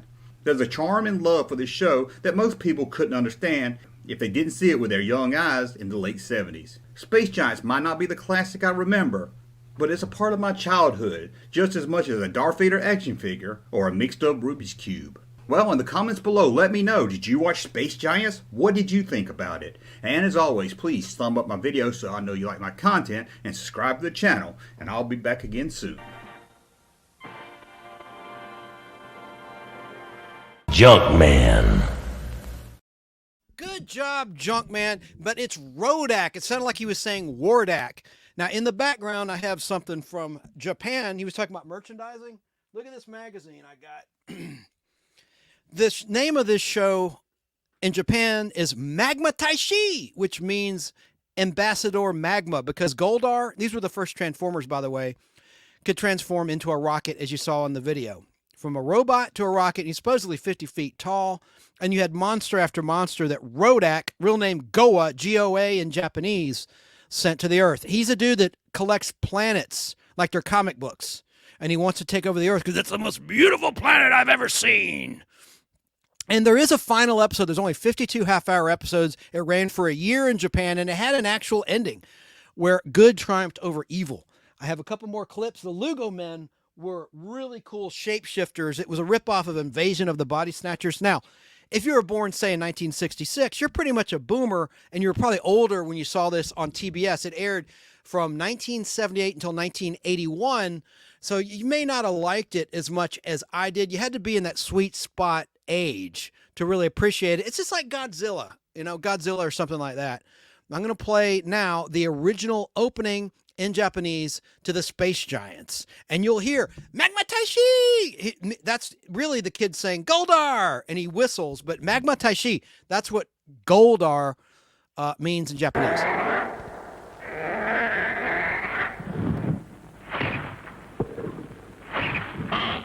私の名はゴア、地球の征服者。マグマ大使。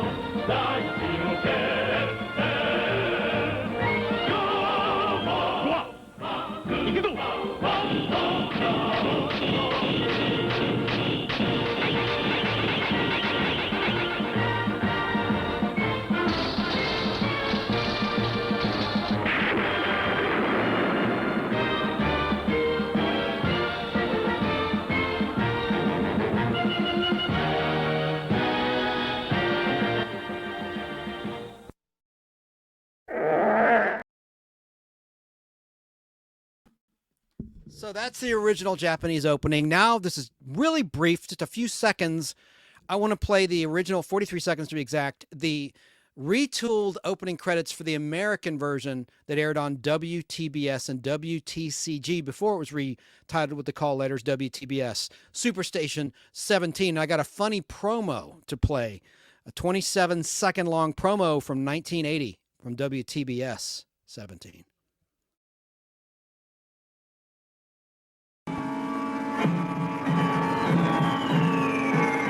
From the far reaches of outer space comes a threat to planet Earth.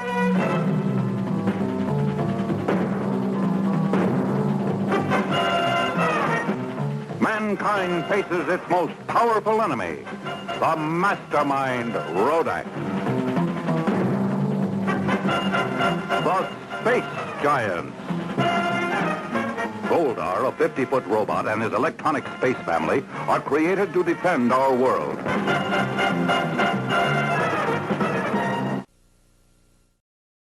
And now the comedic WTBS 30-second commercial. Rodak unleashes monster after monster, destroying toy trains, model tanks, and cardboard cities. Who can stop them? How about a 50-foot giant who turns into a rocket, or a kid with a flashing light in his head? Oh no, baffled man who wanders around a cave and bumps into the walls. Are our heroes any match against Rodak and his cunning Lugo men? Find out. Space Giants on the Superstation. Watched it after school every single day. Loved it, loved it, loved it. Bear with me. I want to play one other Space Giants clip of the Lugo men, the shapeshifters. I see Al in the background. I don't know if he's ready to come on, but let me play a clip. This is a 5-minute clip. 5-minute clip. Oh, you know what I'm going to do? Actually, before that, I'm going to play the end credits, 43 seconds, because you'll hear a voiceover from WTBS announcing, I think, that the Flintstones are coming up next. It's just sentimental to me, hopefully to someone else. Here we go. Here's the original English WTBS outro to Space Giants. Stay tuned for prehistoric fun with the Flintstones. Next on Superstation WTBS.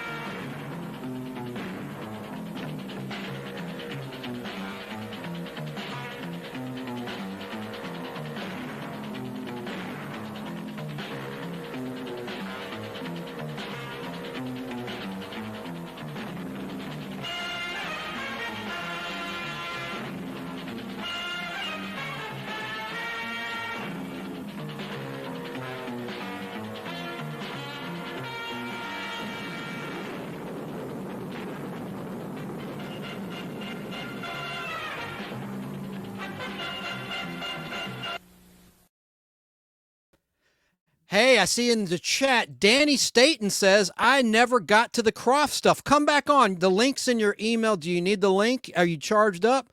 Come on back with it, because I have some clips I'm going to play from Sid and Marty Krofft in just a little bit. I got to start to wind the show down. I can't do another 6-hour show. I've gone 4 hours, 45 minutes, 30 seconds. Danny, do you have the link? Let me know in the chat. But I know you might want to watch Bob, Thrash Pondo Pons with his trivia at 7:30 in about 15 minutes, 14 minutes. So I don't want to conflict with him. I like him a lot. Now, you just heard that intro to the Space Giants. This is a cool version a dude did on YouTube. This blew my mind. 30 seconds.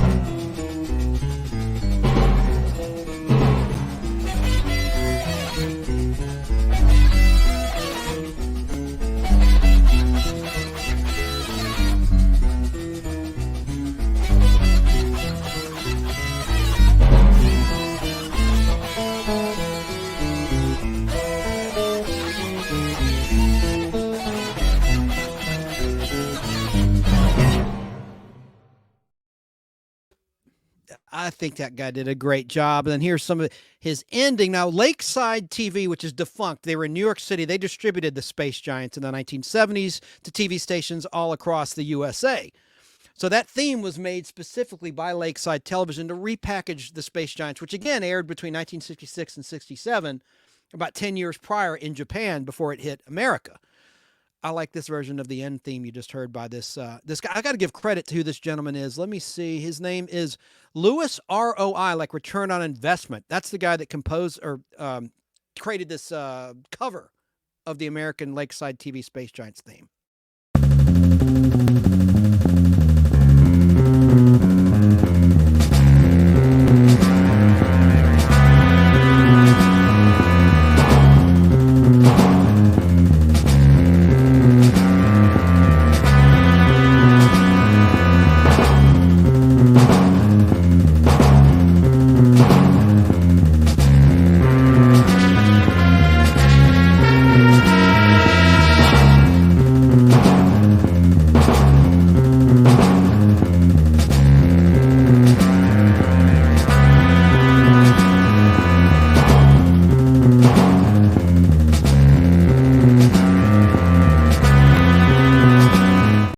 Goes on, you get the idea. He did a great job. Now I am going to play a clip of the Lugo men. This guy put these on YouTube way back in 2006 when YouTube was just a baby. So the quality's not great. They have been released on Blu-ray in Japan not too long ago in better quality, and on Laserdisc before that. This guy used the laser discs, and I just want to play a clip of the Lugo Men. These are the most memorable creatures from the Nastrix galaxy in the Space Giants universe, and they had the power of the fifth dimension, the power of the fourth dimension, and so they could go through walls, they could take over your identity, and when they take over a human, the human would be asleep until the alien Lugo Man was killed, and they would turn into like this blue sludge when they were killed. And the good guys, the Transformer family of Goldar, Silvar, and Gam, had laser beams from their antenna, and when they would strike a Lugo Man, they would melt and die. Let me just play a little bit. And what's happened here in the plot of this is the 9th episode of the Space Giants out of 52, called The Terrifying Lugo Men. And the main character, Miko, who's like a 10-year-old boy who has the whistle that summons Goldar, his mother's been taken over by the lead Lugo Man, a grotesque creature. Let's just play this clip, and then we're going to start to wind down the show. But let's watch this. The Space Giants. Goldar, a 50-foot robot, and his electronic space family are created to defend our world.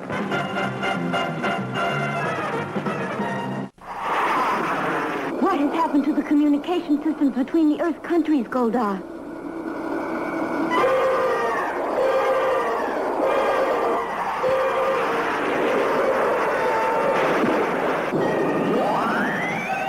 Silvar, look, there's a monster.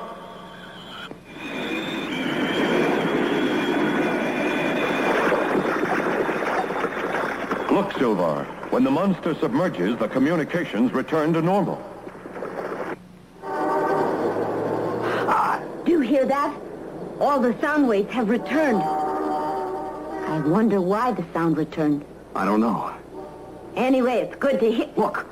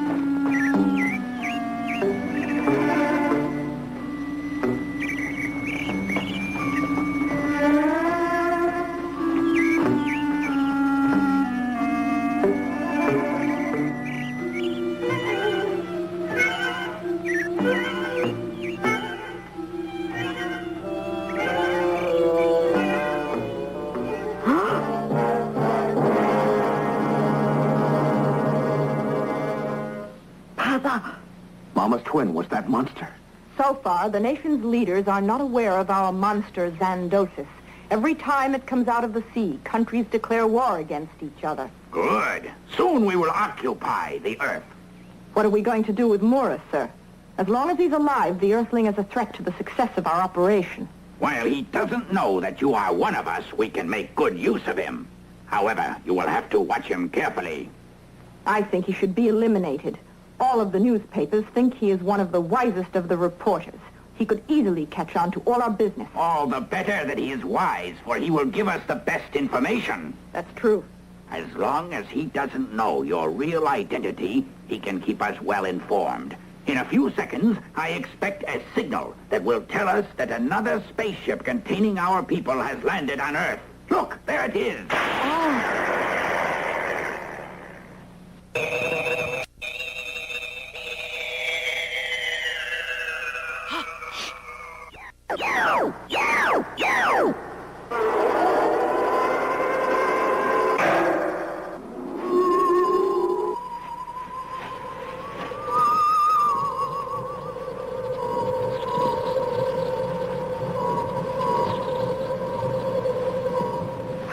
don't look like us at all. Why, Dell? That's white. They're certainly not humans. I wonder what they are. Miko. Somebody's hiding there. Get them.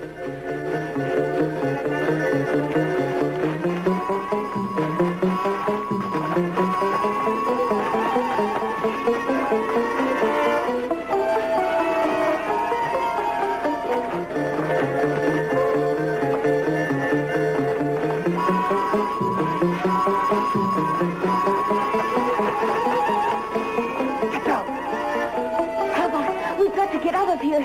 We'll be caught.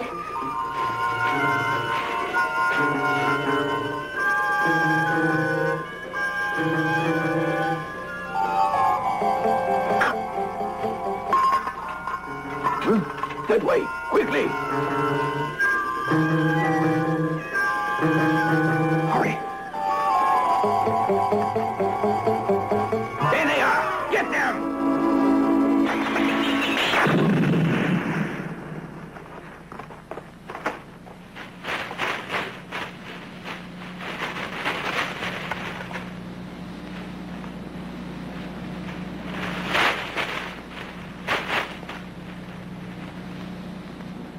Let's go. Let's go. I thought that was neat. When the aliens land, they walk on water. Yes, it's dudes in their mama's pantyhose or something, nylons, but I still thought those were cool. And I'm going to play the next chapter in just a minute, just to break it up. I have 2 more chapters, 5 minutes each. I want to show you what the Lugo men can do. You'll see them take over a nurse and go through walls. It's pretty interesting. I know the quality's not great, but we got some comments coming in. Let's see here. Esmeralda, this is a fantastic show, Chance, and all of the wonderful gentlemen on your show. Thank you all so much. Got to go. Hey, I appreciate all your time. You spent hours with me. Much appreciated, Esmeralda. And those cards should be there in your P.O. box tomorrow, hopefully. Have a good one. I see Al in the background. Let me go ahead and play the next chapter of our little story. And there's just this clip and one other, and then I have the game show theme of the week, and then we'll start to wrap it up. But here is the next chapter in this story. The Space Giants. Goldar, a 50-foot robot, and his electronic space family are created to defend our world.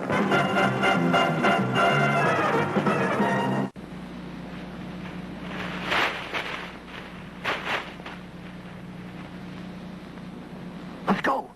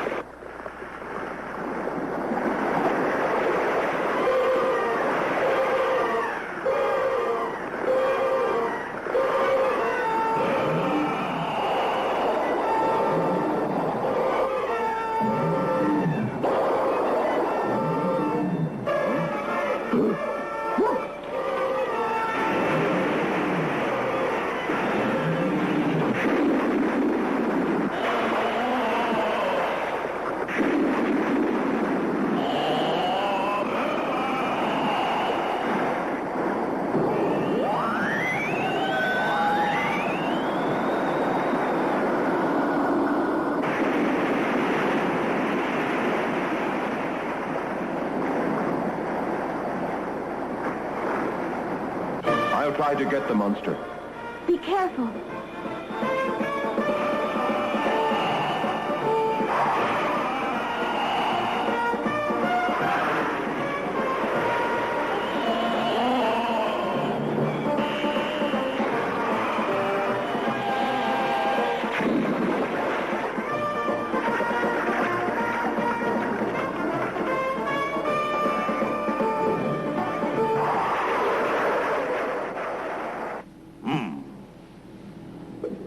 Was the creature consuming the sound waves? Yes, sir. At least 10 billion cycles. That's interesting. A creature that has the ability to consume sound waves. First, the world has its communications cut due to absorbed sound waves. And then a creature appears that has the ability of consuming sound waves.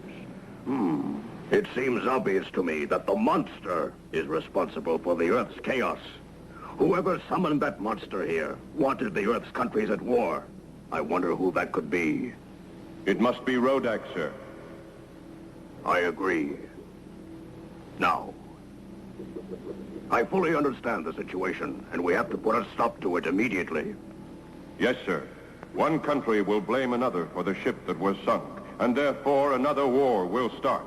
I should attack that monster. Yes. And right away. What I want you to do, in addition to attacking Rodak's monster, is find out where it came from. That is important for us to know. We'll try to cut off Rodak's supporters. Yes, sir. Miss Susan, I'm very worried. Have you heard anything from Gam? Why, no. He hasn't contacted any of us. I wonder where he is. The cause is unknown at this time, and officials are calling it an act of war, increasing tension around the world.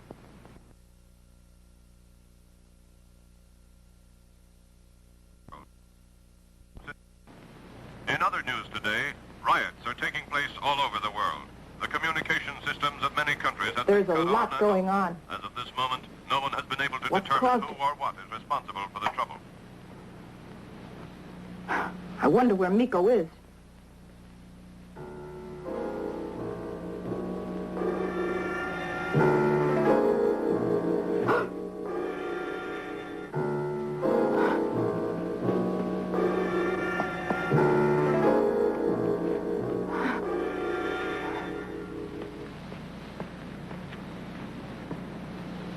Where is Mura, the reporter? I'm not sure where he's at. Answer us! I did that. The people you want aren't here. That's a lie. You're Mura's son, so you ought to know more than that. The more you delay, the harder you'll make it for yourself. The people aren't here, I told you. I've been waiting nearly an hour. We are the Lugo men sent here by Rodak to take over the Earth. Huh? They're inhabiting the Earth? Come with us!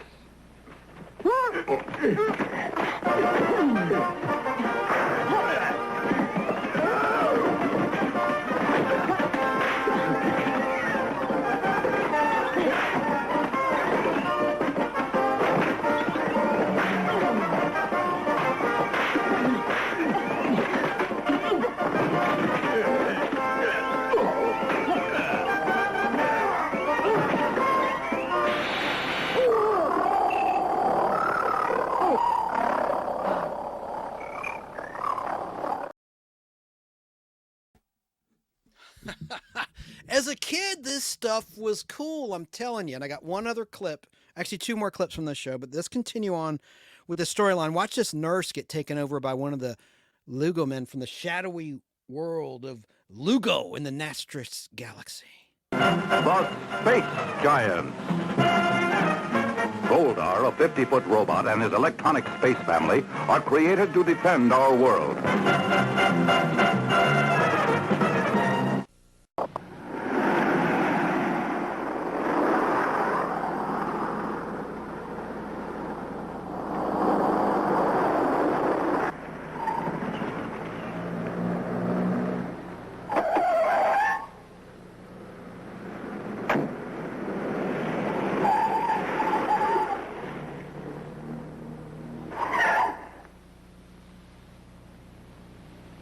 Papa, what are you going to do? I have to see where they're headed. Let me go with you.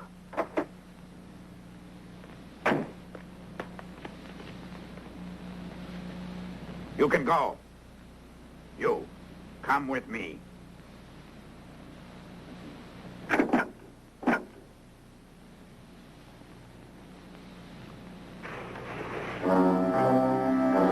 Mama! Let's go. Right.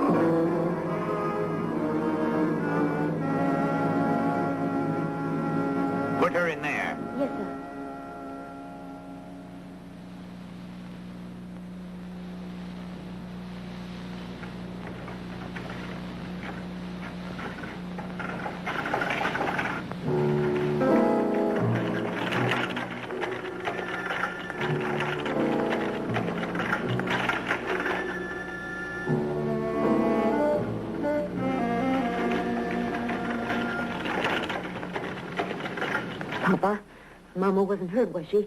No, she's okay. She'll be all right. She wasn't hurt. She's only unconscious, so you don't have to fear for her. I said, don't worry about her, Miko. I promise you she's all right. You sure? Let's help her. Wait. But, Papa... Not yet. First, let's see what happens. I suggest you take their places as fast as possible. We'll destroy the real humans before the night is over. Time is an important factor. I want this operation to get started as fast as possible, so pick your human substitutes quickly. Rodak's orders are for speed and efficiency. We must replace all the humans on Earth. Others from our planet are on their way here right now. Did you hear that? Now go. Yes, sir.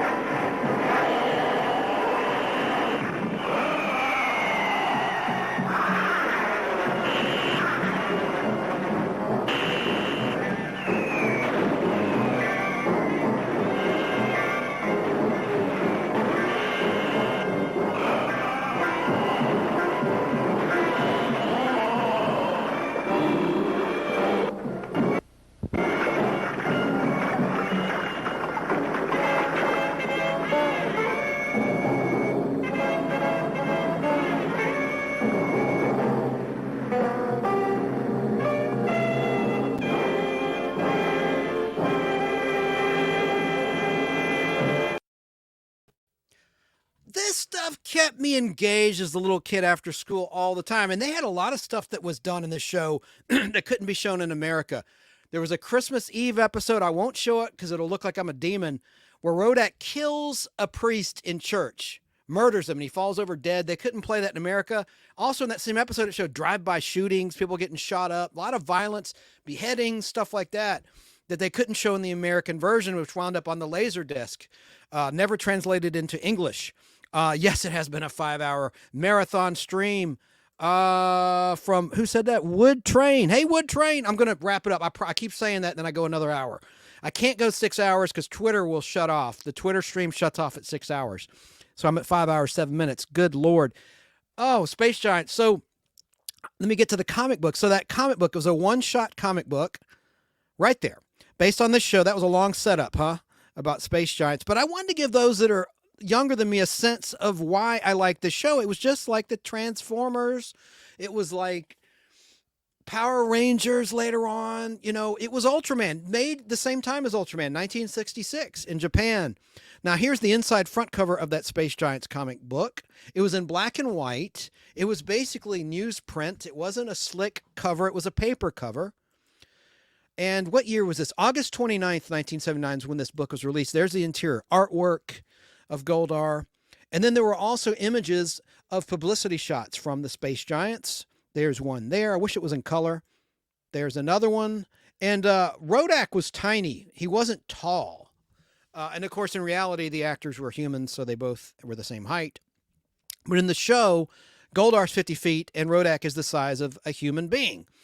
There's a shot from the very first episode or pilot where Rodak arrives on Earth.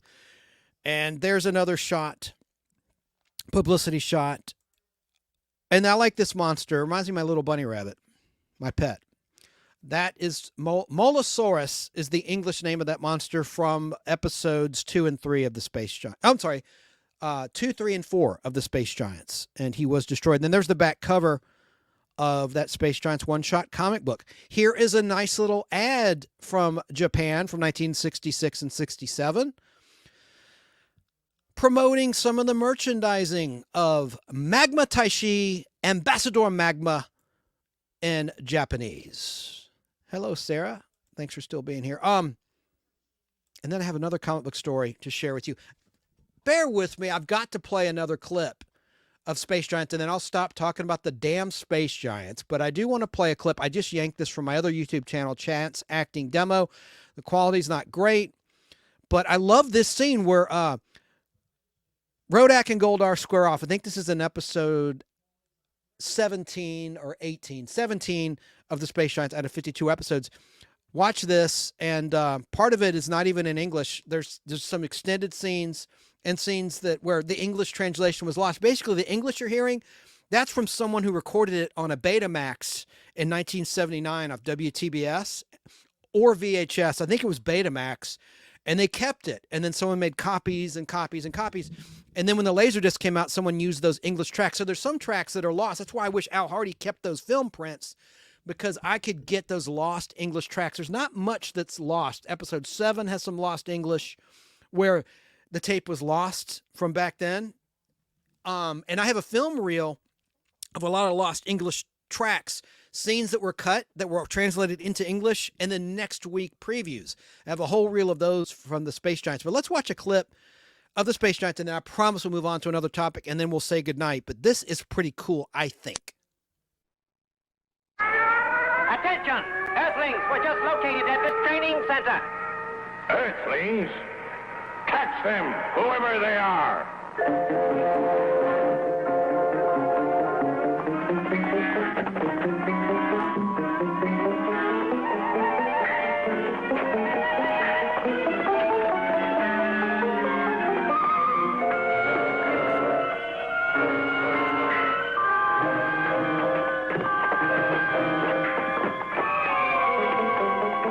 Are you hurt? I'm okay. Huh? What's this?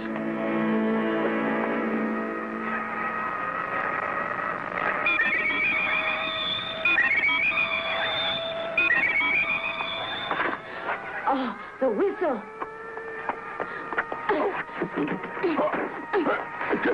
Get him!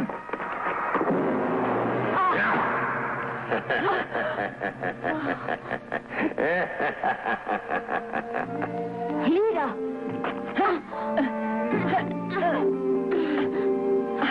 Now that you know what operation is going on here, the two of you must be destroyed immediately. This training center is something that no Earthling must ever know about. It is to your misfortune that you have discovered it. Destroy them!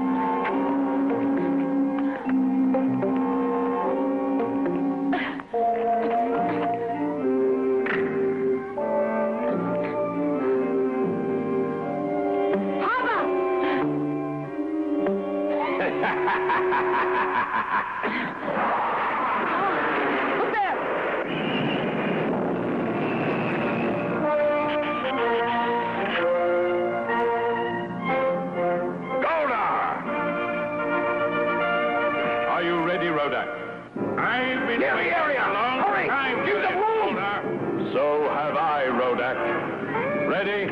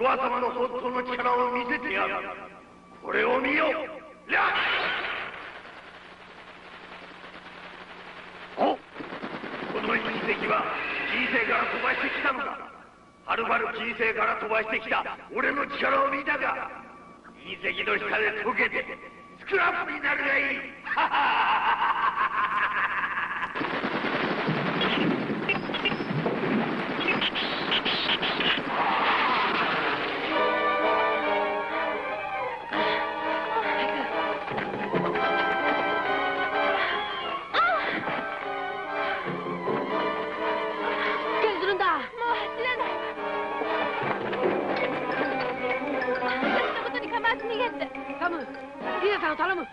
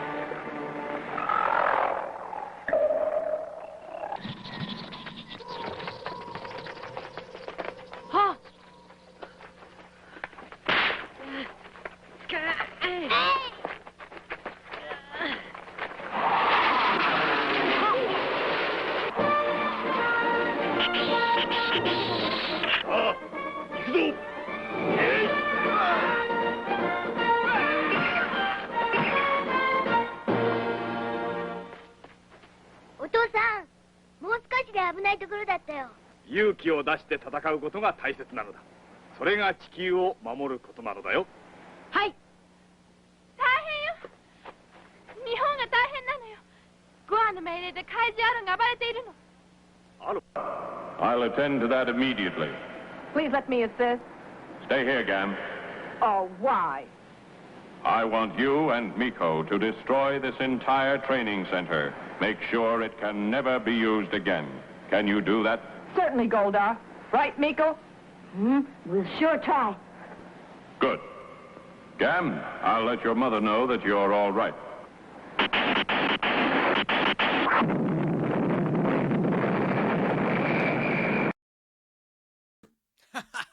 Went a little long there. By the way, a few years ago, I had a Japanese friend, Akiko, translate. I took notes. We watched that together here, and I wrote down everything that was being said. So someday I'm going to do this and on my YouTube channel and translate in English. For Rodak, when he went up on the ship and was going.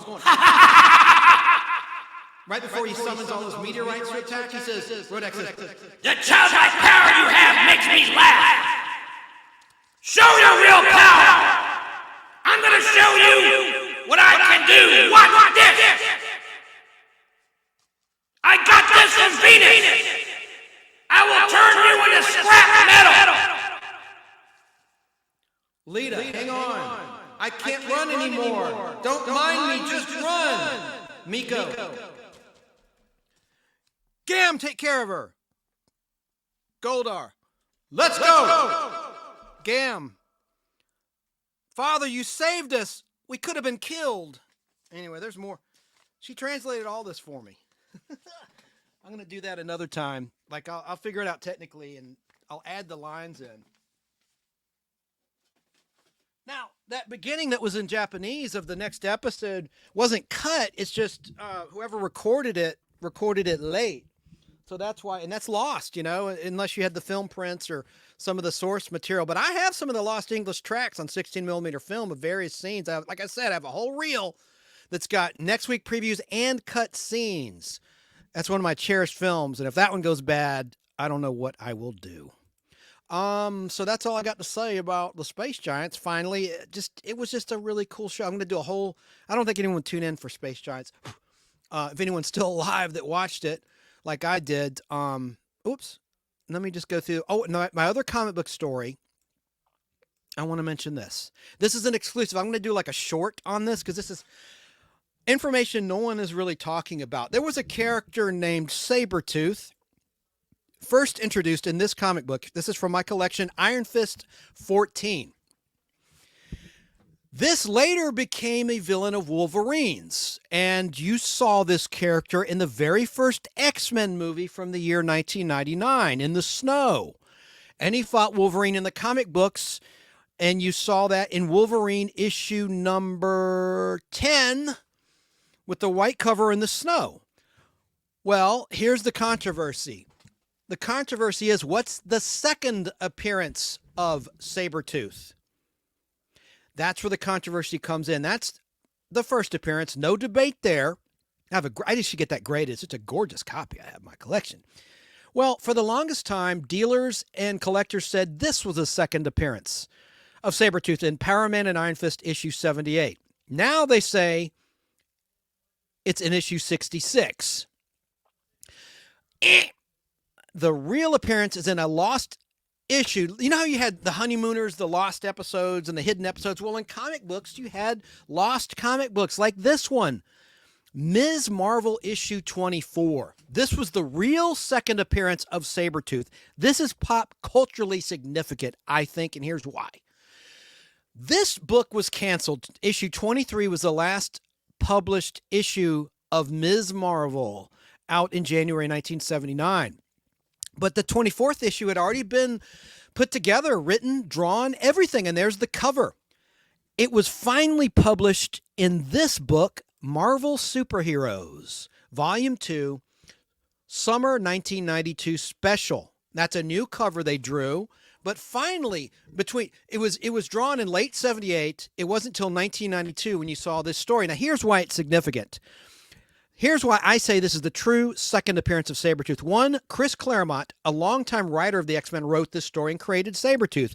He also wrote the second appearance in Ms. Marvel 24. There's his credit, bottom left, Chris Claremont.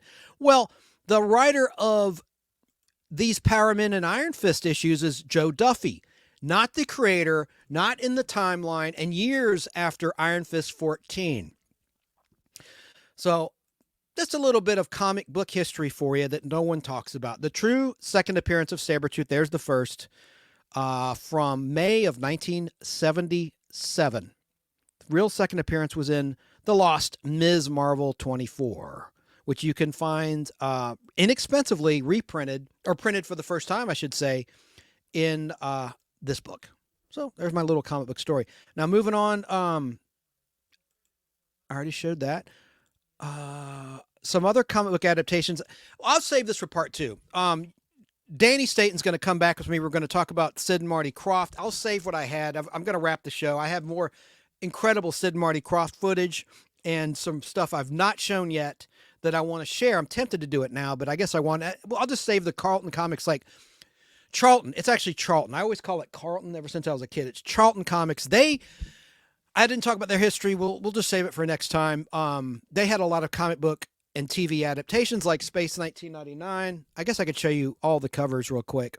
Then you had Speed Racer and Now Comics down the line. You had Star Blazers in Comico, Battlestar Galactica way back in 1978. That lasted a long time in Marvel Comics. Robotech for DC. So the big publishers, DC and Marvel, also, of course, did movie and TV adaptations, along with Gold Key and Dell. Let me just show you on camera the other Space 1999 issues from this short box right here. While I have them out. Oh, look at these books. First appearance of Nightwing. I have multiple copies of that. He's going to be a thing. That's Dick Grayson Robin. He became Nightwing in 1984. Is my mic still on? Can you hear me? There's that. These were good Teen Titans issues. Here's the first appearance of, this guy's going to be a thing, Deathstroke. Deathstroke in DC comic books. But let me stay on topic. Stay on target. We're too close. We're so close. Stay on target. I've got these weird romance comic books in here too, like I Love You. Ghostly Tales, Charlton Comics. All sorts of weird books in here. But Space 1999. Here's issue 1. I already showed it on camera, but just to prove, and I can start putting the stuff away. There's issue 1 with John Byrne cover art. John Byrne had the distinction of drawing a Time magazine cover for Superman's 50th birthday, which was in 1988. Here's issue 2 of Space 1999, the comic book. A little bit of a glare. Issue 3, and Joe Staten did the interior art of issues 1 and 2. John Byrne eventually did the interior art when he was up and coming. He was brand new to the comic book scene. But there's issue 3 with a John Byrne cover. Here is issue 4 with a John Byrne cover. I love that with the exploding eagle. Very cool. Here's issue 5 with a John Byrne cover. These are all in pretty good shape. I hope my mic can pick this up. Let me get closer to the microphone. Issue 6. Space 1999 with a John Byrne cover. And this is the only one based on season 2 of Space 1999. This one is not a John Byrne cover, but it introduces Maya, the Metamorph character. I have a couple copies of this one. This one was really hard to find. This one's really rare. I mean, this was like, when I say that, this was like before you had basically eBay. And there's another weird Space Giants comic book from years later. It's a one-shot. Mankind is doomed. No one can defy Rodak. And also I have a 45 single record album. Oh man, I have a bunch of these. Speed Racer that I talked about. I guess I should just save it. Save it. Star Wars 3D. We'll start putting this stuff away. Oh, and then there's the Comico. Listeners, and this has been a listen fail show. All the Space Giants clips will not be listener friendly. All these covers I'm showing are not listener friendly at all. Oh, I forgot, I had Star Blazers, Comico. And you had another independent publisher, First Comics, that published some interesting comic books that were adaptations, and we'll talk about that too in part 2. Let me just look at what's in this box. I got all sorts of weird books in here. Tales of the Unexpected. I love this underrated Untold Legend of Batman Origin miniseries. It's really good. There's issue 2. It was just 3 issues, and I have the book where it was reprinted. It's one of my favorite of the Batman books. Even better than, I hate to say it, Frank Miller's The Dark Knight. I know a lot of you are probably cursing me for saying that. And then I have a ton of copies of Watchmen #1, first print from 1986. I bought right off of the shelf in the comic shop when I was a teenager. Someone was talking about Ultraman in chat. There's Ultra Klutz. I have all of those, which is a strange independent little spoof on the Japanese Ultraman, Ultra Klutz. I think they're worthless, but I like them. They have sentimental value to me. John Byrne, Doomsday -1. Doomsday +1. I always screw that up. Doomsday +1. I have all those. I'll just have to save that for another time. Oh, dear. Make sure there's nothing else I wanted to show on top. Those are my 4 Invaders issues. We showed those earlier. Whoa, it's so much glare. There's the Invaders issues. I'm like packing up here. Yeah, that's pretty much it. There's my Land of the Giants books up top in the background. Let me change the camera shot. And God, I can't believe people are still watching. I know I'm just a bag of wind talking so much. Change that. And I forgot to turn on my sign. I don't know why I turned it off in the first damn place. Okay, so let me check the comments. It's our sweet Sarah, Southern California Sarah. I'm in and out. That's what she said. That's such a stupid, tired little comeback. I mean, everyone says that now. He says, oh my gosh, another dead battery. Okay, man, charge that sucker up. Chance, you're killing me, giggle, says Southern California Sarah. Okay, so I thought that was an interesting, then again, maybe I'm just nuts, but I thought that was an interesting tidbit about Sabretooth. And for the longest time, I thought the lightsaber was spelled S-A-B-R-E. I mean, L-I-G-H-T S-A-B-R-E because Sabretooth is spelled that way. Instead of E-R, it's R-E. I don't know why. I'm going to quickly check my clips. I want to make sure I showed everything. I know I didn't show the Sid and Marty Krofft. I better save that for next time, for next week. I'm going to do it Friday night, though. Sunday's not my day. I like to relax on Sunday. I know you do, too. It just worked out this way. And besides, there's no football, no baseball right now. I thought it'd be a good time to do one on a Sunday, do a show, because there's no sports going on. And as Danny pointed out, NASCAR was rained out. But I don't think sports fans are watching me anyway. I want to say there are a couple birthdays.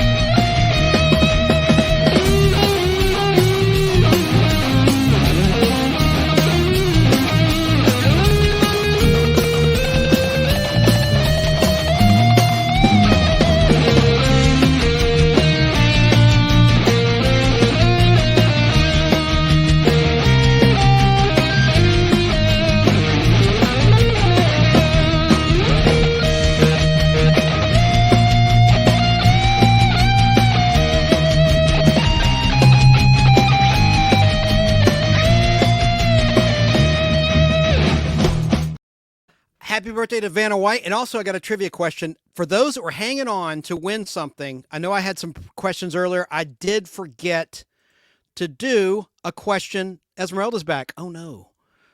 Oh, no, that's an old comment. I'm going to do a trivia, but I want to say I've got to acknowledge some birthdays. Happy birthday to Dr. DeRay. I love the Beats headphones. He was born on February 18th, 1965 in Compton, California. Happy birthday to you. Happy birthday to John Travolta. I need to do a post about him.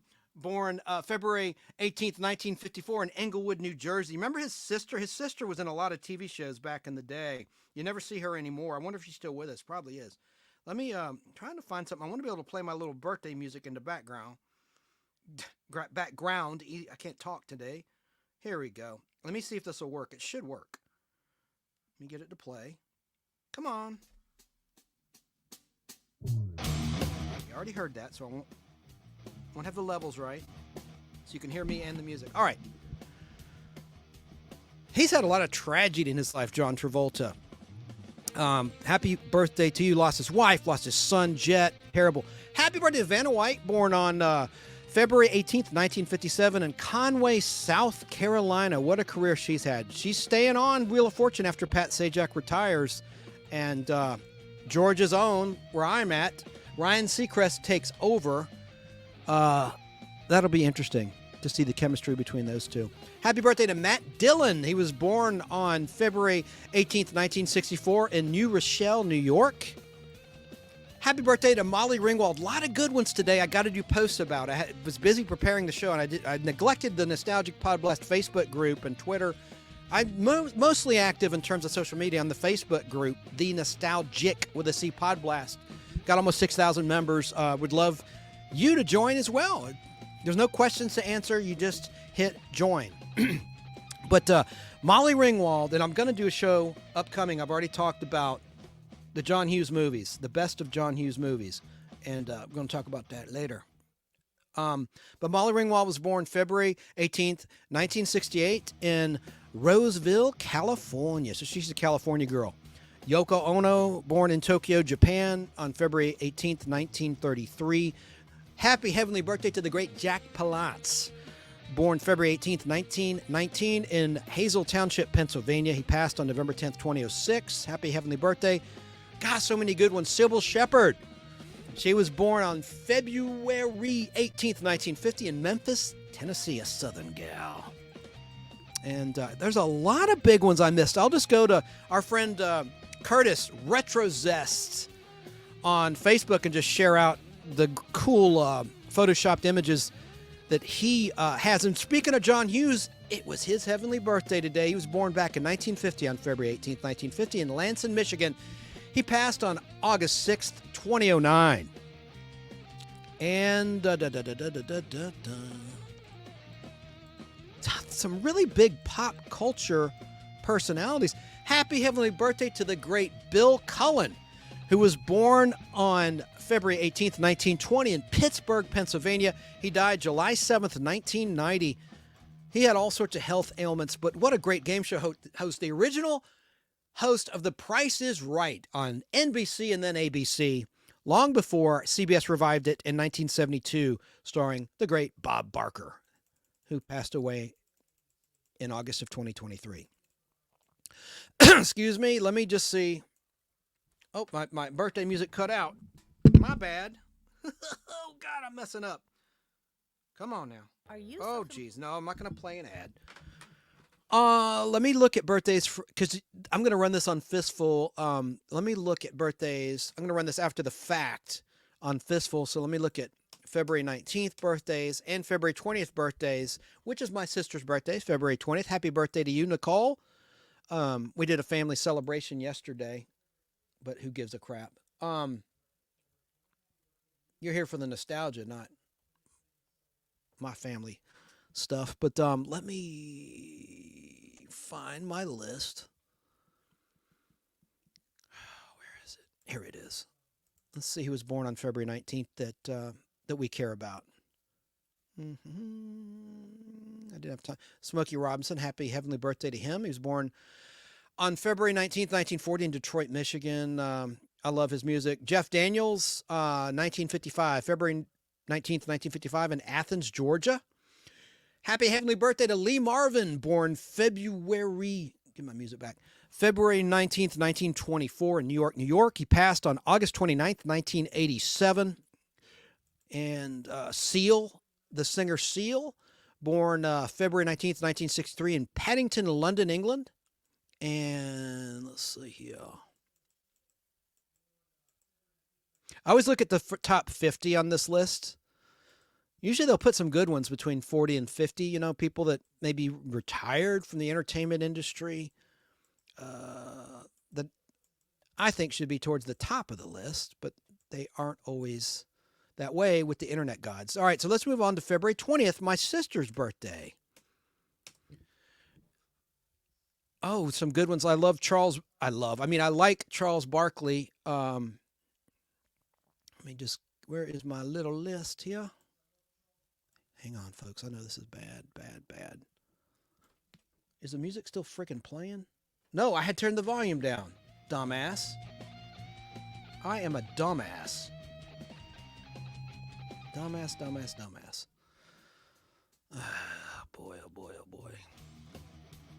I'm a dumb ass. Okay, hang on a second. Where's that list? Because you might be listening on the 20th, right? Found it. Rihanna. Happy heavenly birthday to Kurt Cobain, born February 20th, 1967. In Washington State, in Aberdeen. He killed himself on April 5th, 1994, allegedly. Let me see here. Happy birthday to Charles Barkley, born February 20th, 1963 in Leeds, Alabama. Remember that bit he did with Barney on the SNL where he's playing some pretty rough basketball prison rules on the court with Barney the dinosaur? That was hilarious. Happy birthday to Cindy Crawford, born February 20th, 1966 in DeKalb, Illinois. Happy heavenly birthday to Sidney Poitier. Guess who came to dinner, right? He was born on February 20th, 1927 in Miami, Florida. He passed on January 6th, 2022. Ansel Adams, great artist, born in 1902 on February 20th in San Francisco, California. He passed on April 22nd, 1984. Amanda Blake, happy heavenly birthday to her, born on February 20th, 1929 in Buffalo, New York. She died on August 16th, 1989. We know her as Miss Kitty on Gunsmoke all those years. And she quit the show. She wasn't in the last season of the show. She made it almost through the entire run. And there went my damn music. So it's probably a sign that I need to log the hell off. Shut up, ad. Shut up. Shut your ass. Wash your ass and shut your ass. Sorry. Gloria Vanderbilt, born February 20th, 1924 in Manhattan, New York. She died June 17th, 2019. Anderson Cooper's mother, for those that don't know. Happy birthday to Sandy Duncan, born February 20th, 1946 in Henderson, Texas. And let me just go ahead and look here. Happy birthday to Jennifer O'Neill. I remember her from Cover Up and this movie Steel opposite Lee Majors. She was born February 20th, 1948 in Rio de Janeiro, Brazil, in South America. Let's see what else. All right, that's pretty much all. And I guess I'll just look at February 21st, too. February 21st birthdays include Jennifer Love Hewitt and Alan Rickman. He died January 14th, 2016, but he was born February 21st, 1946 in Hammersmith, London, England. Jennifer Love Hewitt, born February 21st, 1979 in Waco, Texas, where they had that terrible massacre in 1993 at the Branch Davidian compound there. Wow. Let me just look here. I'll never forget that, man. That was an awful day.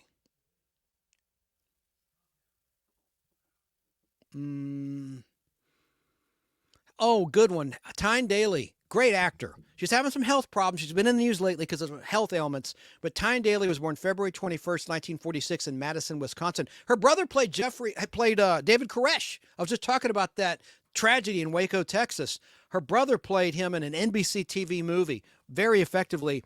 And her brother, Tim, also did a version of The Fugitive as Dr. Richard Kimball, a revival on TV in the year 2000, I believe. It was 2000. But Tyne Daly's a remarkable actor. Ooh, my video game went a little screwy there. Look at that. It's effing up. I've got a lot of Facebook posting to do. These are some big birthdays, people I care about and that I'm fans of. William Peterson, great actor. Oh, man. Live and Die in L.A. Fear, an underrated, crazy horror movie. Stars Mark Wahlberg. He'd rather forget he did that, as does Reese Witherspoon. She said so publicly she regrets doing that movie. Whatever. He was born February 21st, 1953 in Evanston, Illinois. Of course, he's in the CSI stuff, but I remember from Live and Die in L.A., and he played the dad, Reese Witherspoon's dad, in Fear. Wow. Okay, I'm going to wrap on birthdays because this is getting ridiculous. Let's see what else I got here for y'all. Let me see if I have another clip. I just got to scan. I'm not going to do a fake rant of the week. I did have something else. I'm going to skip the nostalgic tree of the week. Here is the promised game show theme of the week. It's just 2 minutes. Just 2 minutes. And it kind of applies to Bill Cullen because he was one of the panelists on this show in the 70s. I like this theme. To tell the truth.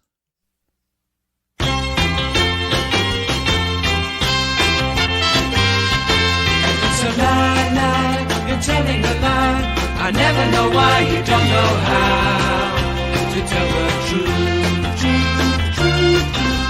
You don't know how to tell the truth, yeah. I'm a fool, I've been such a fool. I'm blowing my cool with you right now to tell the truth. You say you went home early last night. The book you read's out of sight, and that's why you took your phone off the hook and never to get my call. It's a lie, I should say goodbye, but I'm gonna try to teach you how to tell the truth.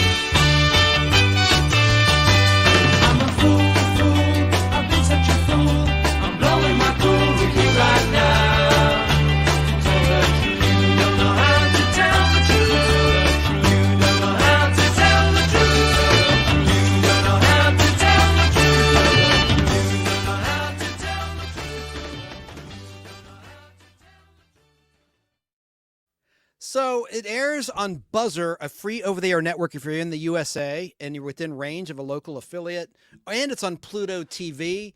I like it, and I like the kinescopes they've been playing at 4 in the morning. I record it, and Johnny Carson was on the panel before he hosted The Tonight Show, before he took over from Steve Allen, and you had all sorts of remarkable people on this. Don Amici, but I like the whole concept of To Tell the Truth. I watched the version in the 80s occasionally, but that's my game show theme of the week. Now for the trivia that I promised you. I'll make this a prize question. Here is a trivia question. You can name your prize. I will give away. Let me switch the camera shot so you can see what I'm giving away. Just a sec. Oh, damn. Let me change my camera shot. Okay. I've got some really cool mint condition Batman cards. I'll mail you 5. 1989 Topps Batman, Tim Burton's Batman cards, okay? Or some Star Wars Topps cards from 1977. 5. I only mail 5. I have 5. The reason I do that, it's not to be cheap, because I have tons of stuff I could mail out. It's just, I like to be able to just slap a stamp on an envelope and mail something out. It's easy, it's quick, it's no problem. And I have to keep it to an ounce for one stamp. So that's the reason. Or I'll give you a Star Wars. I don't think I ever gave this away. Star Wars issue 2. Now, full disclosure, it is a reprint. I promised a comic book. It's not in the best of shape, but I'll give you a bonus comic book too. All you have to do is be the first person to answer the correct answer, to say the correct answer and say claim. Then you'll win. That's all it takes. So here's the question, and I'm going to make this a 50-50 question. So all you have to do is guess the right one. And by the way, Outcast Creative, hello, had said he was a legend, such a lovely person too. Bill Cullen, who are you referring to? I'd like to know who you were referring to there. And Esmeralda said William Peterson was good in the original Manhunter movie. Oh yeah, good one. That was the origin story to not Jeffrey, you know who, Hannibal Lecter. Hannibal Lecter. Wasn't that the origin story to Hannibal Lecter? Hannibal or something? Yeah, To Tell the Truth was a fun show. So the trivia.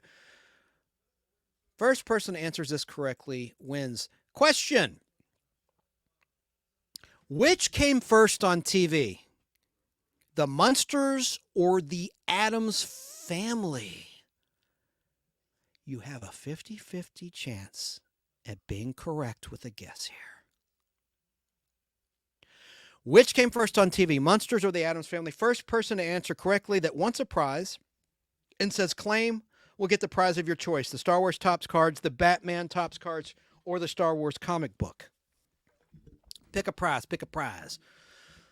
I'm going to repeat again in case there's a delay. The question is, which came first on television, the Munsters or the Addams Family in the 1960s?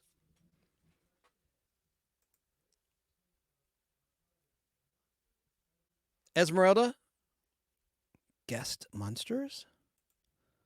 Sarah guessed Addams Family. Sarah, claim. I love you. Don't misunderstand. I love your support. Claim, just so you know, is spelled C-L-I-M-E, not C-L-A-M-E. I'm not shaming you. I'm a teachable moment. I hate that expression. Obama started that. I hate that. I thought he did. A teachable moment. It's so condescending. No. You guessed Addams Family, Munsters. Anyone else? Let me see here. I just want to wait, give someone else a shot. Well, actually, you win, Sarah. You're eligible. It was the Addams Family. The Addams Family premiered on September 18th, 1964 on ABC TV. So the correct answer is the Addams Family. The Munsters debuted on CBS on September 24th, 1964, just days after the Addams Family premiered. How about that? Now, which show did you like the best, Addams Family or the Munsters? And I don't like it when people pose that question like Genie or Bewitched, but it is a fun question to ask and answer, I think. There's no harm in it. When there's similar shows, similar concepts, which did you like best? So I will ask, did you like Addams Family or the Munsters better? Or both? There's no wrong answer here. So, okay, Sarah, name your prize, and I'll mail it to you, and I'll finally mail you that T-shirt. There you go. You got it. So Sarah wins. I don't think she should be ineligible because she puts in so much time here and so many hours. Danny Staten says, who was a guest tonight, how do you remember all of this trivia? I can't remember this morning. Ugh. Yes, Esmeralda, it was The Addams Family, which debuted September 18th, 1964. And The Munsters debuted on, I know I'm repeating myself, on September 24th, 64 on CBS. All right, well, we're going to now finally say goodnight. I got to do my shout-outs really quick. Apologies to Bob, Thrash Pondo Ponds. I usually wouldn't be on in his time slot. He's on YouTube. Thrash Pondo Ponds is his YouTube channel. He does trivia every Sunday night at 7:30 Eastern Time. Want to recommend some Facebookers, too. I want to recommend Steve Russo's Facebook group called The Fun World of Classic Television, as well as classic television shows on Facebook, a huge television Facebook group of classic TV.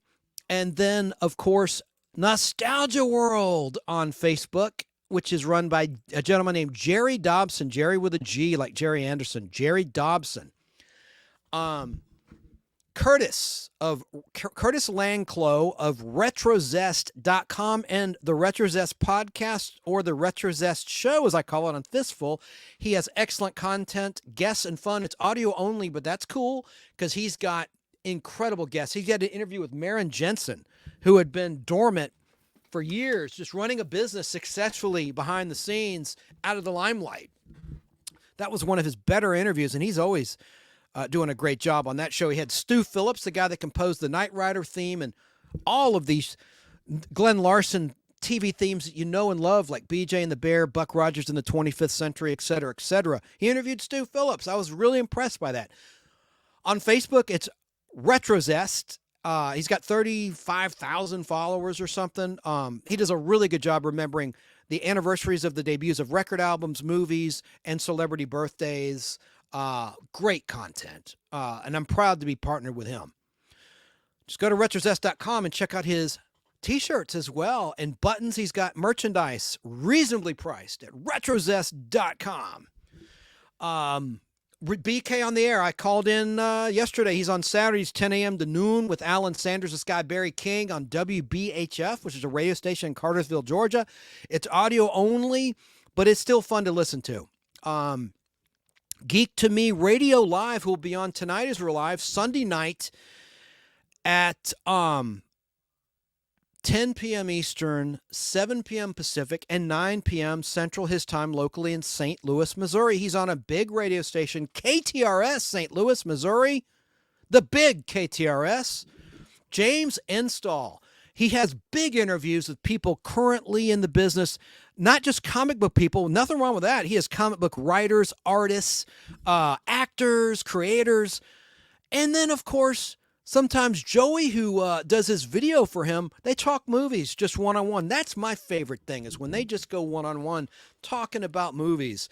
And he has a nice presence on Twitter/X, Geek to Me Radio, and he is live on camera for his 1-hour show on YouTube and Facebook and I think Twitch and Twitter. Geek to Me Radio, James Enstall. K-pop junkie out of Michigan State. She's a YouTuber. Katie is her real first name. And you spell her YouTube channel, letter K, letter P, letter O, letter P, _JUNKI. She's live with comic book artists, creators, writers, and just shooting the breeze on occasion. So subscribe so you'll know when she's going live. Man Cave 101 podcast. They're on Thursday nights around 7:30 Eastern time. They go for a couple hours, 90 minutes to a couple hours, talking pop culture news. And it's from a fresh perspective. I like it. I like what they have to say. And last but not least, Superman Homepage Live, Monday nights at 10:30 Eastern, 7:30 Pacific. They're the #1 Superman resource for all things Superman, the new movie directed by James Gunn, the classic Christopher Reeve movies, comic books, and they feature classic and new comic books, new stories, new and retro Superman. 1-hour show. It's always a 1-hour show, just like James Enstall's Geek to Me Radio. And also, if you haven't already, check out Dave Sundstrom on YouTube. He has a great pop culture YouTube channel. He produces excellent content, and he's really good, just like Thrash Pondo Pons is, with communicating with his audience in chat. And he has exclusive content for members of his YouTube channel. And then Pat McCormack of Golden Rage of TV on YouTube. He interviews a lot of big names in entertainment. And he's a accomplished guitarist as well. He won an Emmy Award, a Daytime Emmy Award, for playing a fictional band member on General Hospital on ABC. How cool is that? And in case you don't know, the geek shall inherit the earth. So I guess that's pretty much all of the shout outs. If I forgot anyone, I will kick my... Oh, Al Hardy, Nostalgia Rewinds on Facebook. That's his Facebook group. And then Tom Williams, who was on, he's known as Basil Chesterman on Facebook and on social media. And his Facebook group, I believe, is Basil's Original Nostalgic Facebook. I never can remember it. I got to write it down. Basil's Nostalgic Podcast, I think is what it's called. Woo, said a mouthful. I've gone almost 6 hours. I'm going to say goodnight. Esmeralda says, thanks. Always a good show. Appreciate that. Appreciate you being here. Thanks to Sarah, My Flock. Oh my God, how could I forget My Flock? She's probably like, Chance, what about me? I'll be on with her Tuesday night talking about television shows. I'm sorry, motion pictures that became good and bad television shows. The link should be in the chat. Link it up, girl. Southern California, Sarah. I'll be on with her Tuesday night at 9:30 Eastern time, which is 6:30 Pacific time. Tuesday night. On February 20th, my sister's real birthday. So I'll be on there. Yeah. Oh, and I asked which... Oh, Esmeralda's correcting me. No, you asked which you like better, Addams Family or Munster. So she was saying Addams Family. That wasn't an answer. Right, she'd already answered. Addams Family was Esmeralda's favorite. Now I got it. Danny Staten asks, how do you remember all this trivia? I can't remember this morning. I know I already said that and put it on the screen. I don't know. I actually, I forgot I put it on the screen. Now I just remembered I put it on the screen. Okay. I'll save the other clips for when I'm on Friday night with Dan. Dan, are you available Friday night? Let me know in chat. Let's reschedule part 2 of our conversation about, and we'll talk about some of the Charlton comic book adaptations, as well as some more of the Gold Key comic books and the Dell comic book adaptations. And we'll get into Now Comics and Innovate. Some of the other publishers like First Comics, anyone that published a movie or TV comic book adaptation, we're going to talk about. And of course, the Sid and Marty Krofft comic books. Can't wait. I got some material. I'll just save it for then. All right. So Friday night going to work for you, brother? Let me know, Dan, if you're still listening. But I'm going to do this Friday night. Part 2 would be fun, Chance. Okay, I don't want to talk about too much of the same thing for diversity's sake. A lot of people don't care about comic books or classic TV, and I talk a lot about both of those things. So I try to have other topics like food, music. Danny says, call me tomorrow. All right, well, I'm going on Friday with something. Friday at 7:30, and I'll be on Tuesday with Sarah on My Flock YouTube channel. Al is still in the background, but he's not in his studio, so I guess he's having supper. He's probably moved on, so I'm going to say goodnight. Good night, everybody. I appreciate everybody being here for this marathon stream. Oh, shit. 5-hour mark. I got to stop or Twitter will cut off at the 6-hour mark. We're almost at the 6-hour mark, so good night. I'm finally going to say good night. Have a great week.